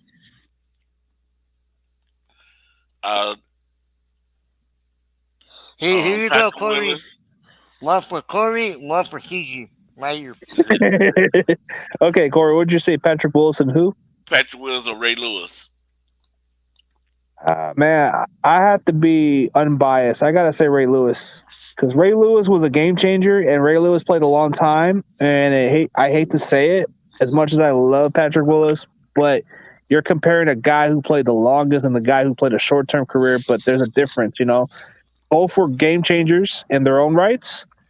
But the one thing that stands out with Ray Lewis is he was a guy that was a motivator, a speaker, a guy that was a leader on the field. He would always demand respect. And he was one of my top 5 non-favorite Niner players. Like, I just respect his style of play. The guy would talk and he would back it up, but he would always march the troops and get them behind the field. Like, if somebody screwed up, he would get in their face and be like a coach, you know? And that's one thing about Ray Lewis. Ray Lewis was a guy that was like a coach on the football field. And people feared him too. They feared him. Anytime somebody tried to like go in his direction, they try to avoid him as much as they could. You ask a player like Eddie George, he didn't want none of that. There was guys like Jerome Bettis who didn't want none of that. But Ray Lewis, man, the guy played for 17 years. Compared to Patrick Willis, he played 8 years. If Patrick Willis didn't have much of a short-end career, it could have been different, but Willis was a generational talent, but Ray Lewis was a guy that you just cannot replace. Like, he's just one of those guys you don't replace. You can't see. Baltimore has never been able to find that guy. They never found another Ray Lewis, and they're probably never going to find it again because he's one of those rare talents. You can't find a guy like that. Yeah, Willis was a beast, but Ray Lewis was a wild speaker. He was a motivator, and he would always bring the best. He could be coaching football if he wanted to, but he doesn't do that. Patrick Willis will let his play do the talking. Ray Lewis will do the talking and let his play do the talking. So I got to go with Ray Lewis. Okay, what about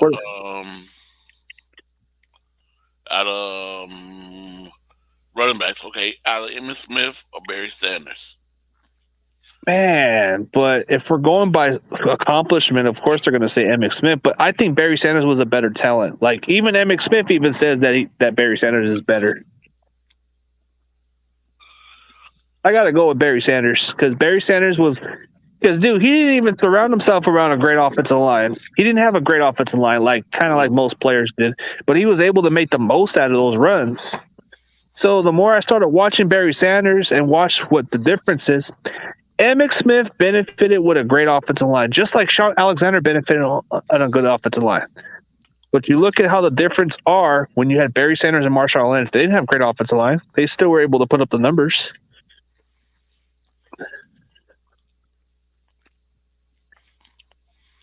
Okay. Yeah, Barry Sanders is like a really good player.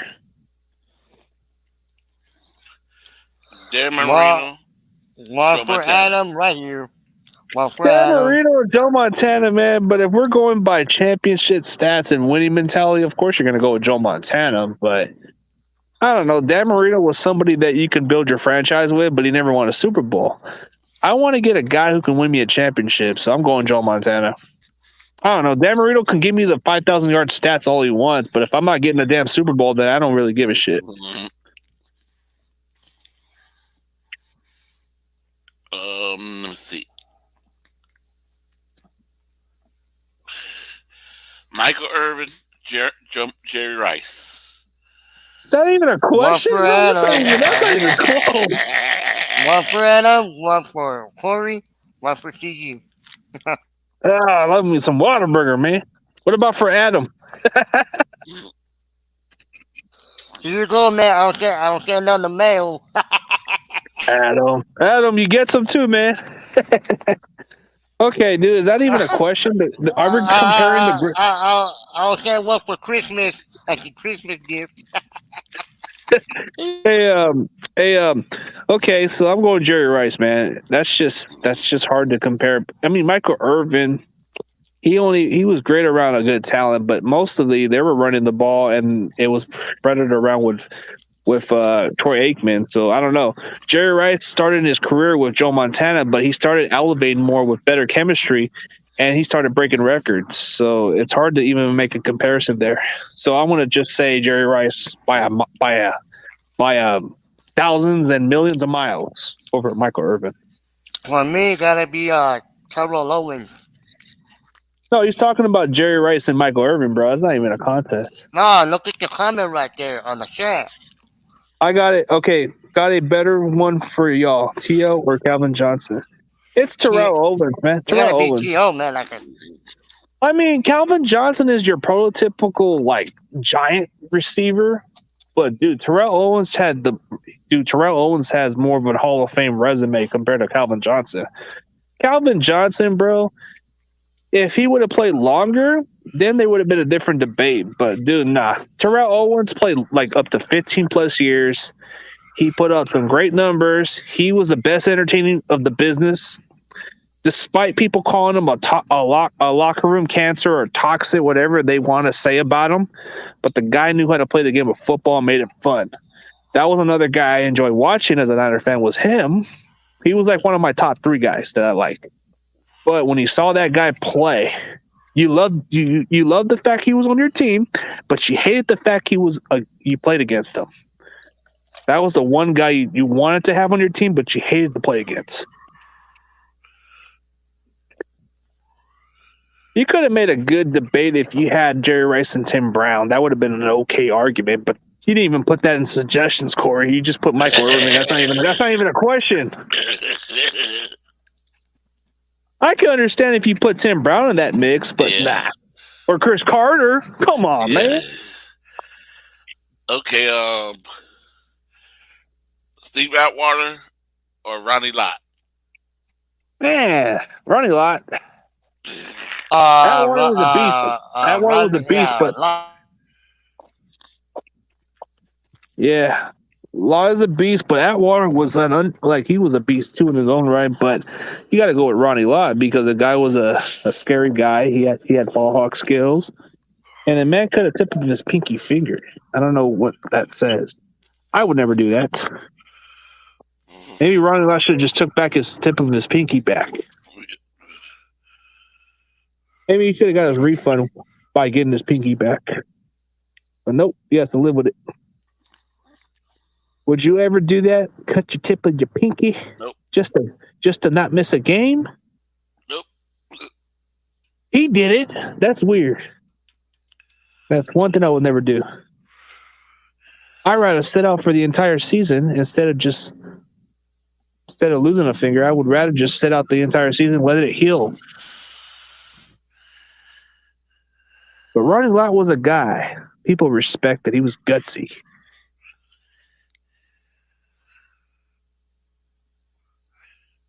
You know what's warm? You know what's even crazier is that we got a guy coming off a fractured finger, so he's gonna have to play through that cast now.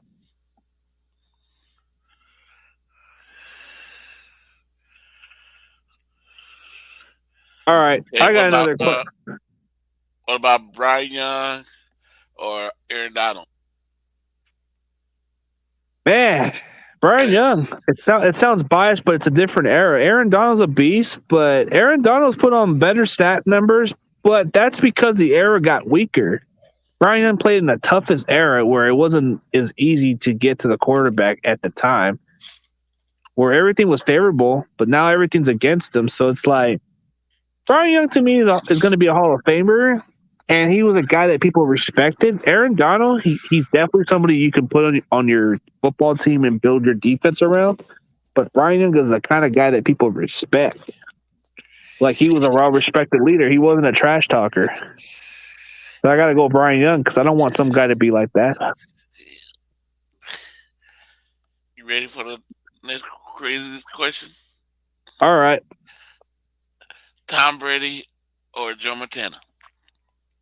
Montana. Montana. I mean, dude, not to sound harsh, but damn, bro, Tom Brady played in the softest era of football. He has yet to retire. There's no respect for Tom Brady. There's just there's only a respect of a sissy era. So I got to go with Montana because it's a tougher era. He played through getting hit. He didn't get penalties in his favor. He didn't cry or complain about a damn hit. Yep. But a lot of these New England Patriot fans are just saying, "Oh, Montana is." Yeah, and he didn't even see either. He didn't have to rely on a stupid kicker to win. Yep. Did he have to rely on a guy like Adam Vinatieri to kick field goals to win games? Nope. Did he have to come from behind with 25 points in the game? Nope. Didn't have to be in that position.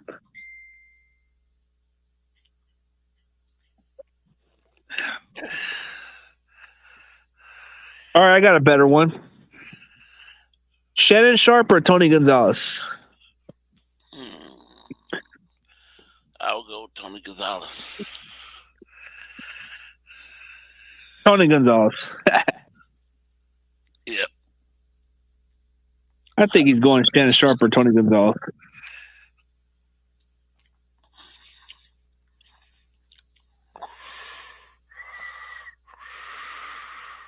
Roberto, where are you going with, man?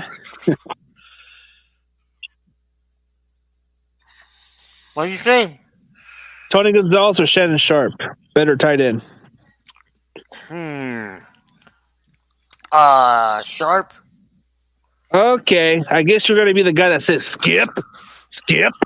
No, skip. skip. It's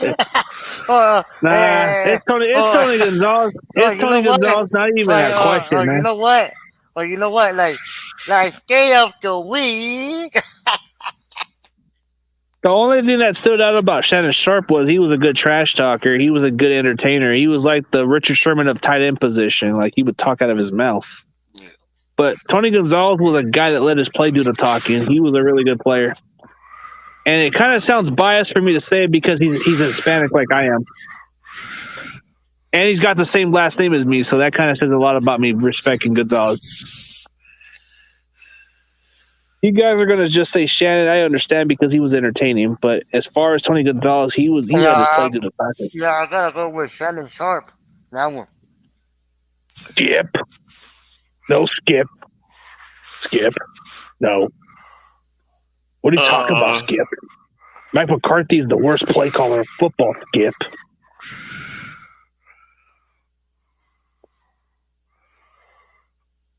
Okay, let me guess, Corey. Are you gonna ask another football question again? Yeah, I'm trying to think of one. I'm trying to think of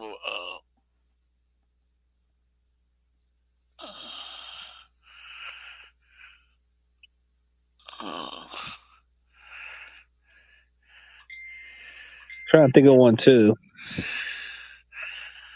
Man.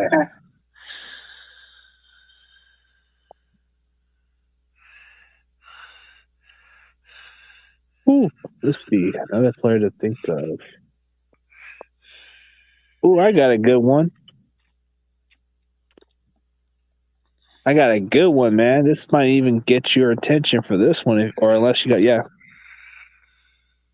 Yeah, he was good. That's what I'm saying. Tony Gonzalez was a good player. That's why I like him. I think Corey's taking a while to think about it. Reggie White or Lawrence Taylor. Okay, Lawrence Taylor. That's a good one. I mean, Lawrence Taylor. Well, Lawrence Taylor to me was a game changer. He was the one that it changed a lot of people like blocking perspective. Like a lot of offensive coordinators had a game plan on blocking this guy, and he wasn't as easy to block. But Reggie White was like the heart and soul of a defensive line, and he was the guy that people respected. But Lawrence Taylor to me was somebody that he had a hard time game planning. So I got to go with Lawrence Taylor. The guy was hard to game plan. He was a lot faster, and he backed it up on his trash talking. I mean, Reggie White was one of those nice, humble type Christian people that just seemed like the nicest guy, but on the field he would just dominate you. Yeah, remember he picked up that offensive lineman with one arm. Yeah, on the Patriots, yeah, he shoved them. So you're gonna go Reggie White? Yeah, I go Reggie White. Lawrence Taylor, I just think he had the ability to back it up, and he was always hard to block. And he ended what's his name? What's that dude's name? Joe Theismann. He ended his career with that injury. Yeah. Reggie White wouldn't harm a fly, but he would just let his play do the talking. I got another one. I got a good one. Let's see. Trying to think of another one. Let's see. Okay, I got one. It has to pop in my head right now. What about out of Ray Lewis? I mean, not Ray Lewis. Patrick Willis and Mike Singletary. Well, it's kind of hard to say. I mean, Mike Singletary played in a really tough era. Willis kind of played in the era where it was becoming more favorable, but then it kind of went against him. But then Mike Singletary had everything where it was favorable to where they didn't make too many damn calls. But Singletary was somebody that people played for. Willis is a generational talent, something that Singletary could never be, but I got to go with Willis. Willis. Okay, I got a good one. Zach Thomas or Junior Seau.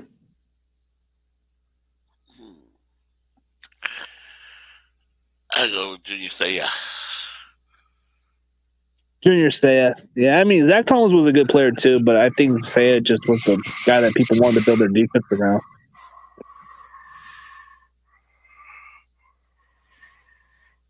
You're getting tired, Corey. You're breathing like. Yeah, he got very tired. Like when he like making that noise every second. Okay, I got a good one. Warren Sapp or John Randall? John Randall. Randall. Yep. I mean, both were trash talkers. Yeah, trash talkers, boy. What about who I'm thinking of?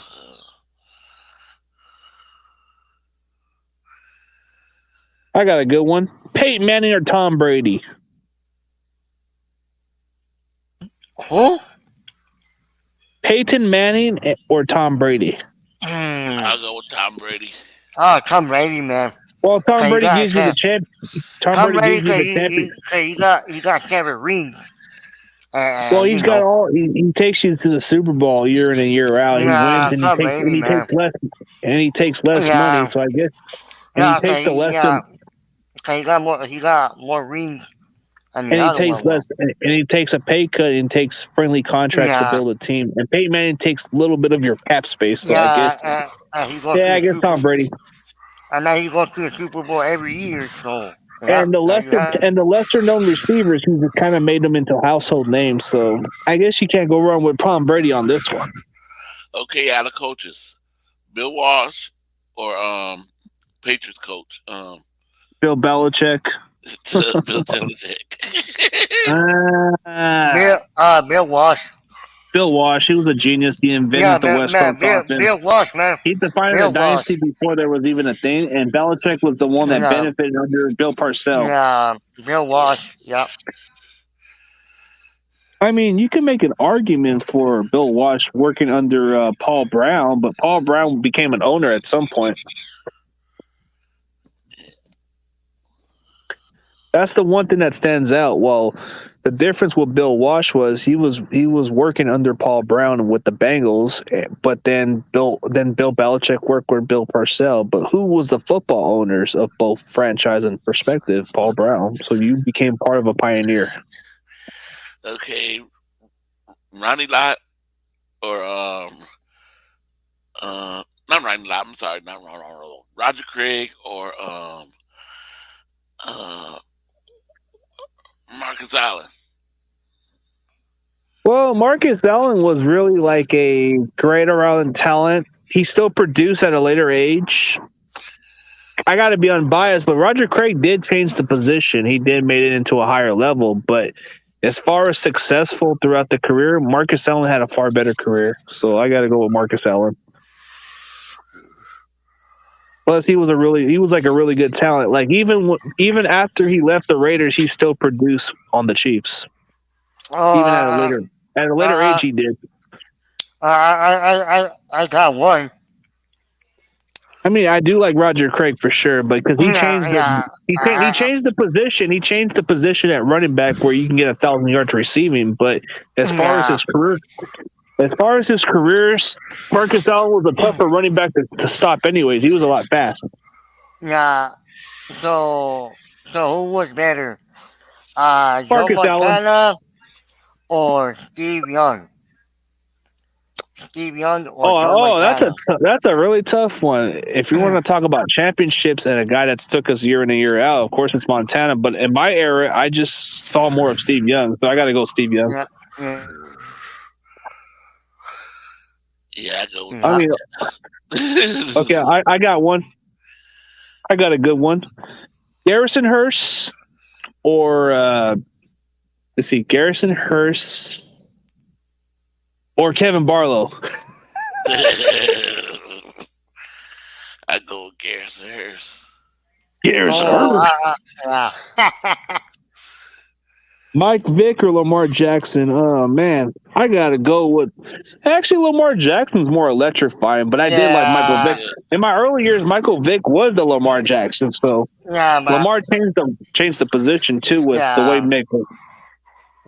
I want to say Michael Vick because he was like the pop. He was like the Allen Iverson of football. I mean, before there was a Lamar Jackson, we had a Michael Vick. So Michael Vick was like your Allen Iverson of football. Yeah, I gotta go with Michael Vick. Yeah, he was the Allen Iverson of football, and Lamar Jackson is just like he's just like another Michael Vick, but just in a softer era. Because Michael Vick would have probably crushed it if it was different in today's football. I guess you can say your Allen Iverson of football was Michael Vick. No, that's what I say. Baltimore should take the backup. Lamar is Colin Kaepernick.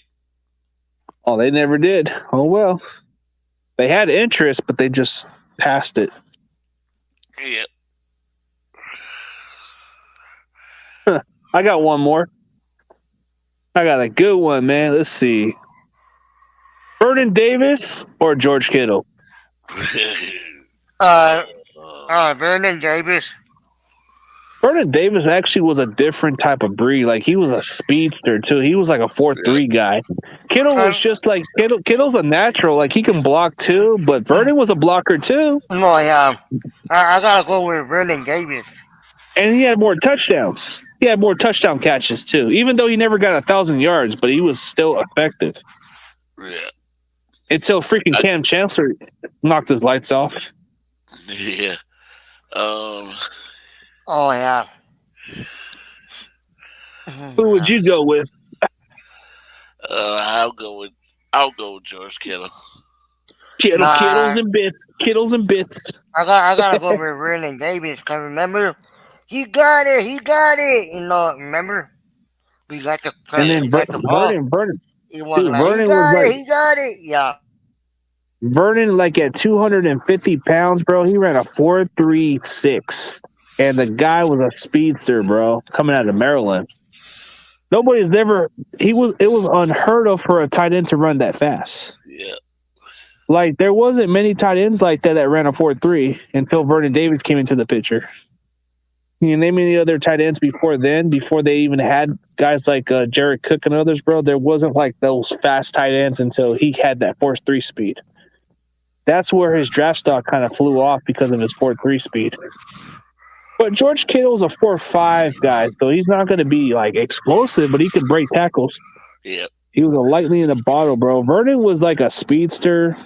Just, you would have a hard time game planning him when it came to the dude. Like, forget about having your DBs in the deep coverage, bro. He'll burn you, like a guy that plays wide receiver.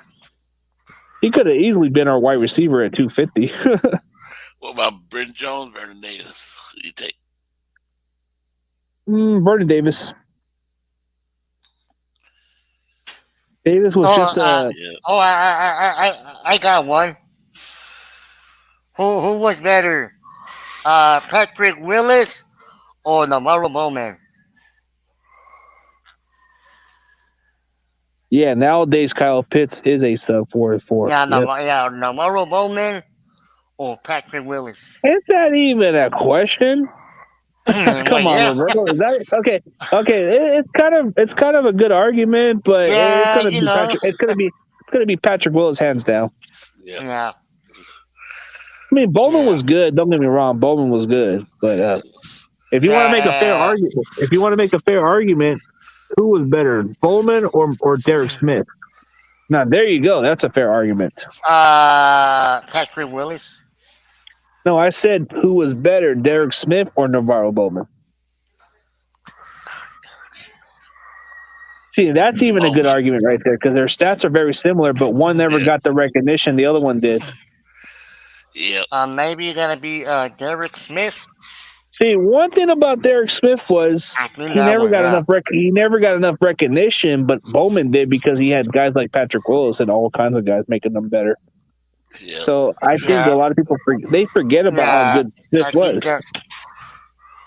I think that Derek Smith, he was always the guy that made the clean tackles and always was the guy that people respected. Bowman was a good player. Bowman was definitely a great player, but he got like 2 or 3 Pro Bowls because of his recognition on the field with guys like Patrick Willis and that great defense. But Derek Smith didn't have that luxury. He only benefited around like maybe guys like BY. Ricky Waters or Charlie Gardner? Let's see. I go Ricky. Charlie Gardner had 2 good years with us. He was a Pro Bowl because of us. He was. See, that was our Elijah Mitchell before Elijah Mitchell was even in the picture. You had a Charlie Gardner.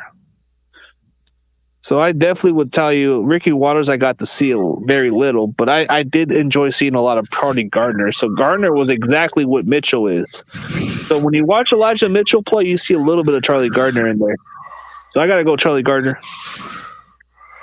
Even though he left to the stupid Raiders, but he still was like a really good back.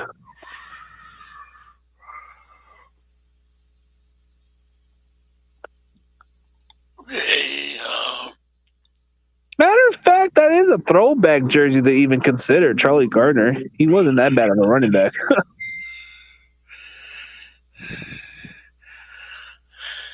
Everybody, I mean, Corey's Okay, like, what about Troy Aikman, Drew Brees? Troy Aikman's got the rings. He's got the rings, but Drew Brees has one Super Bowl. He's got better stats. That's a landslide. I gotta go Drew Brees. Oh my God, turtleneck Brees. I go. Hey, I get that Troy Aikman has 2 more rings than him, but still, at least he got a Super Bowl.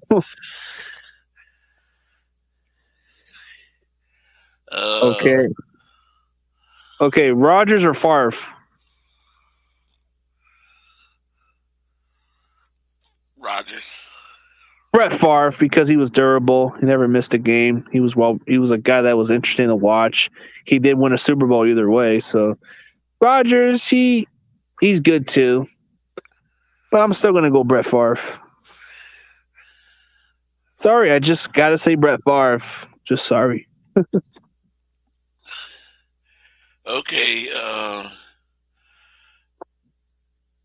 Jimmy G or Kirk Cousins? Kirk Cousins. Kirk Cousins. I gotta go Kirk Cousins. No, Jimmy G now. No, Jimmy G doesn't have the better career stats. I think. Okay, Jimmy G did take us to the Super Bowl, but Yeah. Kirk Cousins just has the best last name in football. Nah. Yeah, man, these Jimmy G make the Super Bowl. Yeah, but Cousins got one of the coolest last names in football, Cousins. But wait a minute, though. You want a quarterback that don't know ass to line up behind? I'm joking, man. I know, man. The line's funny. I know. He don't even know it's in her ass. Yeah, he hiked on the guard. Yeah, I'd rather take the guy who hikes on the guard than go with a guy who can only expect the running game to be good. As soon as the running game gets good, that's when Jimmy's good. But does Kirk Cousins need a running game to excel? I don't think so. He's got the receivers. Yeah. Okay, I mean Jimmy G's only as good as the engine can go. Okay, Jimmy G or Derek Carr? Damn, that's a really tough one, man. But Jimmy G's won playoffs and won. Nah. He's won more games than Derek Carr. I mean, Derek Carr. Jimmy G. Well, Jimmy G's barely better than Derek Carr when it comes to the winning percentage. But as far as the career statistics, Derek Carr is better. But then I got to go with Jimmy G. Because Jimmy G has a better winning record than Derek Carr. Isn't there another quarterback that did that lineup, or is that a TV show I saw? That lined up behind the center. Lined up behind the guard. And the center had to go up. I forgot who it was. And the center had to go, I'm over here. You wrong ass. Oh, my God. Yeah, I got a good one. How about Dak Prescott or Derek Carr?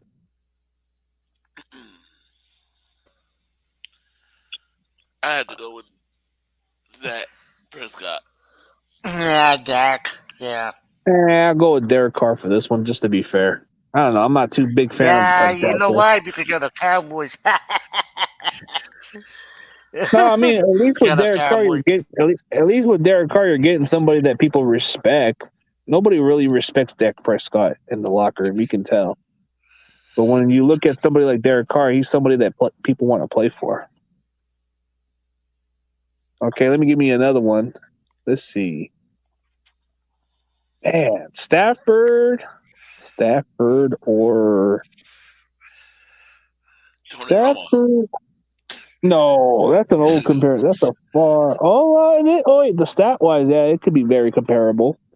Well, to be fair, their careers are both similar. They both choke in the playoffs. Yep.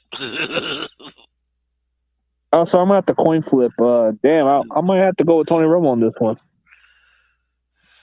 At least he won a damn playoff game. Has Stafford even won one? Nope. I gotta go with Romo. Or should I say Homo?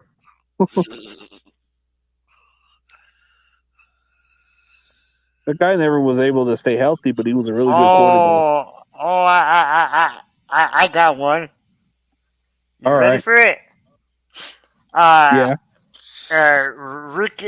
Ricky Waters or Frank Gore? Frank Gore. Yeah, okay. It's Frank Gore by a landslide.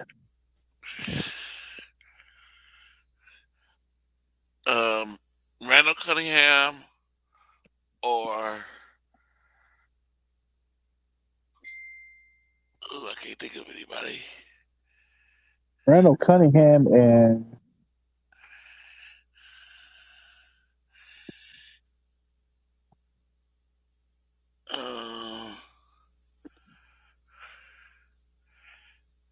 I'll be forgetting, man. McNabb? Michael Vick. Michael Vick. McNabb. Randall Cunningham or McNabb. Oh, man. Well, McNabb played longer than Cunningham, and McNabb actually had a better winning percentage when he was with the Eagles. I think his career was based by he benefited with an Andy Reid coach, but anything that McNabb did for the Eagles, they went to 5 consecutive conference championships and 1 Super Bowl appearance. And Randall Cunningham was a really good player, but he never got to the Super Bowl. So I don't know. That's a tough one. So I'm probably going to have to go with McNabb based by his winning percentage with the Eagles. If you had to go with Steve McNair, okay, let's go with Steve McNair and Steve McNair or Michael Vick. That's a good one. That's a really good one. And that's a very debatable argument right there. Is Steve McNair or Michael Vick? I had to go with McNair. McNair, bro. He was a really rare talent. It's just he was broken down early in his career. His body started breaking down a lot earlier. But if he would have been used the right, if he would have had better coaching, I think he would have had a longer career. I gotta say McNair for one reason, because he would have been something good. Let's see. I got another one. All right. Okay. Reggie White or Bryant Young? Reggie White, because based by his production, I love me some Brian Young, but it's based by the better career. I mean, Reggie White was one of the, like, you can say they were, like, him and Brian Young were pretty much similar. Like, pretty similar as in, like, they were both well respected. They were kind of like a preacher in their own right, but people loved to play for those guys.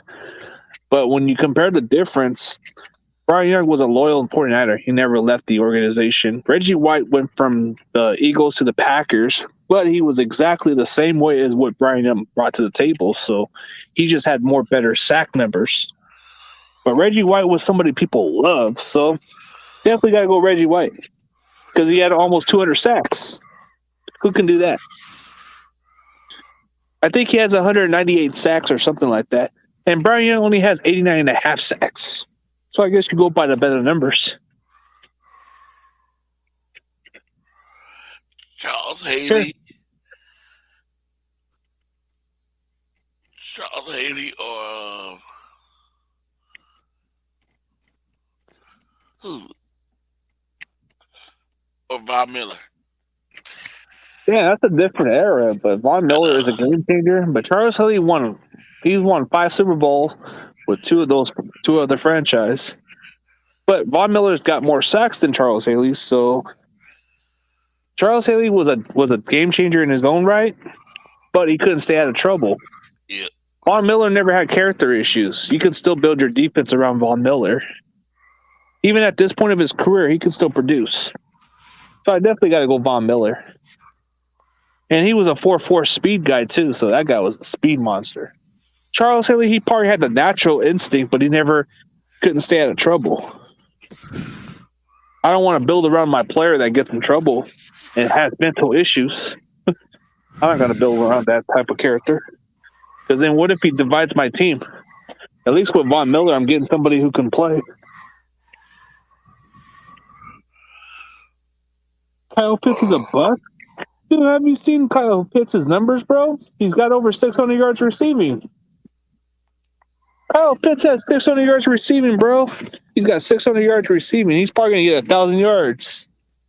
I don't know about a draft bust. He's actually If you look at Kyle Pitts' numbers, it's 600. I think it's 40 plus catches for 600 yards and 1 or 2 touchdown catches. So I think he's far from a bust. If he keeps on getting close to, if he keeps on playing the way he's playing, he might just get 900 yards receiving, or maybe 1,000. Maybe he'll probably be the first tight end rookie to ever get 1,000 yards since Mike Ditka did. There hasn't been a rookie tight end to ever get 1,000 yards since Mike Ditka. You didn't know that? The first tight end to ever get 1,000 yards in NFL history was Mike Ditka. Oh, really? Hmm. I didn't even know that. Kyle Pitts can be in great company, great elite company, for being the first tight end to ever get 1,000 yards.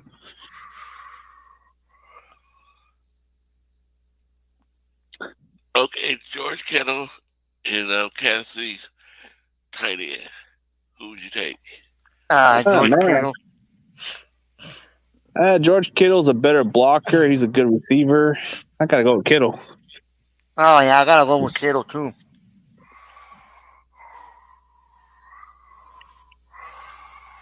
Kittles and bits. I call him Kittles and bits because he bites those Kittles and bits.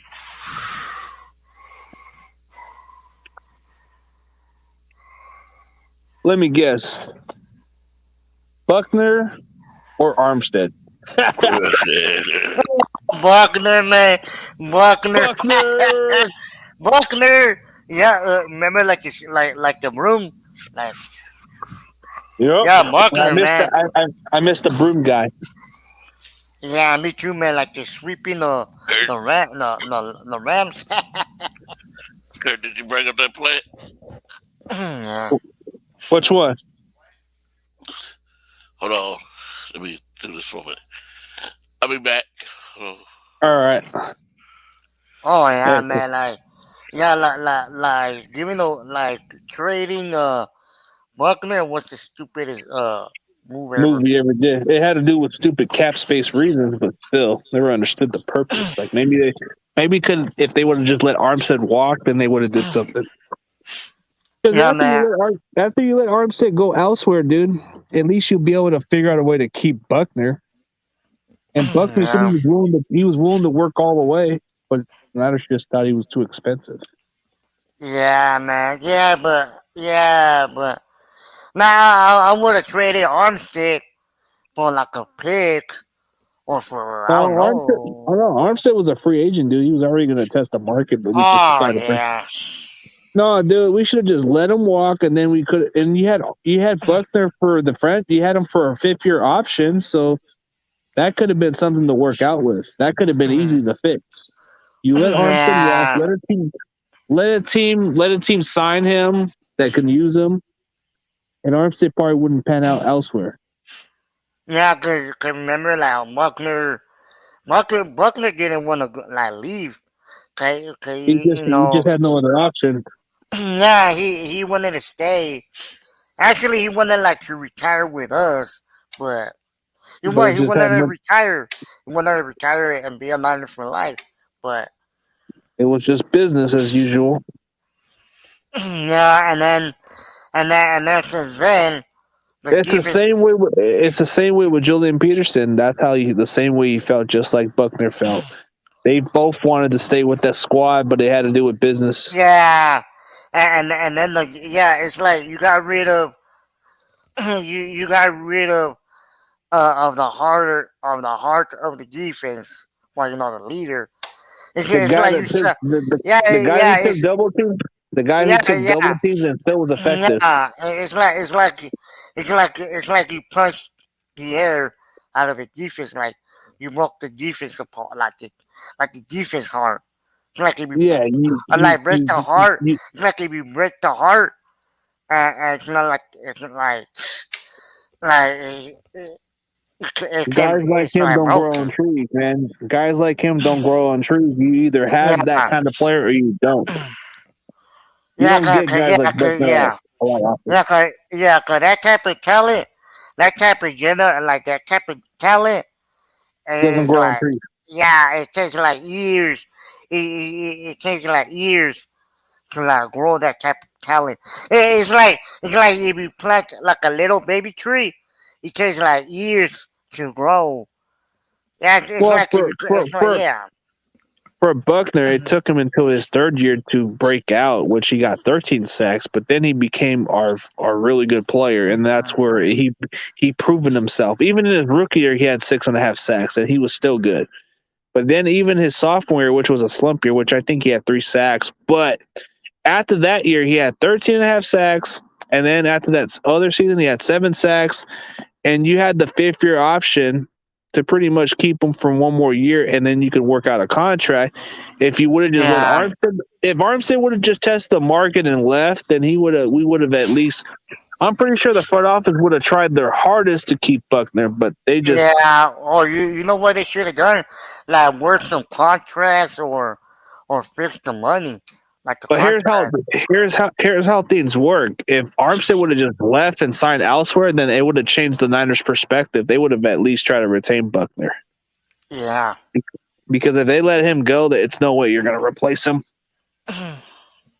Yeah, I'll be right back. I got to do a round check. Yeah, it's like unbelievable. Yeah, it's getting pretty late, man. Yeah, I know it's getting late, but Yeah, I'll be right back. all right, all right. Yeah, man, like I say, like that type of player, man, like that type of talent, man, it takes like years, like to grow. Like it's like if you put like a little seed, right? Like a little seed, like in the ground, it takes like months or years till that seed or that plant grows. It's like if you, it's like if you, it's like if you plant it. It's like if you plant like a little seed, it took like 1 year, 2 years to grow like a little plant or a plant. Yeah, man. It's like if we broke. It's like it's like if we, it's like if you, like you broke the damn plant.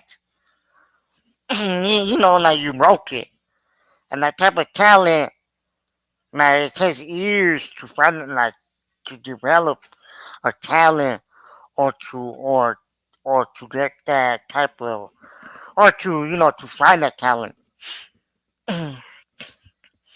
And since we got rid of him, man, it's like you sucked. It's like you suck the air.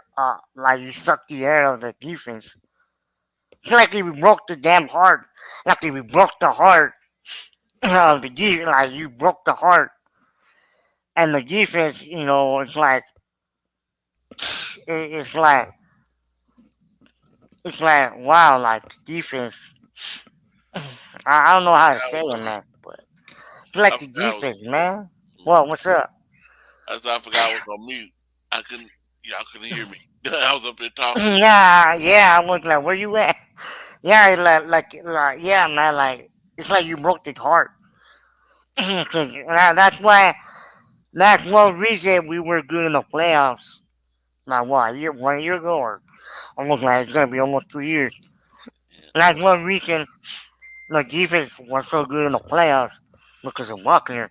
Cause he let the team, he let the guys, he let the guys, he like put the guys on his back, and he told like what like he told the guys what to do. Like you do this, you do that, you pay attention. Line up here, line up there, line up over here.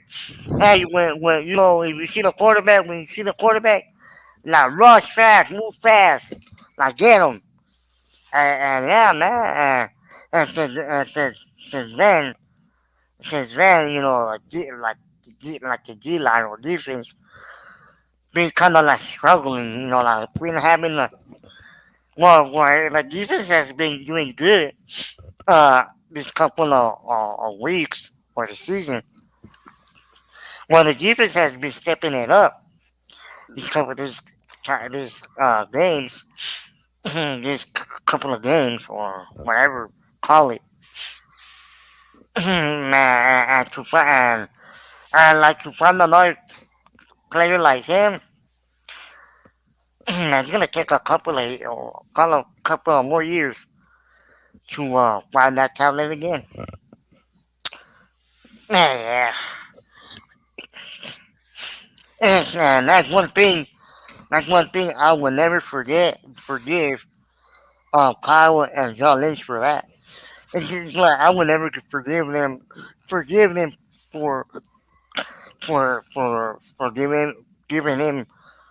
giving him away.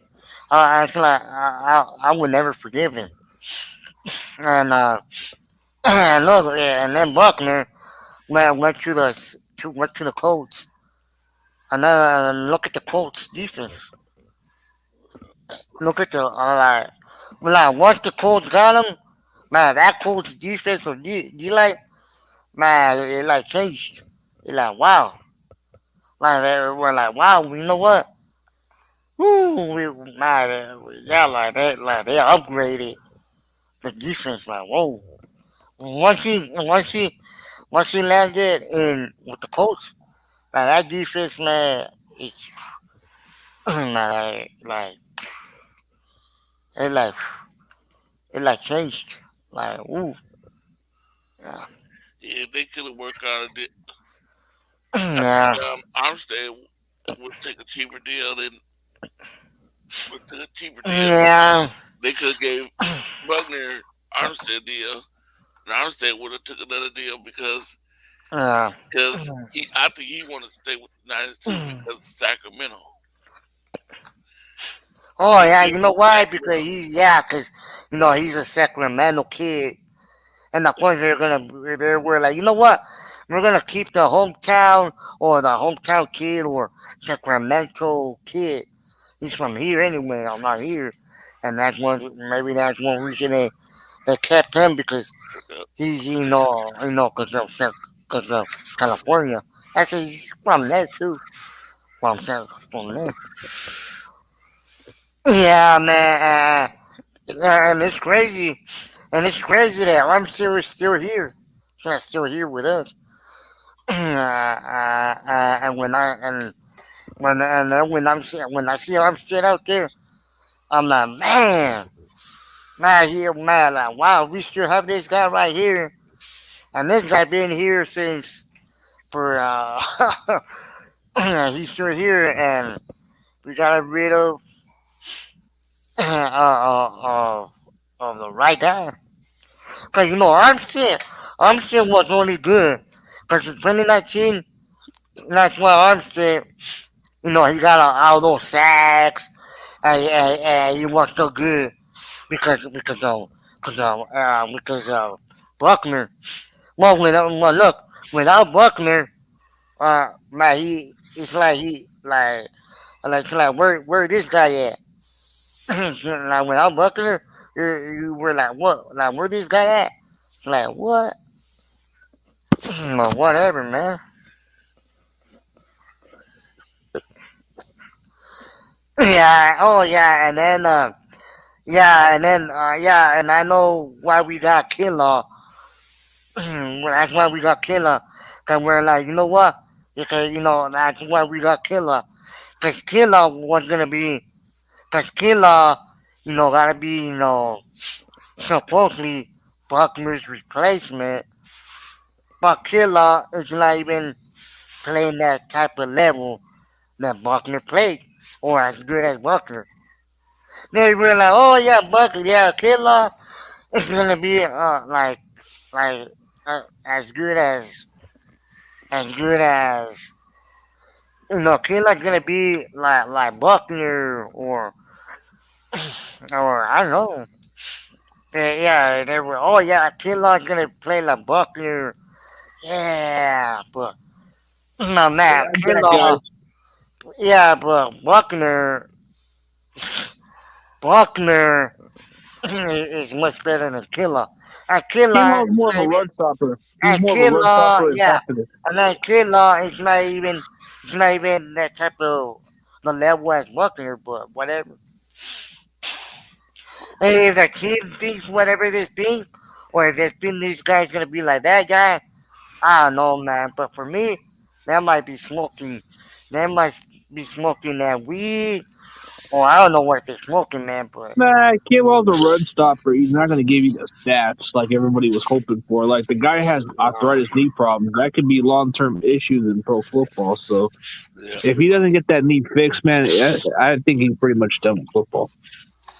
yeah, and then Killer been like God, like almost like he hasn't even played a game. Like this year, he hasn't even play a game or been out there at all, like on the field. I mean, Kimmel is a big body guy. That's for sure. He's got the big body. He's hard to.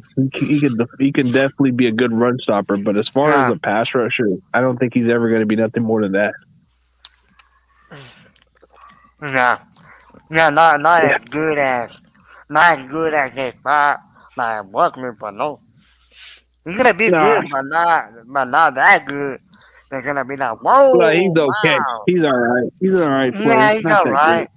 He's all right, but he's not like wow, like that. Ooh, like wow. You know? I'm about to end the stream. I don't do all right, man. Check before they.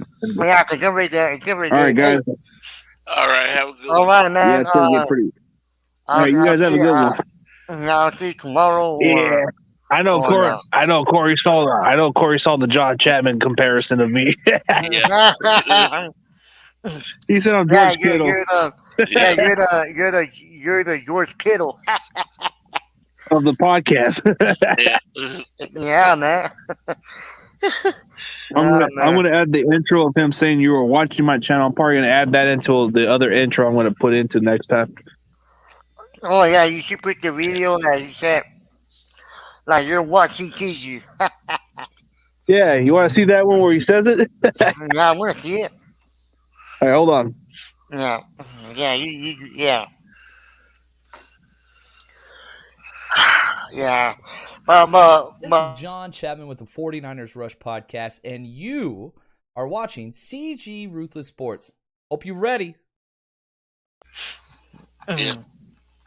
Yeah, hope you're ready. Because you're watching CG Ruthless Sports. I hope you're ready. I hope you're ready. Countdown Crew. According to Countdown Crew, that you hope you're ready. Yep. Yeah, I like this guy. Yeah, you should put it after your intro. Like I already put it on the video, but I'm probably gonna add some more into the intro. Yeah. Like the way Bashar has that Macho Man impersonator, I'm gonna use that. I'm gonna use John Chapman as a good advertising because people like John Chapman's content because he does great breakdowns, he does great debates, and people who listen to John Chapman will probably want to check me out anyways because he's always been promoting me from time to time. Yeah. Even through Twitter, he talks to me. Even through Twitter, he'll talk to me. Yeah. He got a good channel too. I like when he talks and his breakdown. Yeah, he'll tell you what it is and he'll tell you about the team. Yeah. Though I don't even have to super chat him every now and then. Like I don't even have to super chat him, and he's already knowing who I am. That's just that's how he recognizes, man. Like for John Chapman, man, he got maybe two or 180 people watching him. But if I ever comment on his channel, he'll look at my comments and immediately respond. Just like the other guy, Bad Dog, does. Like Bad Dog's got maybe almost I think Bad Dog's got 70K subscribers, but he responded to me back before without even the super chat. Yeah, man. Yeah. No, there's